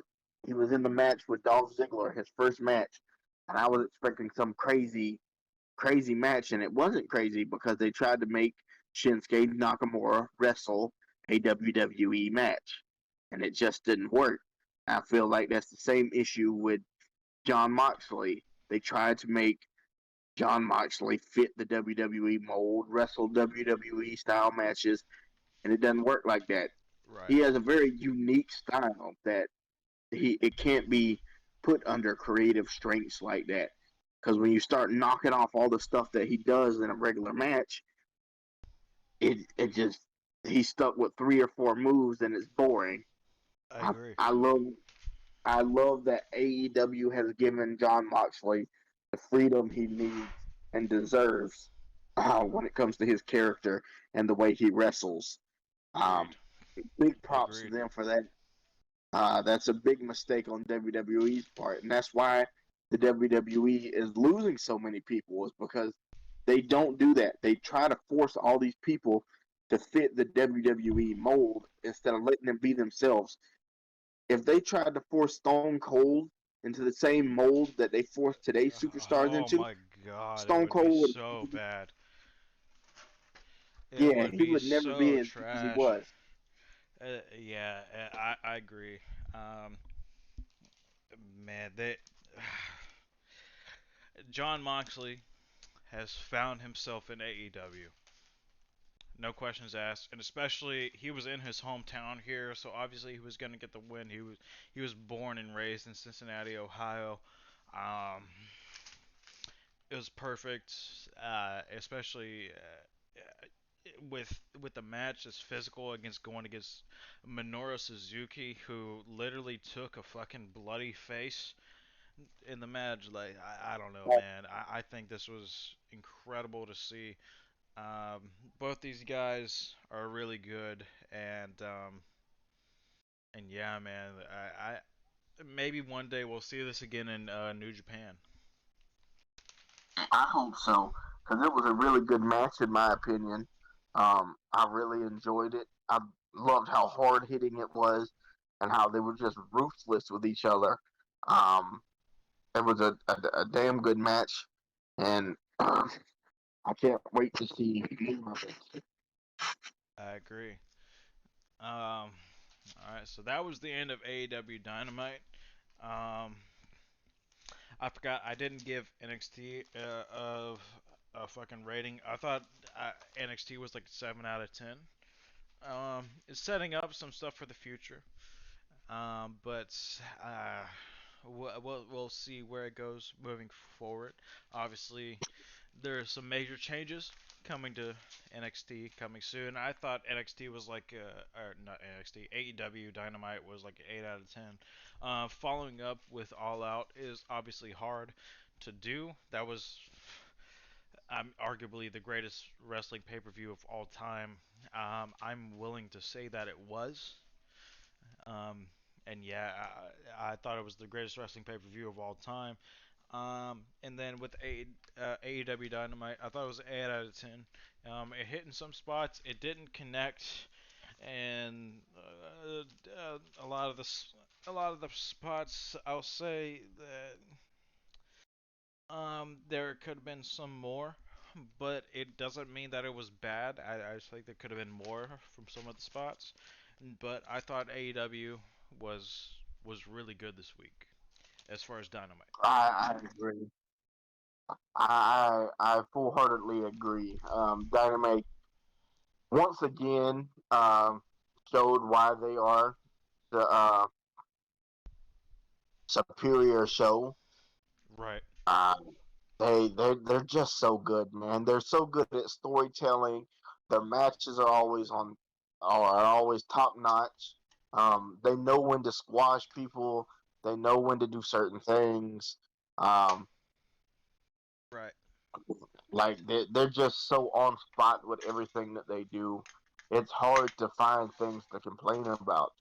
Um, that they really do provide a wrestling show A for the fucking fans. pro wrestling show, which is all we've ever really wanted. Which is crazy to think Exactly. about. It's crazy to think about. Yeah, so transitioning on, we had Friday Night Smackdown, which was on the essentially the eve of the 20th anniversary of 9/11. Um, Man, so before we even get into the show, 9/11 is a horrible tragedy um, that happened for our country. Um, a lot of innocent people died that day, and I think we would be doing ourselves and everyone a disservice if we didn't talk about that. Man, that's a fucking that I remember where I was on 9/11. Do you? And I was in school. Same. It Same thing. was yeah, it was bad. I remember um obviously I was very young. We both were. So we Yeah, probably don't understand like the capacity of what happened that day and like how it felt for people that were alive that day. But I remember being in school very early in the morning, usually whenever we turn on the morning announcements, and we saw um, a bunch of news stories. At least for me, I saw a bunch of news stories about what was going on, and I didn't really understand. I saw the towers fall right there in the middle of my classroom, and I remember going around that day, and all the kids were pretty chipper, you know, uh, but I remember feeling the somberness from all my teachers and all the faculty in my school at that time. As we sat there, I was in kindergarten whenever I watched that, so um, it's a horrible tragedy. The 20-year anniversary of that, um, and a lot of people lost their lives. And unfortunately, um, I, as we are wrestling reporters, um, I think you may have caught wind of the situation. I don't know. We haven't talked about it, but there's a situation regarding a wrestler later on in the Smackdown show that we'll talk about that actually lost a family member in that 9/11 attack, and they weren't able to get on the show because of backstage reasons, and I think that's some fucking bullshit. Um, but yeah, if you don't mind, um, would you like to start off with SmackDown? Um, yeah, sure. Hold on, pull up my notes.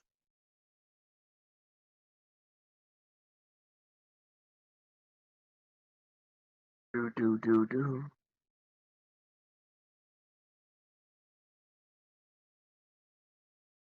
Where do we start? Very beginning. Very Uh, beginning. yeah, I think it was the bloodline came down. Is this when Brock interrupts them? Yes, yeah, that was the very Yes. start of the show. Yeah. Oh yeah, I really honestly, the bloodline came down and they're, they're doing their thing, talking their crap, talking about Roman, of course, saying he's gonna smash Brock Lesnar like he smashed Finn Balor, and um, just being his typical tribal chief. He is, man. Roman is really good at what he does. I love that they gave him the freedom to be who he needed to be. I think WWE should give that opportunity to more people. But anyway, I really enjoyed the segment. I really enjoyed when Brock Lesnar came out there. Uh, and he's just like, there's one part that caught me off. Well, it didn't caught me off guard, but it made me go ooh. It was when he asked Paul Paul Heyman, like, why didn't you tell Roman I was going to be at SummerSlam? And Roman just kind of looks like, what? You knew? Uh, it was, man, it was. I really love how they're building this storyline, and you don't really know whose side Paul Heyman is on. It's like, I feel like he might cheat Roman out of the championship to give it to Brock, but he might surprise me and actually cost Lesnar the championship. And it's getting me so invested in this storyline. I'm really excited to see because Roman and Brock usually put on real hard hitting matches that I tend to enjoy, uh, and I can't wait to uh, see them do it again, man. Uh, I think it was decent promo work. I believe I don't think it was later in the night. Uh, was it later in the night when Paul Heyman did the the announcing for Brock Lesnar? Was that N- late? no, that was like With the same segment? almost right after. It seemed like. So what happened? I think it was Brock Lesnar. He ended up.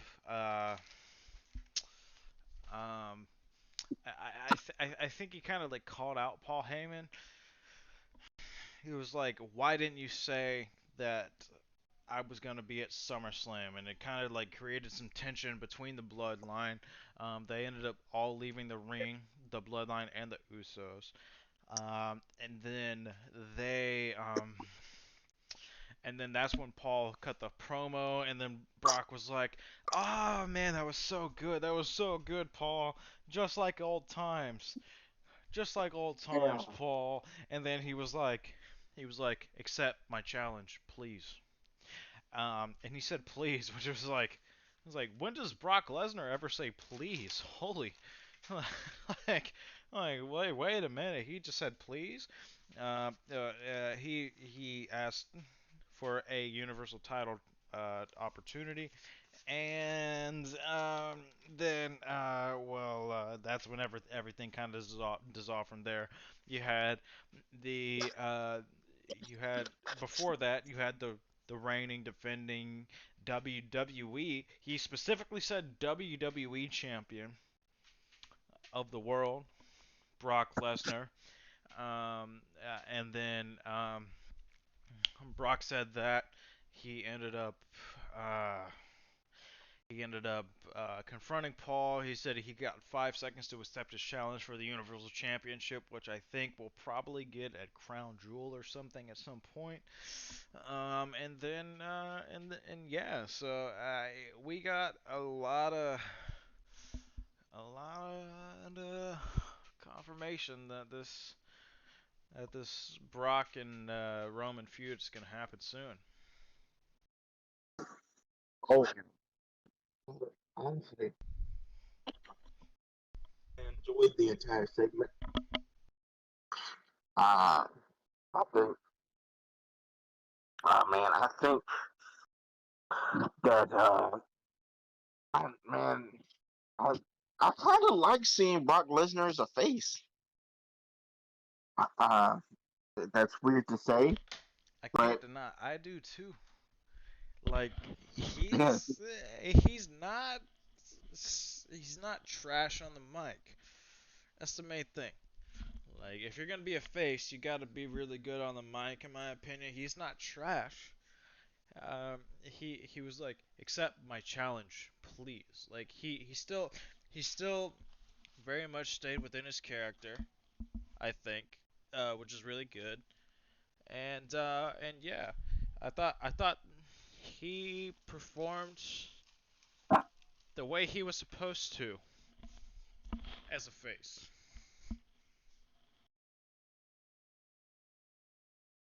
I I 100% agree with you. Uh, the only the only downfall for me in this segment is I really wanted to see Paul Heyman get F5'd. I, I wanted to see it. I wanted to see it so bad. Like, Yeah, yeah, me too. hit Yeah. that wall. Yeah, I want to honestly. hit that wall.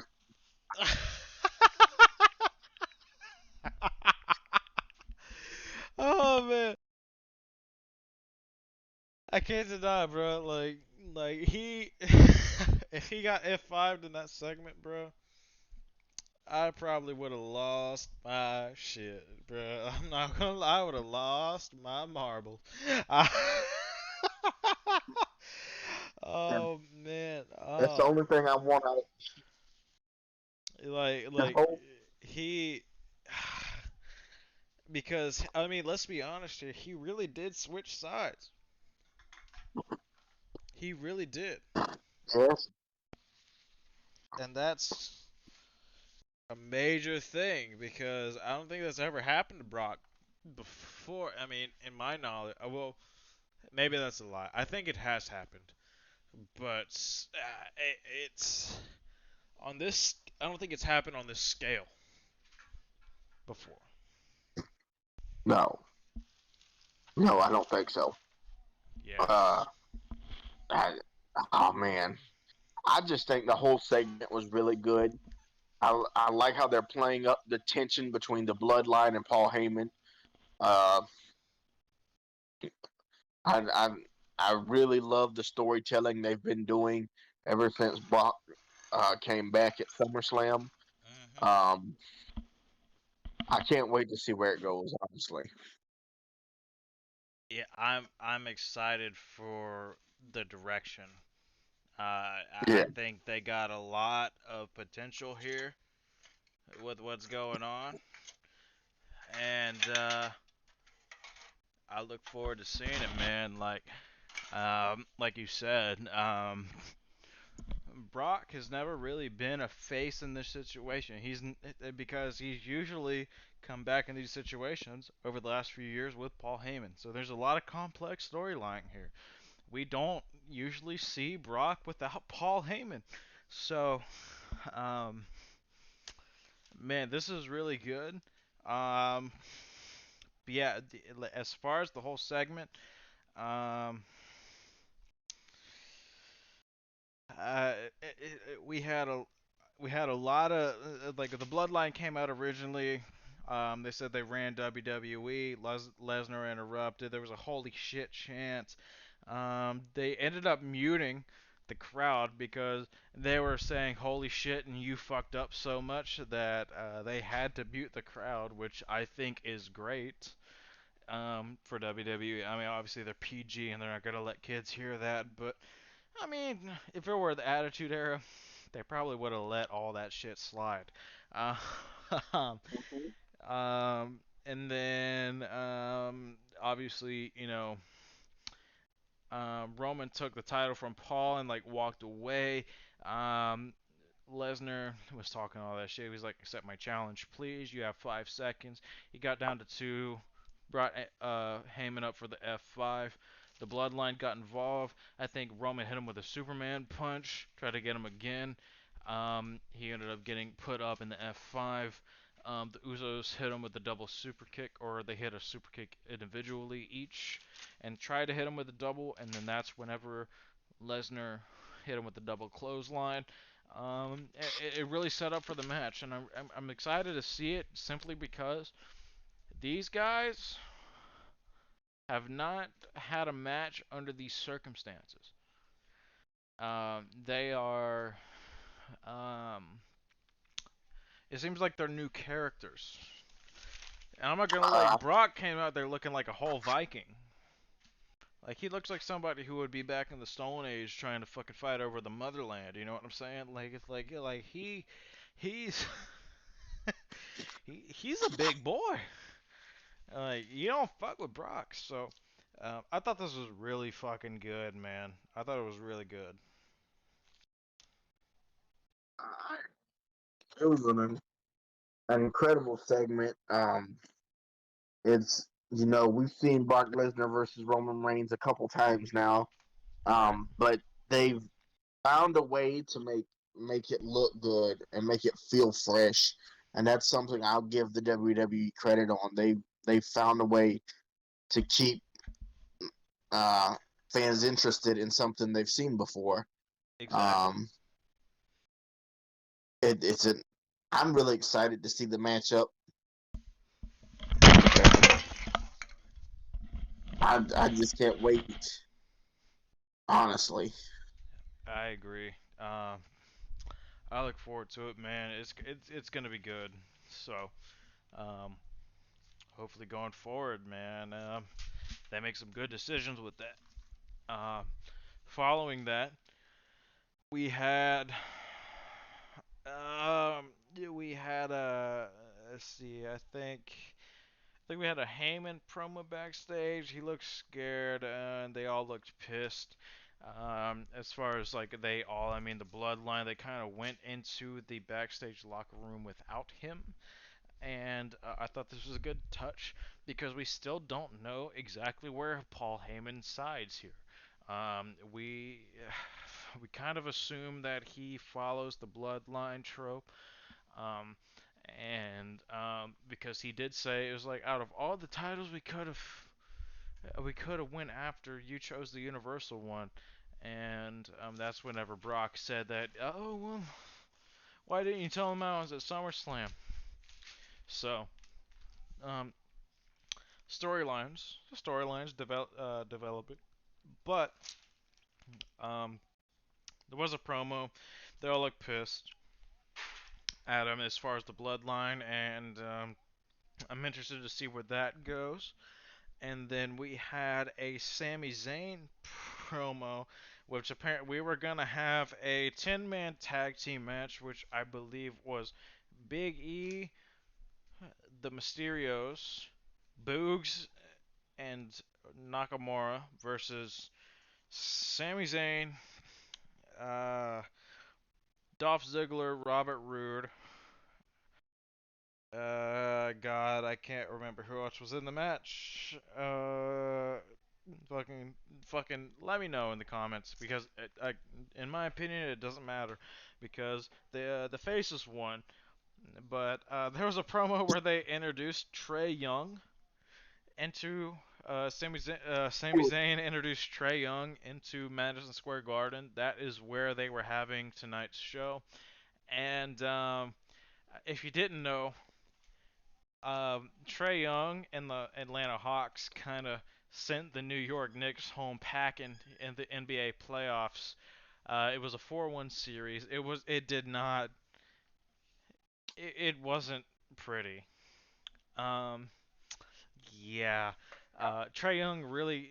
Let's say this: the Hawks this year ended up making it to the conference finals, which hasn't happened in God knows how many years, and the Knicks lost in the first round. So the Knicks don't like the Hawks because the Hawks took him out in the first round.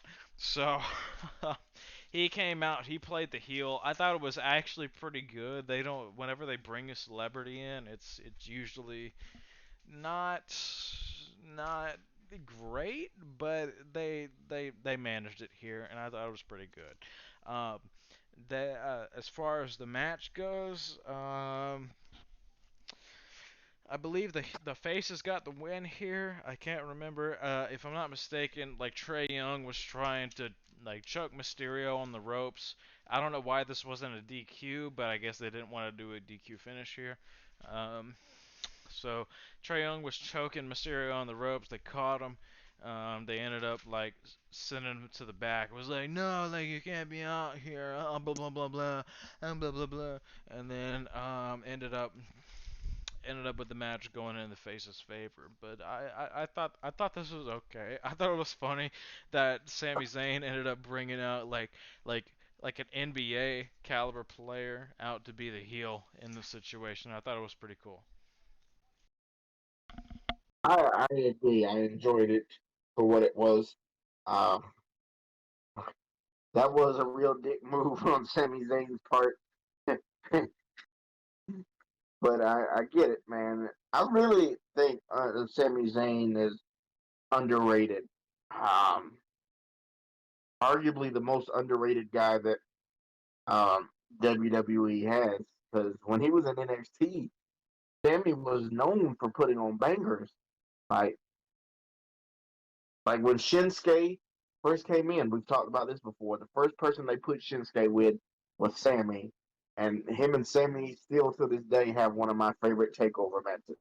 Um, he Sami is just that good.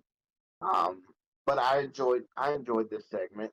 Um, I I want more from Sami.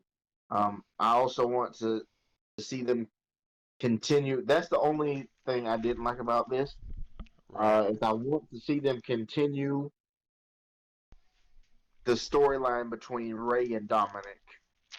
Yeah, I felt like we deserved a little bit of continuation there. Um, and the fact that we didn't was a little bit of a disservice because they've been building that up for weeks. But it seemed like they were on the same page this week, which I mean, don't get me, like I've been on the record as saying is like I'm not sure how I feel about the split between them. I hope they do it good, but man, as far as split goes, man, I'm not sure exactly how I feel. Um, but yeah, we'll move on here. Ended up the faces all got the win here. By the way, I think there was like a double 619 spot. It was a lot of action, and ended up with Big E getting the pin, which apparently, with Big E, he's gonna do something tonight on Monday Night Raw. I haven't seen it yet. Don't know what to think about that, but we shall see. Anyway, there was a Big E promo backstage. He called out the world champs. I loved it. I thought that he should put the fucking champs on notice. He should. He is a legitimate threat.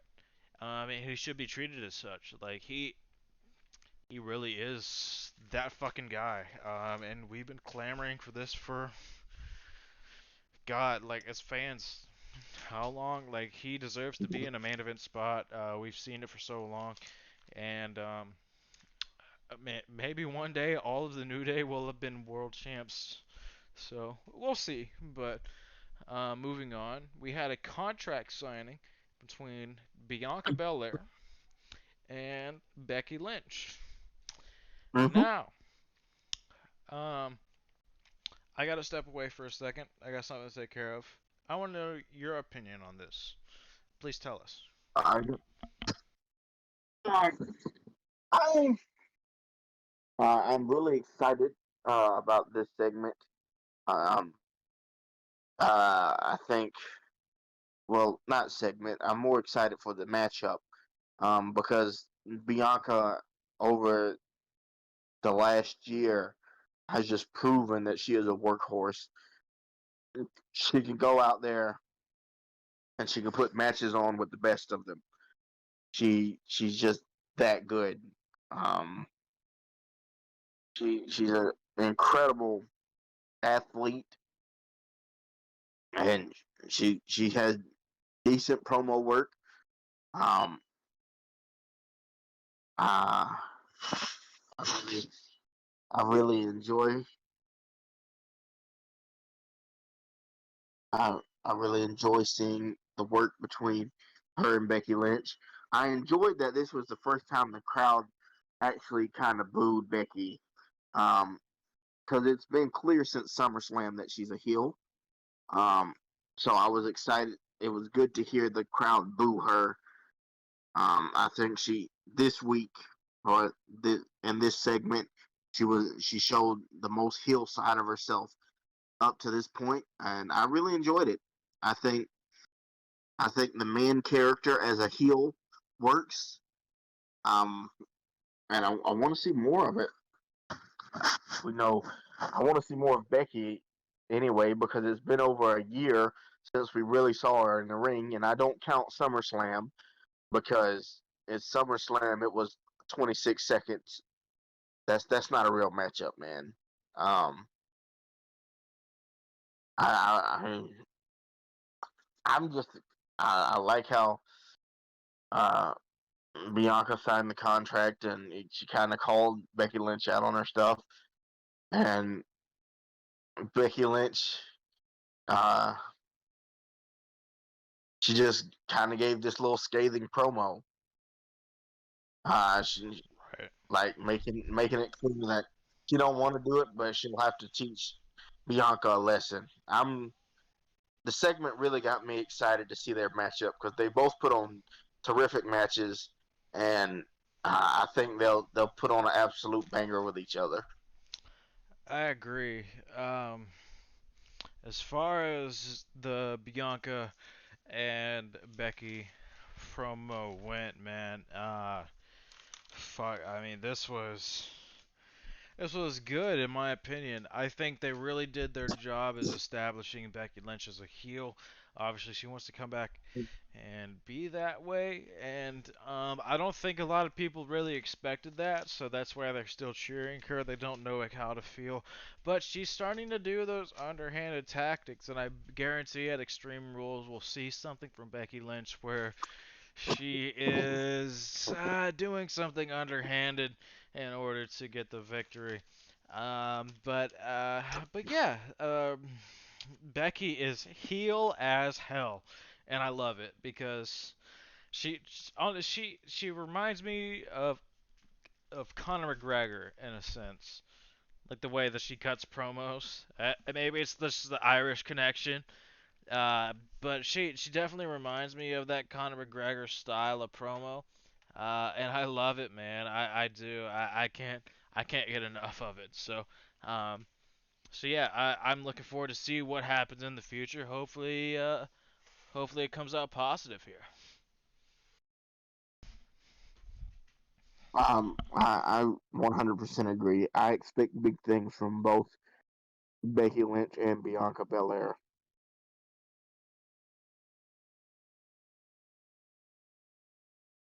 Indeed, indeed, and I believe we did get the confirmation that this match is going to happen at Extreme Rules in a couple Sundays from now. So, I mean, we shall see. Um, but yeah. So after the promos here, I believe that was the contract signing.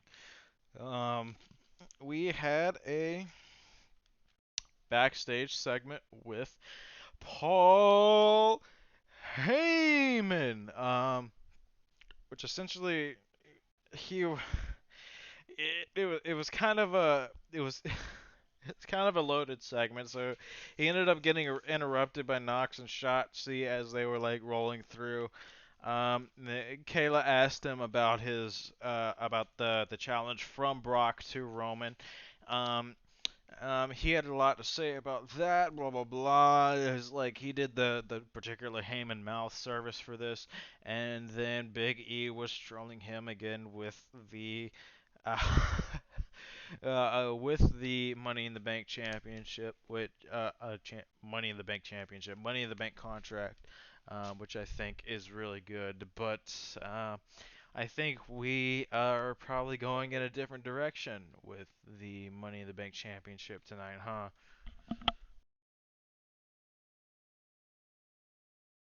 I agree. I think Big E announced earlier that he's going for the WWE Championship. Um, I really wish they didn't announce it like that because I've liked the backstage segments between Big E and Paul Heyman because Big E and that laugh just cracks me up. Um, I agree. He's just way too fucking funny.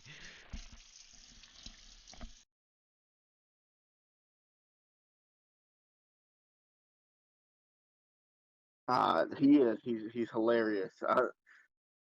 I can't give Big E enough praise. He's uber talented, man.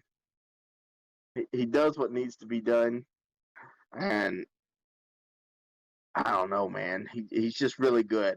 I hope that he didn't get squashed or lose when he cashes in his Money in the Bank because he deserves the world title run so much. Uh, Yeah, I agree, man. He's been a fucking top tier talent for how many years now? I mean, let's just be honest. He knows what the fuck he's doing whenever he gets in them ropes. And you can't really say that about a lot of wrestlers nowadays. Not everybody knows what the fuck they're doing. Um, I think he does. He knows how to manage a crowd. As far as like within the WWE standard, he knows what the fuck he's doing. And yeah, Big E is someone who has proven himself a lot along the way. If he does not get a world championship title soon, it's been a huge disservice to his career. I think he knows how to be a singles champion. They split him from the New Day for a reason. If it wasn't to put the world title on him or the WWE title on him, then then they fucking missed. And it's not anything of WWE's not WWE Big E's fault. It's WWE's fault. So yeah, I think Big E is the man going forward. Like he is one of the future prospects of WWE. If not WWE, then all of pro wrestling. So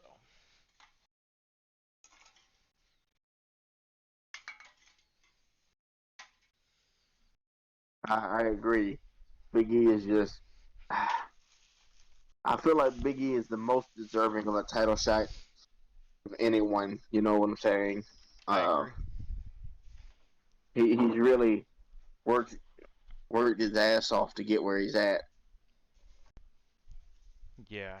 Um, I mean the man's just a fucking machine. Let's be honest. Like this dude, this dude knows what the fuck he's doing, and WWE is kind of shit in the bed. Yeah, yeah, that's true. Oh goodness. Yeah, they've done a good job of shitting the bed rather than creating a push for the man that is uh, could potentially carry their company moving forward. So I mean, we'll see. We'll see what happens. But yeah, there was that in the middle of the show. And then we got let's see, what was next here? As far as the Big E stuff, I think we moved on into the contract signing. It was Bianca and Becky. They came down. Well, I think we already kind of touched on this, didn't we? Yeah. Let's see. Um, Oh, there was a Paul Heyman interview backstage where he was interrupted by Knox and Shotzi. Um, looked like they were just kind of rolling through, which they deserve better. Put them in the world tag team championship scene. I don't see why they haven't because they have I think they've recorded like was it like three wins against like competition. Like, I mean, I could be wrong, but I think it's 3 wins against competition that involves the tag team champions in some way.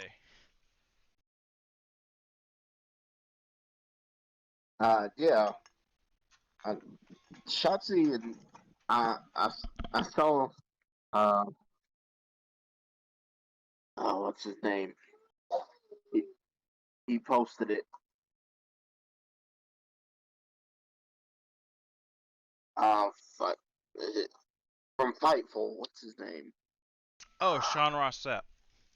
Yeah, he's like he doesn't understand why there's not a scheduled tag team title match for Shotzi and Tegan because they're so good and they've been dominating since they've been on the roster. So it makes no sense why they aren't top of the tag team division for women's.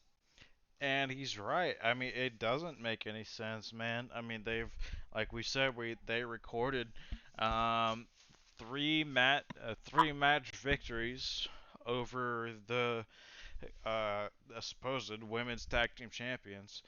And I know I think Natalia was out for a while. I think they had a tag team victory and then 2 singles victories, but they're not getting a shot at the titles. I think that's stupid, especially since it seems like they're trying to build up Rhea Ripley and Nikki Cross as a tag team right now, which I think is absolutely asinine because like why? Like you have a tag team just that you literally should have put it on probably months ago. I know Tegan Knox was injured, but like fuck man, like they had the opportunity to do something similar months ago and they did not do it.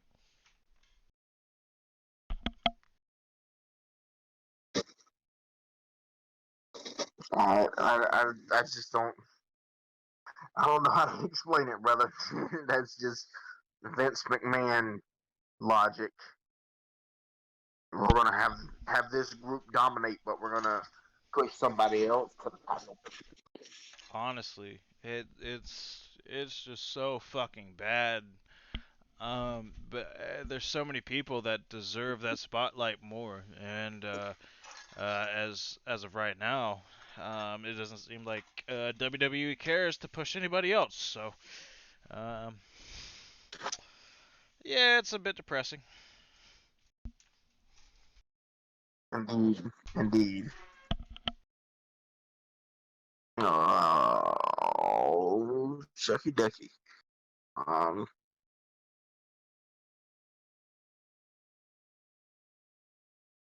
what did we have? Was it Edge and Rollins next?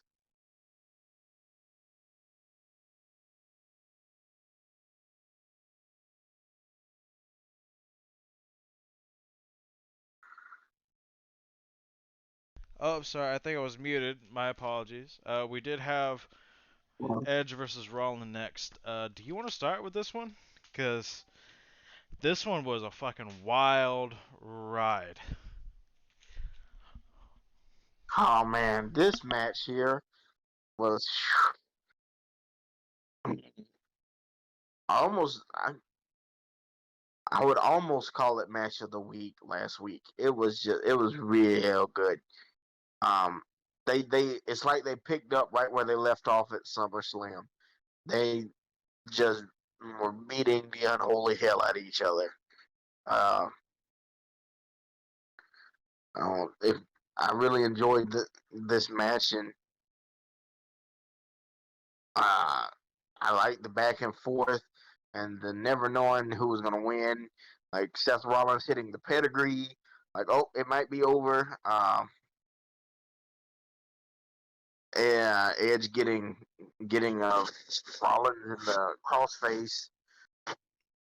Um, just all kinds of stuff, and Rollins kicking out of a spear.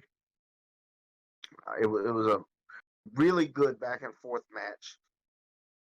Uh, I really I like the ending when Seth Rollins hit Edge with three super kicks. I think it was three anyway. Hit him with three super kicks to the head, and he shouted at him, "Why won't you die?" Right. Before before going on to hit the stomp and get the eventual victory. I really enjoyed this match. Um, I think that they put on one. I think that Rollins and Edge put on hell of matches, put hella good matches on. Like they they go out there and tear the house down. I feel like this was my favorite match on SmackDown this past week, and arguably my favorite match of the week. It was really good. I agree. I mean, these guys, they proved, in my opinion, that whenever they go into a match, they one they have really good chemistry. They proved that in the first match.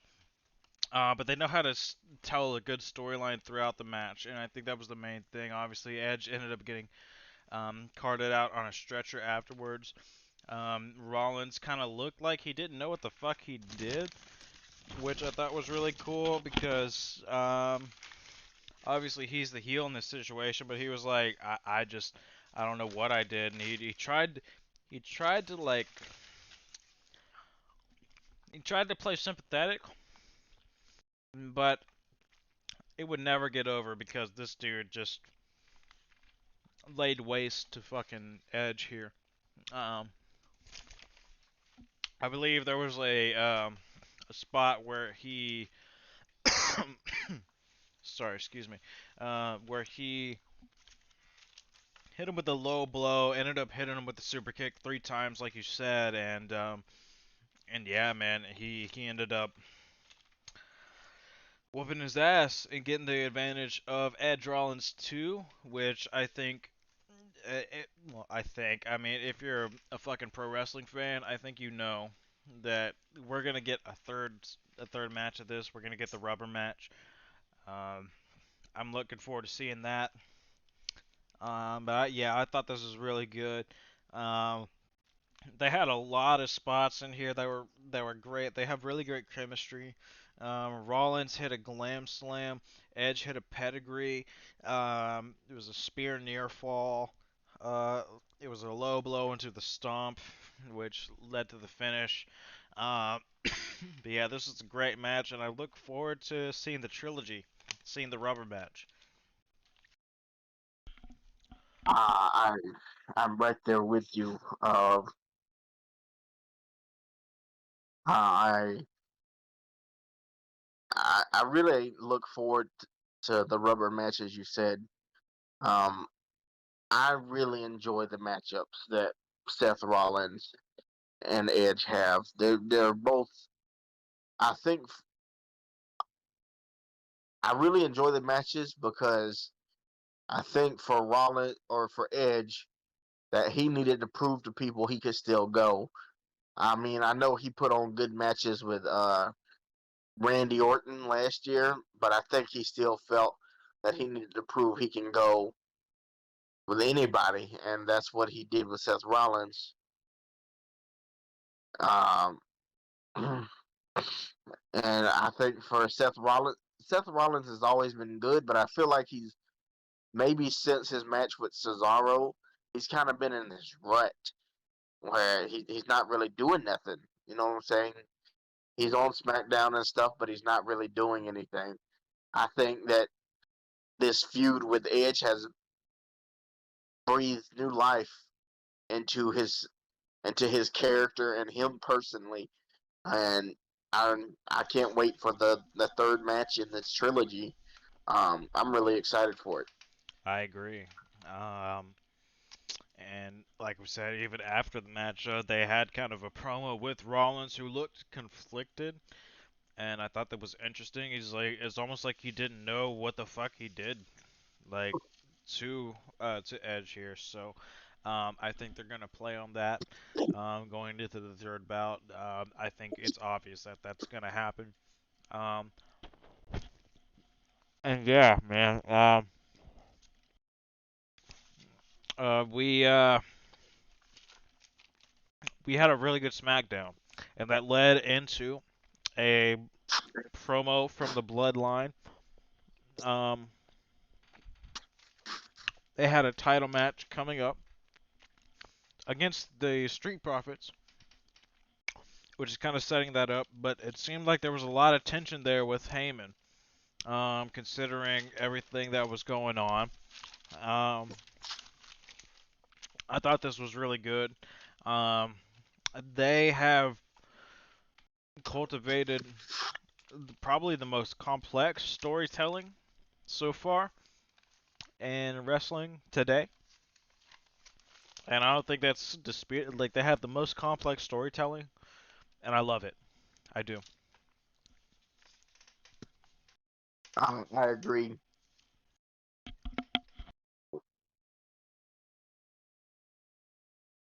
Uh, what do we have next? I believe it was the main event. Um, Main event.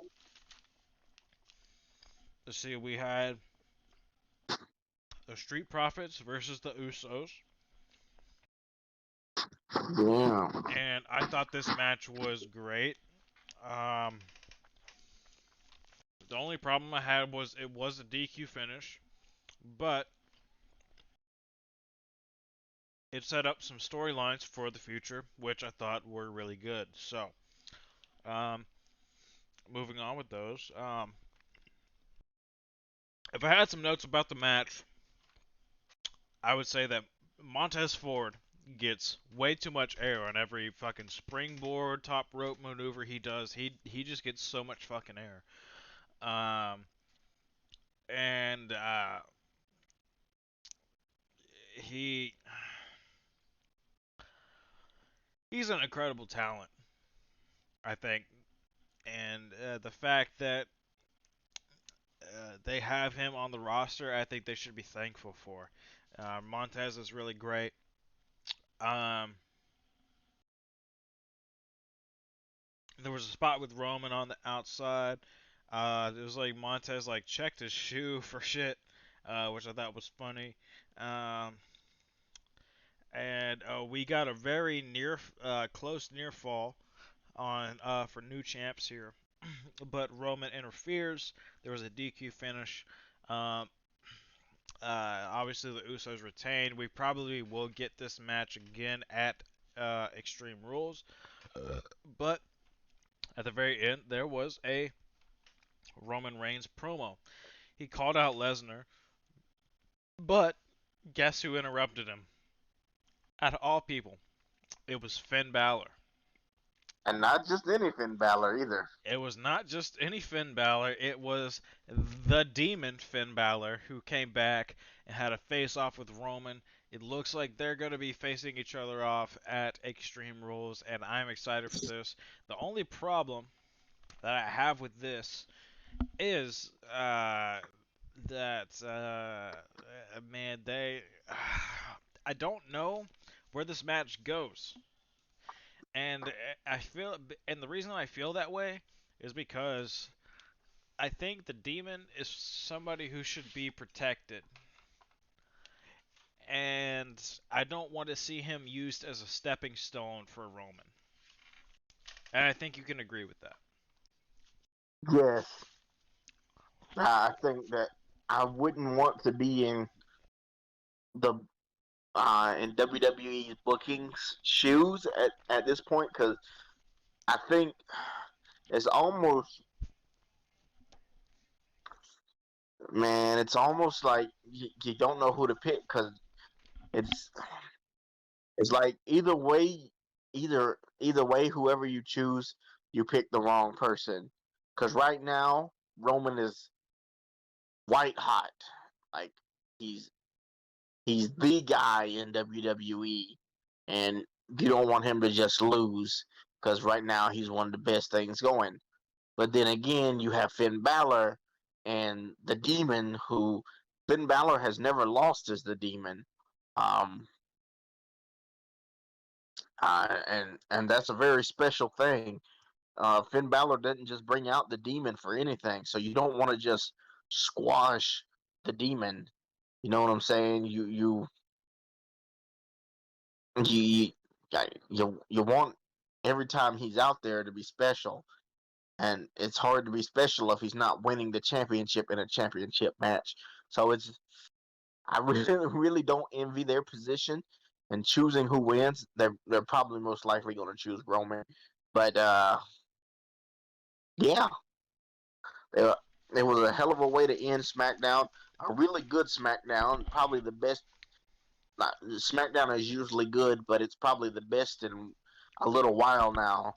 Um, I heard that the the numbers came in, and it was the most viewed SmackDown since January. Yeah, apparently that is the case. Like I said, as far as the show SmackDown, it went really well. Um, and I did say at the beginning of the podcast, I mean, we're damn near 5.5 hours in. We'll try to get through this as quick as we can, but um, there was some things in WWE that bothered me this week, and it was not necessarily what happened on the show. It was what didn't happen on the show, and I don't know. You and I have not talked about this because I believe you asked me to save it for the podcast. So, are you ready to hear it? Yeah, All I'm ready right. for this. So, so they had this SmackDown on the eve of 9/11, which is a huge tragedy. Nobody can deny that, right?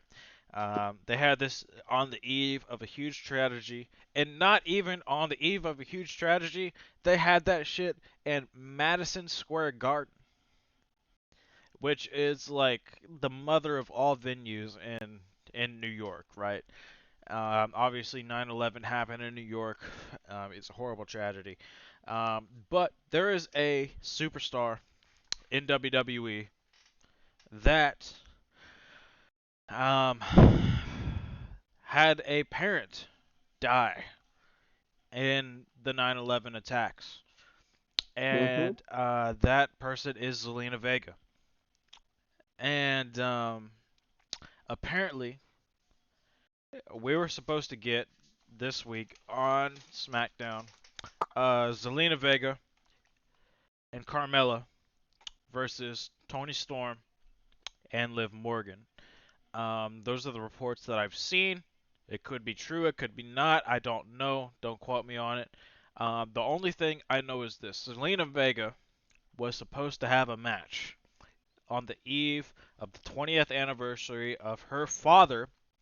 Her father died in the 9/11 attack, so on her father's death, and they scrapped that fucking match at the last moment. And I cannot begin to describe the disgust that I feel for that. I think that is trashy. The fact that you can't, like, on a national tragedy like that, um, especially someone who experienced that personally, to go out 20 years later to have a moment that would mean the world to that person, I think it's trashy that that moment did not happen. Um, I think we could have done without the 10-man tag team match with Trey Young earlier in the night in order Yep. to give Zelina Vega her moment, in order to honor her father. And I'm literally sitting here like very emotional, like trying not to fucking cry right now because I think I think WWE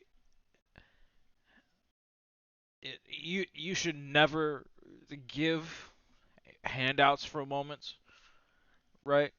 I think Yep. like the big moments like should come at like the big pay-per-views like SummerSlam and WrestleMania and stuff like that. However, when it comes to something as serious as this, Zelina Vega getting a win in in this situation with her in on the eve of the 20th anniversary of her father dying because of this tragic event. Um, I think it's trashy. I think it's dog shit that they couldn't have allowed her to go out there and have one moment, especially since she's come back. They have not treated her very well at all. They brought her back for what is seemingly no reason, and if they can't give her a small moment, what is seemingly small, and I say small in terms of what happens throughout the calendar year for WWE programming, I think that's trashy. I think that's dog shit, and I condemn them for it. And I sit here almost in tears because I couldn't imagine being in a situation where I lost a family member in that instance, and I couldn't have the situation to honor them on an anniversary event. And I just think I think that's fucking awful. And uh, I I don't really have any more words for that. No. Other than WWE do better. Uh, Yep. you're a company all about creating good moments for people. You brought Zelina Vega back for a reason that we don't know. Obviously, I mean you've not exactly pushed her in the way that a lot of us think that we should have had her pushed, and the fact that she couldn't have had her moment to go over in a stadium where people obviously knew that this was going to happen. She had her family in the crowd, and to scrap her match at the last second, I think that's dog shit. I think that's trashy, and I think you need to do better. And whenever she leaves the company inevitably again, you shouldn't be fucking surprised. I I couldn't have said it better myself, so I'll leave it there. I 100% agree with you. It's as SmackDown as a show was good. What you did backstage, um, you could have done a lot better. You really could have. I'm actually ashamed that that happened. And I read the reports of that. Obviously, if I was Zelina Vega, I would be thinking the worst. I'd be wanting to get the fuck up out of there, especially whenever her husband is doing major things over in AEW right now. Tony Khan would have never done that, in my opinion. No. He let out Brian Pillman Jr. into Cincinnati, which was his hometown, to call out MJF for a singles match, whenever he really didn't have the build for it. You know what I mean? Yep. Like Yep. I don't think I don't think if if if it were Tony Khan in that situation, he would have allowed Zelina Vega to not go out there and and honor her father, uh, who died in those attacks. That's it's trashy, in my opinion. Yes. Um, Yes, it is. and sitting here talking about it makes me fucking angry. It makes me feel uh, uh, some depression in my heart, man. Uh, I just I feel for her.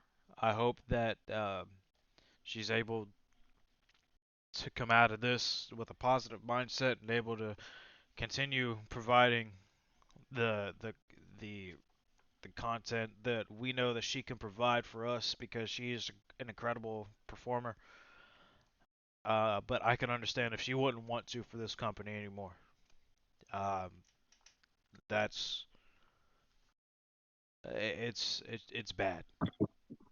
That's bad.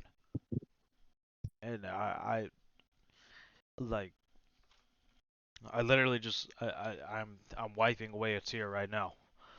I I feel for her and her family because imagine looking forward to that and that imagine looking forward to that and not getting it because they felt that because the company felt like it didn't deserve to be on a show because they'd rather have a 10-man tag match that meant nothing. So um, that it hurts. It hurts as a fan. It hurts as a fan. It wow. It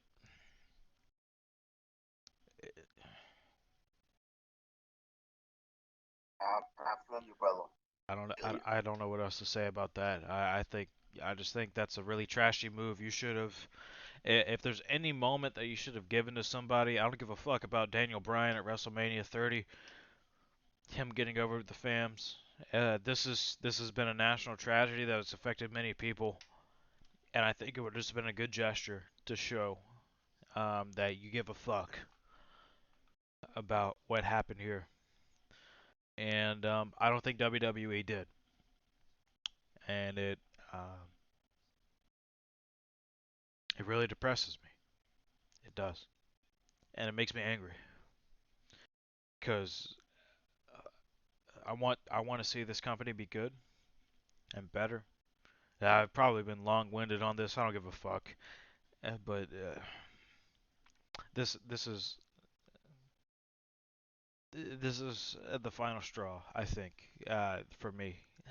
If I weren't covering um, the main WWE broadcasts for this podcast, um, I after this moment would probably be the moment for me that I wouldn't watch anymore.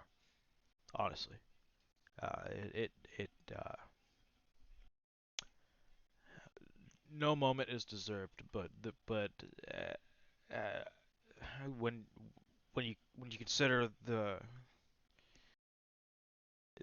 magnitude of what happened here, I think you should definitely give this moment. I think this is definitely like the 1% of moments that are deserved. Um, you should be able to honor your family on this national stage. It doesn't have to be a face turn. She can still be a heel. Um, I just I think I've said all I need to say. I just think this was a really awful move on WWE's part, uh, and we'll try to move forward from here. But that really makes me angry.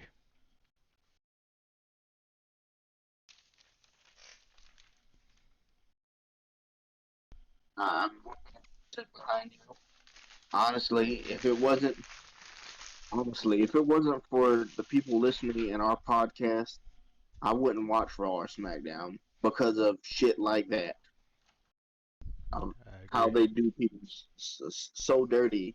Like it's like Vince doesn't care that these people are human beings and that this is the way they make their living. Like and shit like that. That it's just upsetting because Selena Vega deserves better than that. I agree. Um, she's an incredible talent. Um, she went back to WWE after her literal husband was released from the company. I think that says a lot about her character. I appreciate everything that she's done in the ring and as a manager. Um, It's a shame that we can't uh, we can't appreciate a talent on an anniversary of an event that had a major impact on her life. I imagine. I mean, let's think about it. Imagine growing up without a father. I was lucky enough to grow up with two parents, even though I mean we may have had our issues. I was lucky to grow up with two parents in my household. Um, not everybody is not everybody's able to have that experience. And Yeah, uh, man, I'm literally sitting here in tears, man. That hurts. I hurt for her because it's. I couldn't imagine being in that. If I were in that situation, I'd have asked for my release that moment.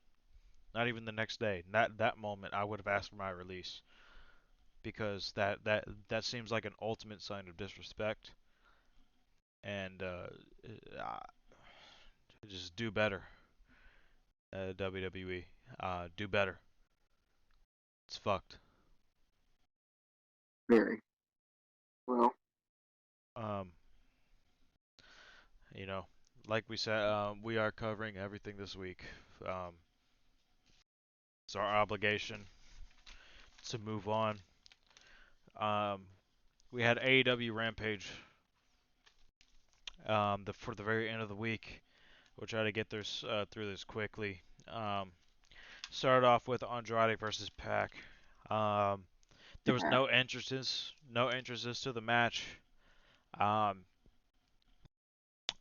man, this was. I thought that was a good decision to have no entrances because there has been a lot of build to this match for some time now, and the main thing was, they really built this up to be one of the best matches of the year, and I think it delivered onto some level.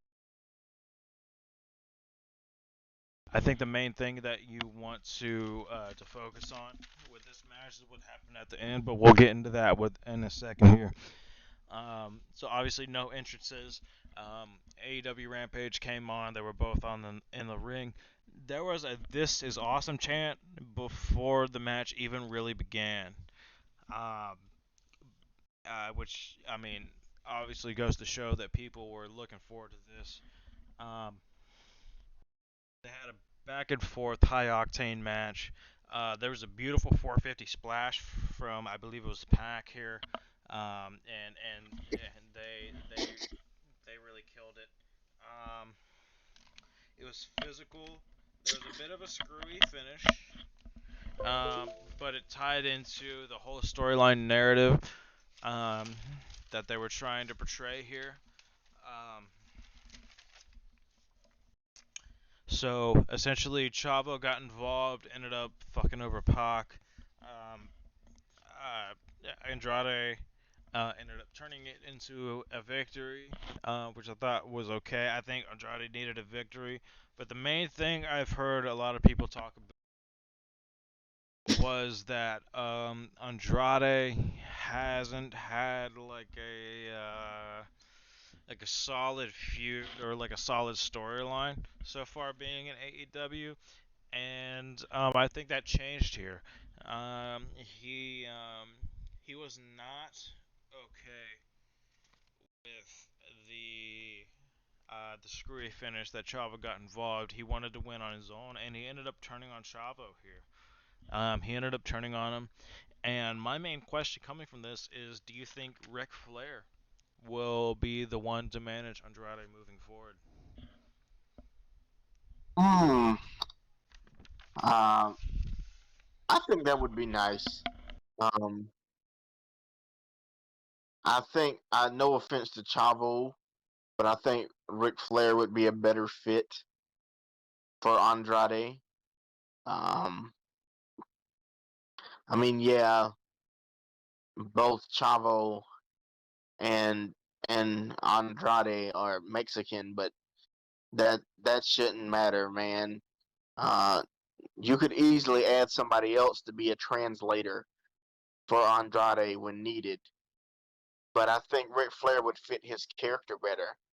As for the match, honestly, uh, before the finish, this was my match of the week.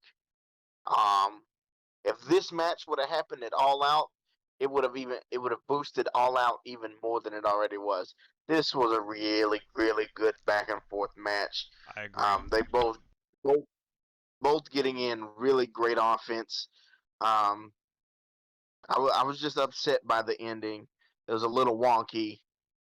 Uh, but I think that does lead for a rematch, which I'm down for because if they throw down in the rematch like they did this match, I'm all for it. Um, I do, and poor Chavo, he couldn't catch a break.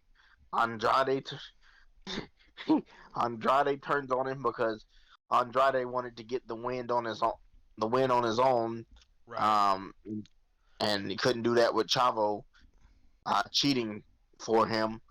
Uh, so he turned on him and attacked him, and I think he smacked him with the iPad, He did, I or think.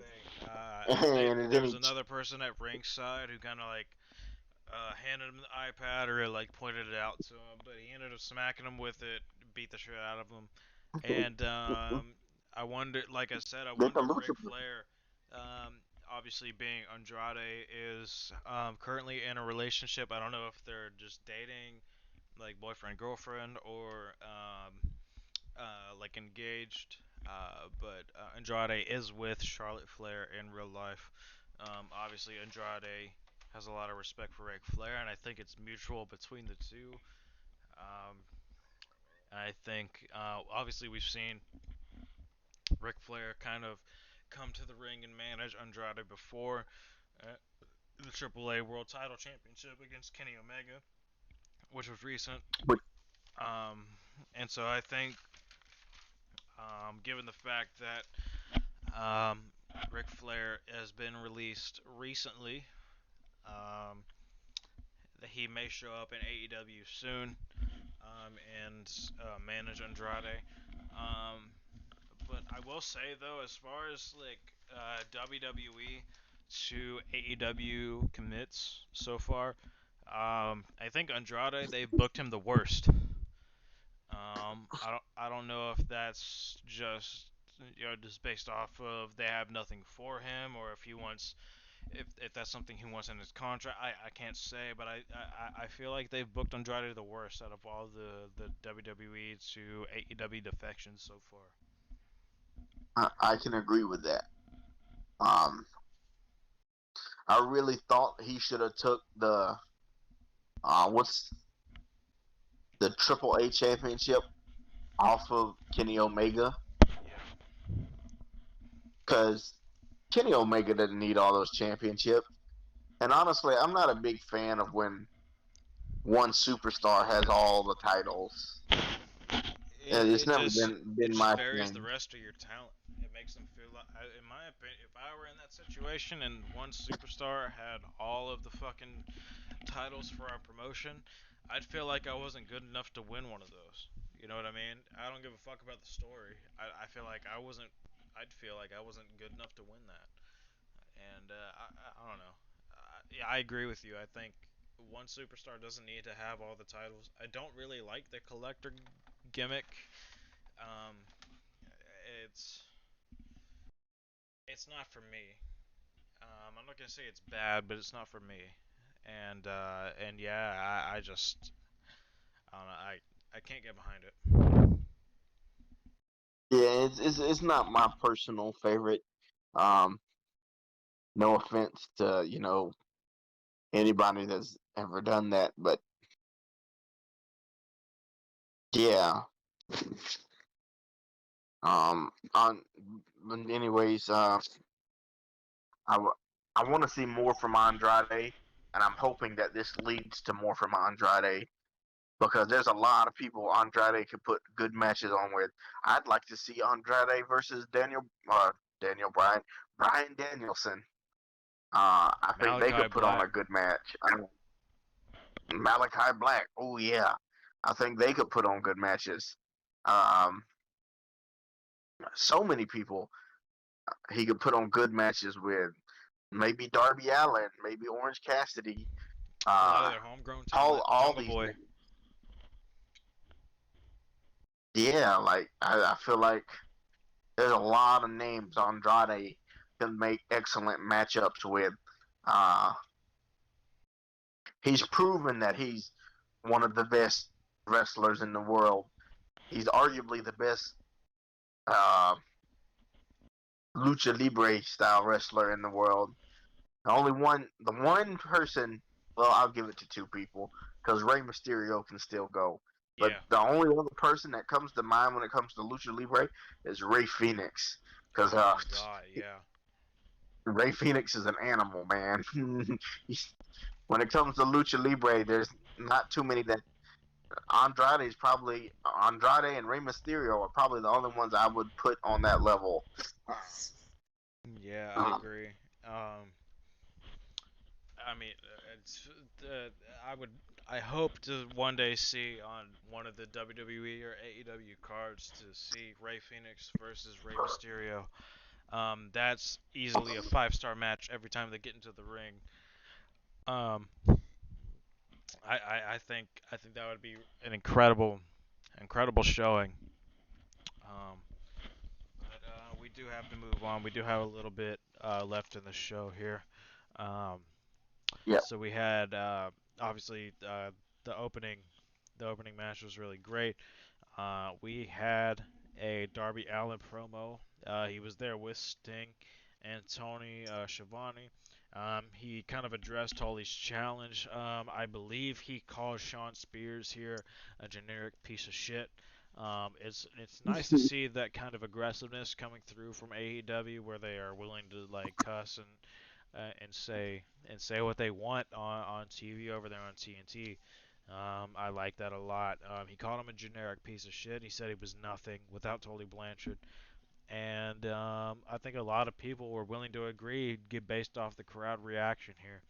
Um, I want to see more from Sean Spears, but we'll see how that goes. And I think Sting also I believe he called out Tully.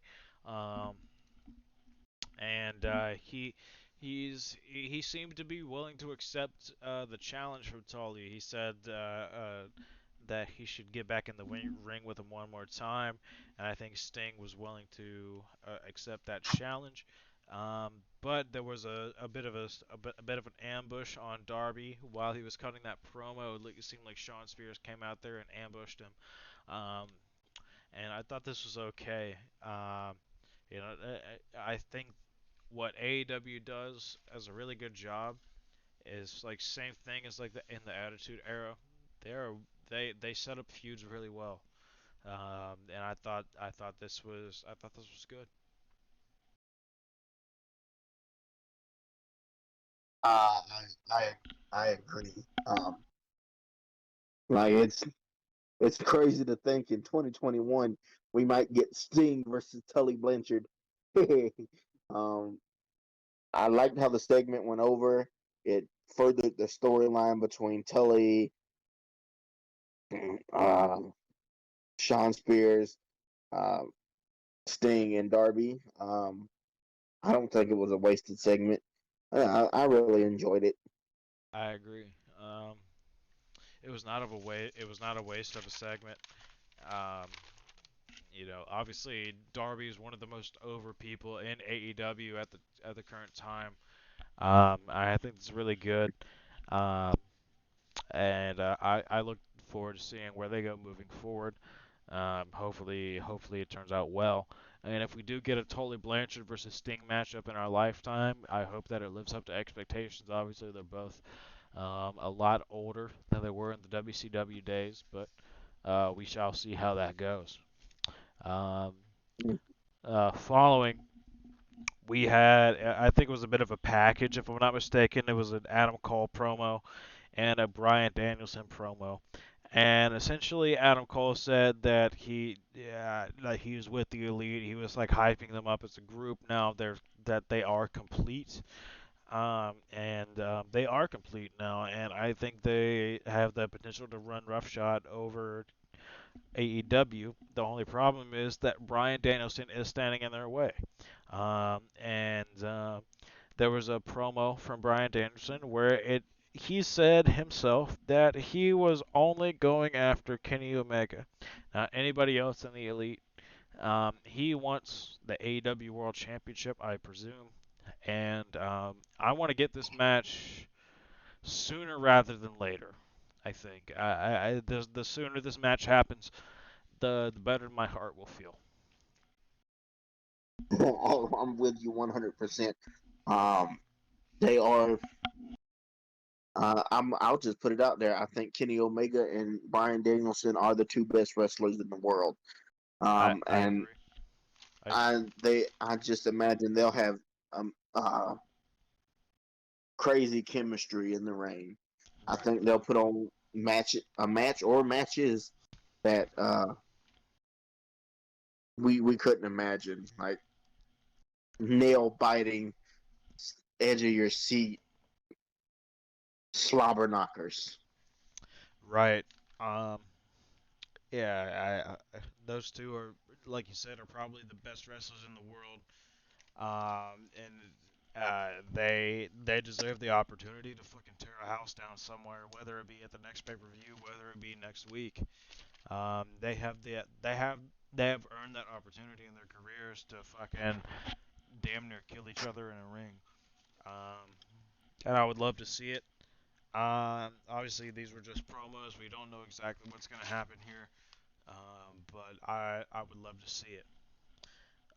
Moving on, we had a six woman tag team match. It was Britt Baker, Rebel, Jamie Hayter versus Ruby Soho, Riho, and Chris Statlander. I thought this match was really good. Um, they did a really good job of making Riho look great. She's a former women's champion, so it's good to see her back on her grind here. As well as Statlander, she looked great in this match as well. And even Ruby, I think Ruby does a really good job of kind of playing like the underdog and coming back.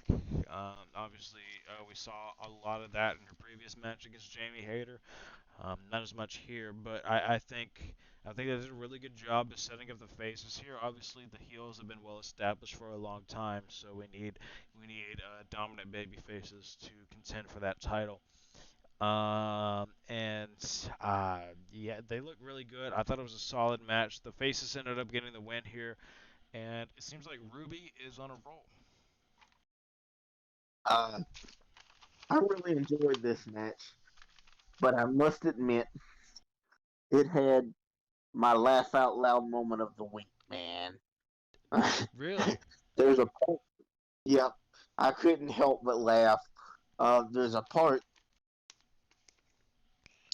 uh, in the match when Chris Statlander picks up Rio on her back, and Rio does this Power Ranger like kick thing to Rebel, Oh yeah. and I Rebel forgot. looks like she's shipping, is getting kicked. And I'm just like, what in the hell am I watching? I'm like, what are you doing? what And she what is what is this Power Karate Ranger Kid? kicking Rebel. What is this Karate Kid? I feel you. I feel you there. Yeah, I remember that. Yeah, that was good. That was a good part of the match, in my opinion. But yeah, as far as the match went, yeah, I thought it was good.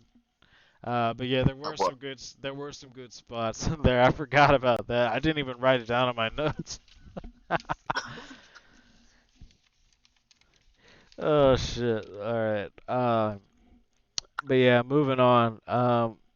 We had so it seems like what they do before the main event of every Rampage. It seems like Mark Henry kind of does that.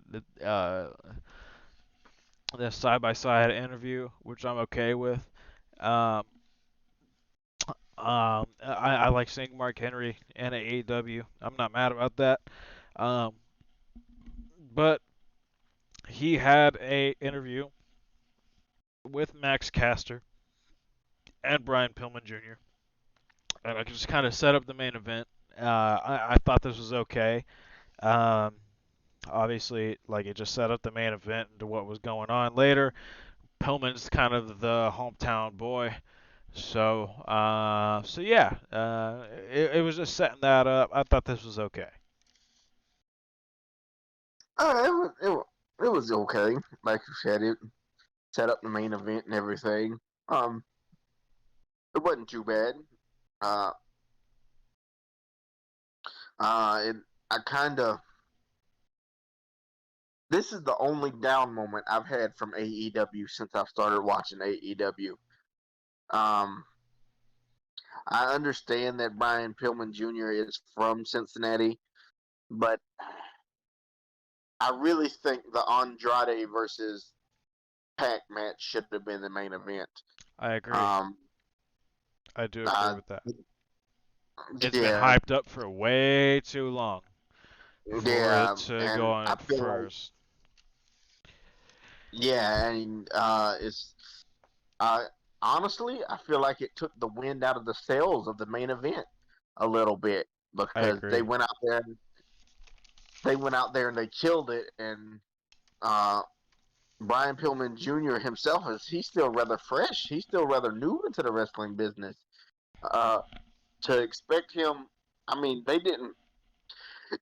Him and Max Caster didn't put on a bad match, but it's like you expect me to go out there and outdo these two guys who are known for putting on hellacious matches, are two of the best in the world. You know what I'm saying? Right. Um, it kind of dampened it down for me.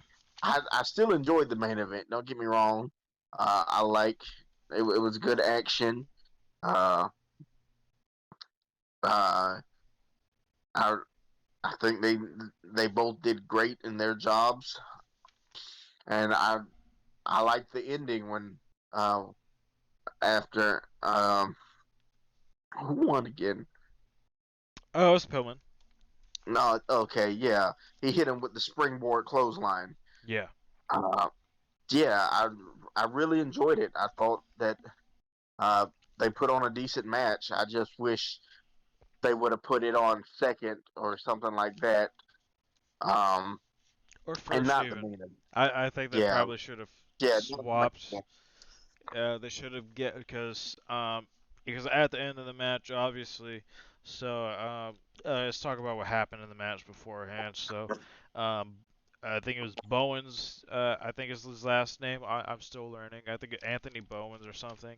He had some interference spots, and he was doing it constantly to the point where it seemed like Pillman was at a bit of a disadvantage. Obviously, he was out there kind of 2v1. I thought the match was okay. Obviously, Pillman got the W off the springboard clothesline. They kind of ambushed him after the match. John Moxley came out, saved him afterwards. And then they kind of had the Cincinnati, Ohio hometown boys kind of relishing in their moment, and I thought that was cool. Um, and if God, if I could go back a couple minutes, the fact that AEW was willing to do this for their hometown people and not have Zelina Vega have her moment on 9/11 on the 20-year anniversary. Obviously it wasn't on the exact date, but it doesn't matter, man. The fact that they weren't able to let her have that moment, it goes to show the difference between, in my opinion, how AEW and WWE cares about their talent, and it makes me sad. Um, I literally sit here and want to cry about it. Like I'm literally holding back tears right now, trying to get through this over this last hour. Um, but yeah, the match was good, and obviously it the show closed out with the hometown heroes holding strong, and So as far as Rampage goes, yeah, I thought the show was good. I'm looking forward to see what they go moving forward. Um, I gotta catch Monday Night Raw tonight to see what the continuation is about that. Um, but yeah, man. So far, this last week of wrestling was intriguing.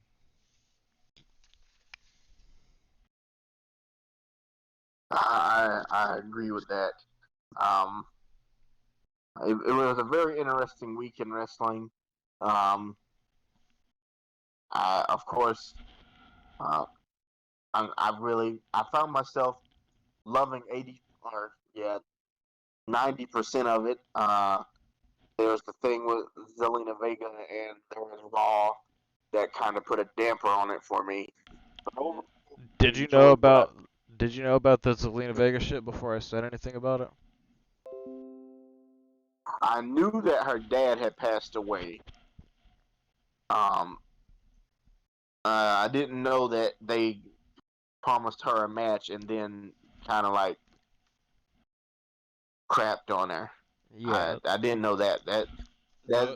really upsetting. That those yeah. Cause I knew about it going into it. Um, I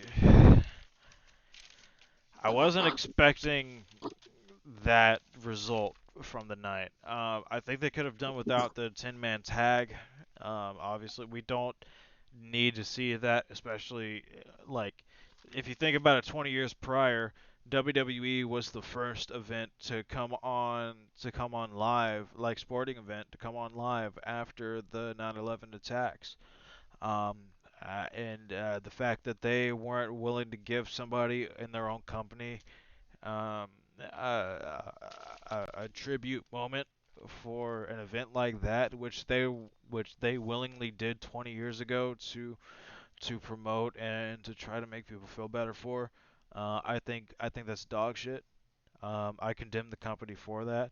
Um, and like I said earlier, if I didn't have to fucking cover this every week for our podcast, um, this would probably be the deciding moment for me where I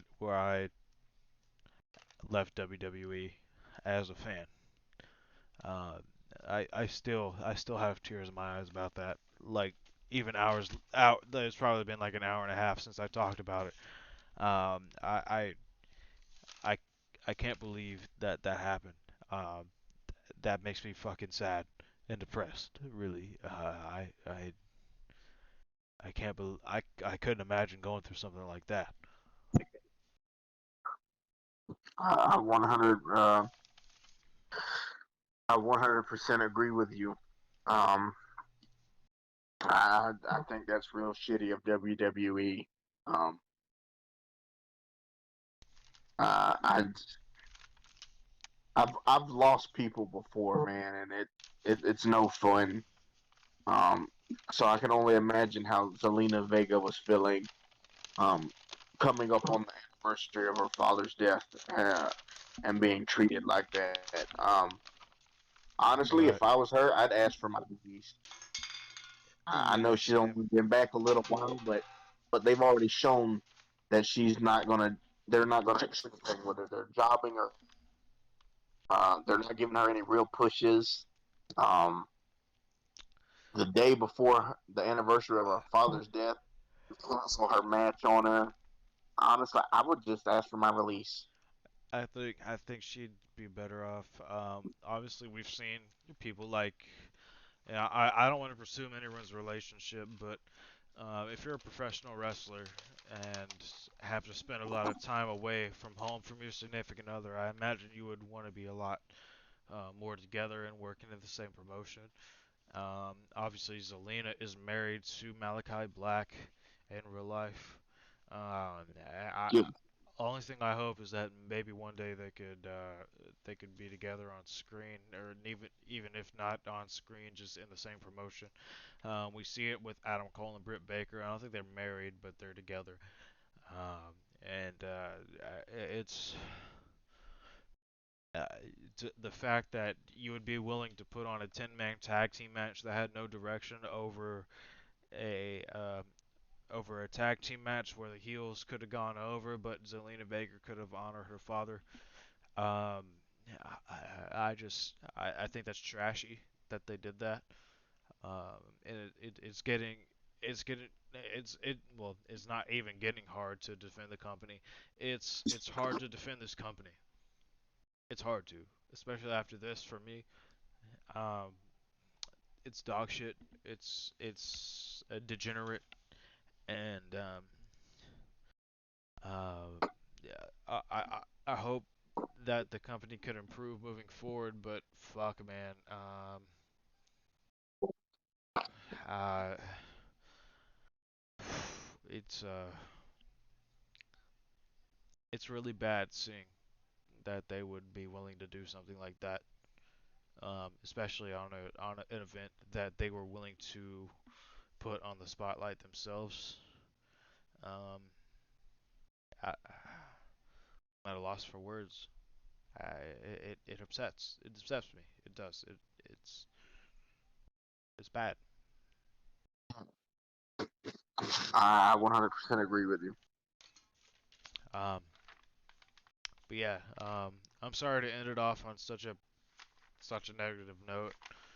But that is some really that is some dog shit that they decided to do there. Um, do you have anything else to add? No, I just uh, fuck you WWE for that shit. But other than that, no. Yeah. Yeah. It's like we've always said. I think we give credit where credit is due. Um, and it's unfortunate that we had to start and end this podcast on such a negative note. But yeah. WWE really disappointed us this week. So. Very, very, Uh, very much so. um, so yeah. That's it for me. I'm Diavolo. This is Lunchbox. Thank you for tuning in. If you did, um, we'll catch you next week. We got a lot to talk Catch you about next next week, week, buddy. and try to take it easy, guys. Peace out.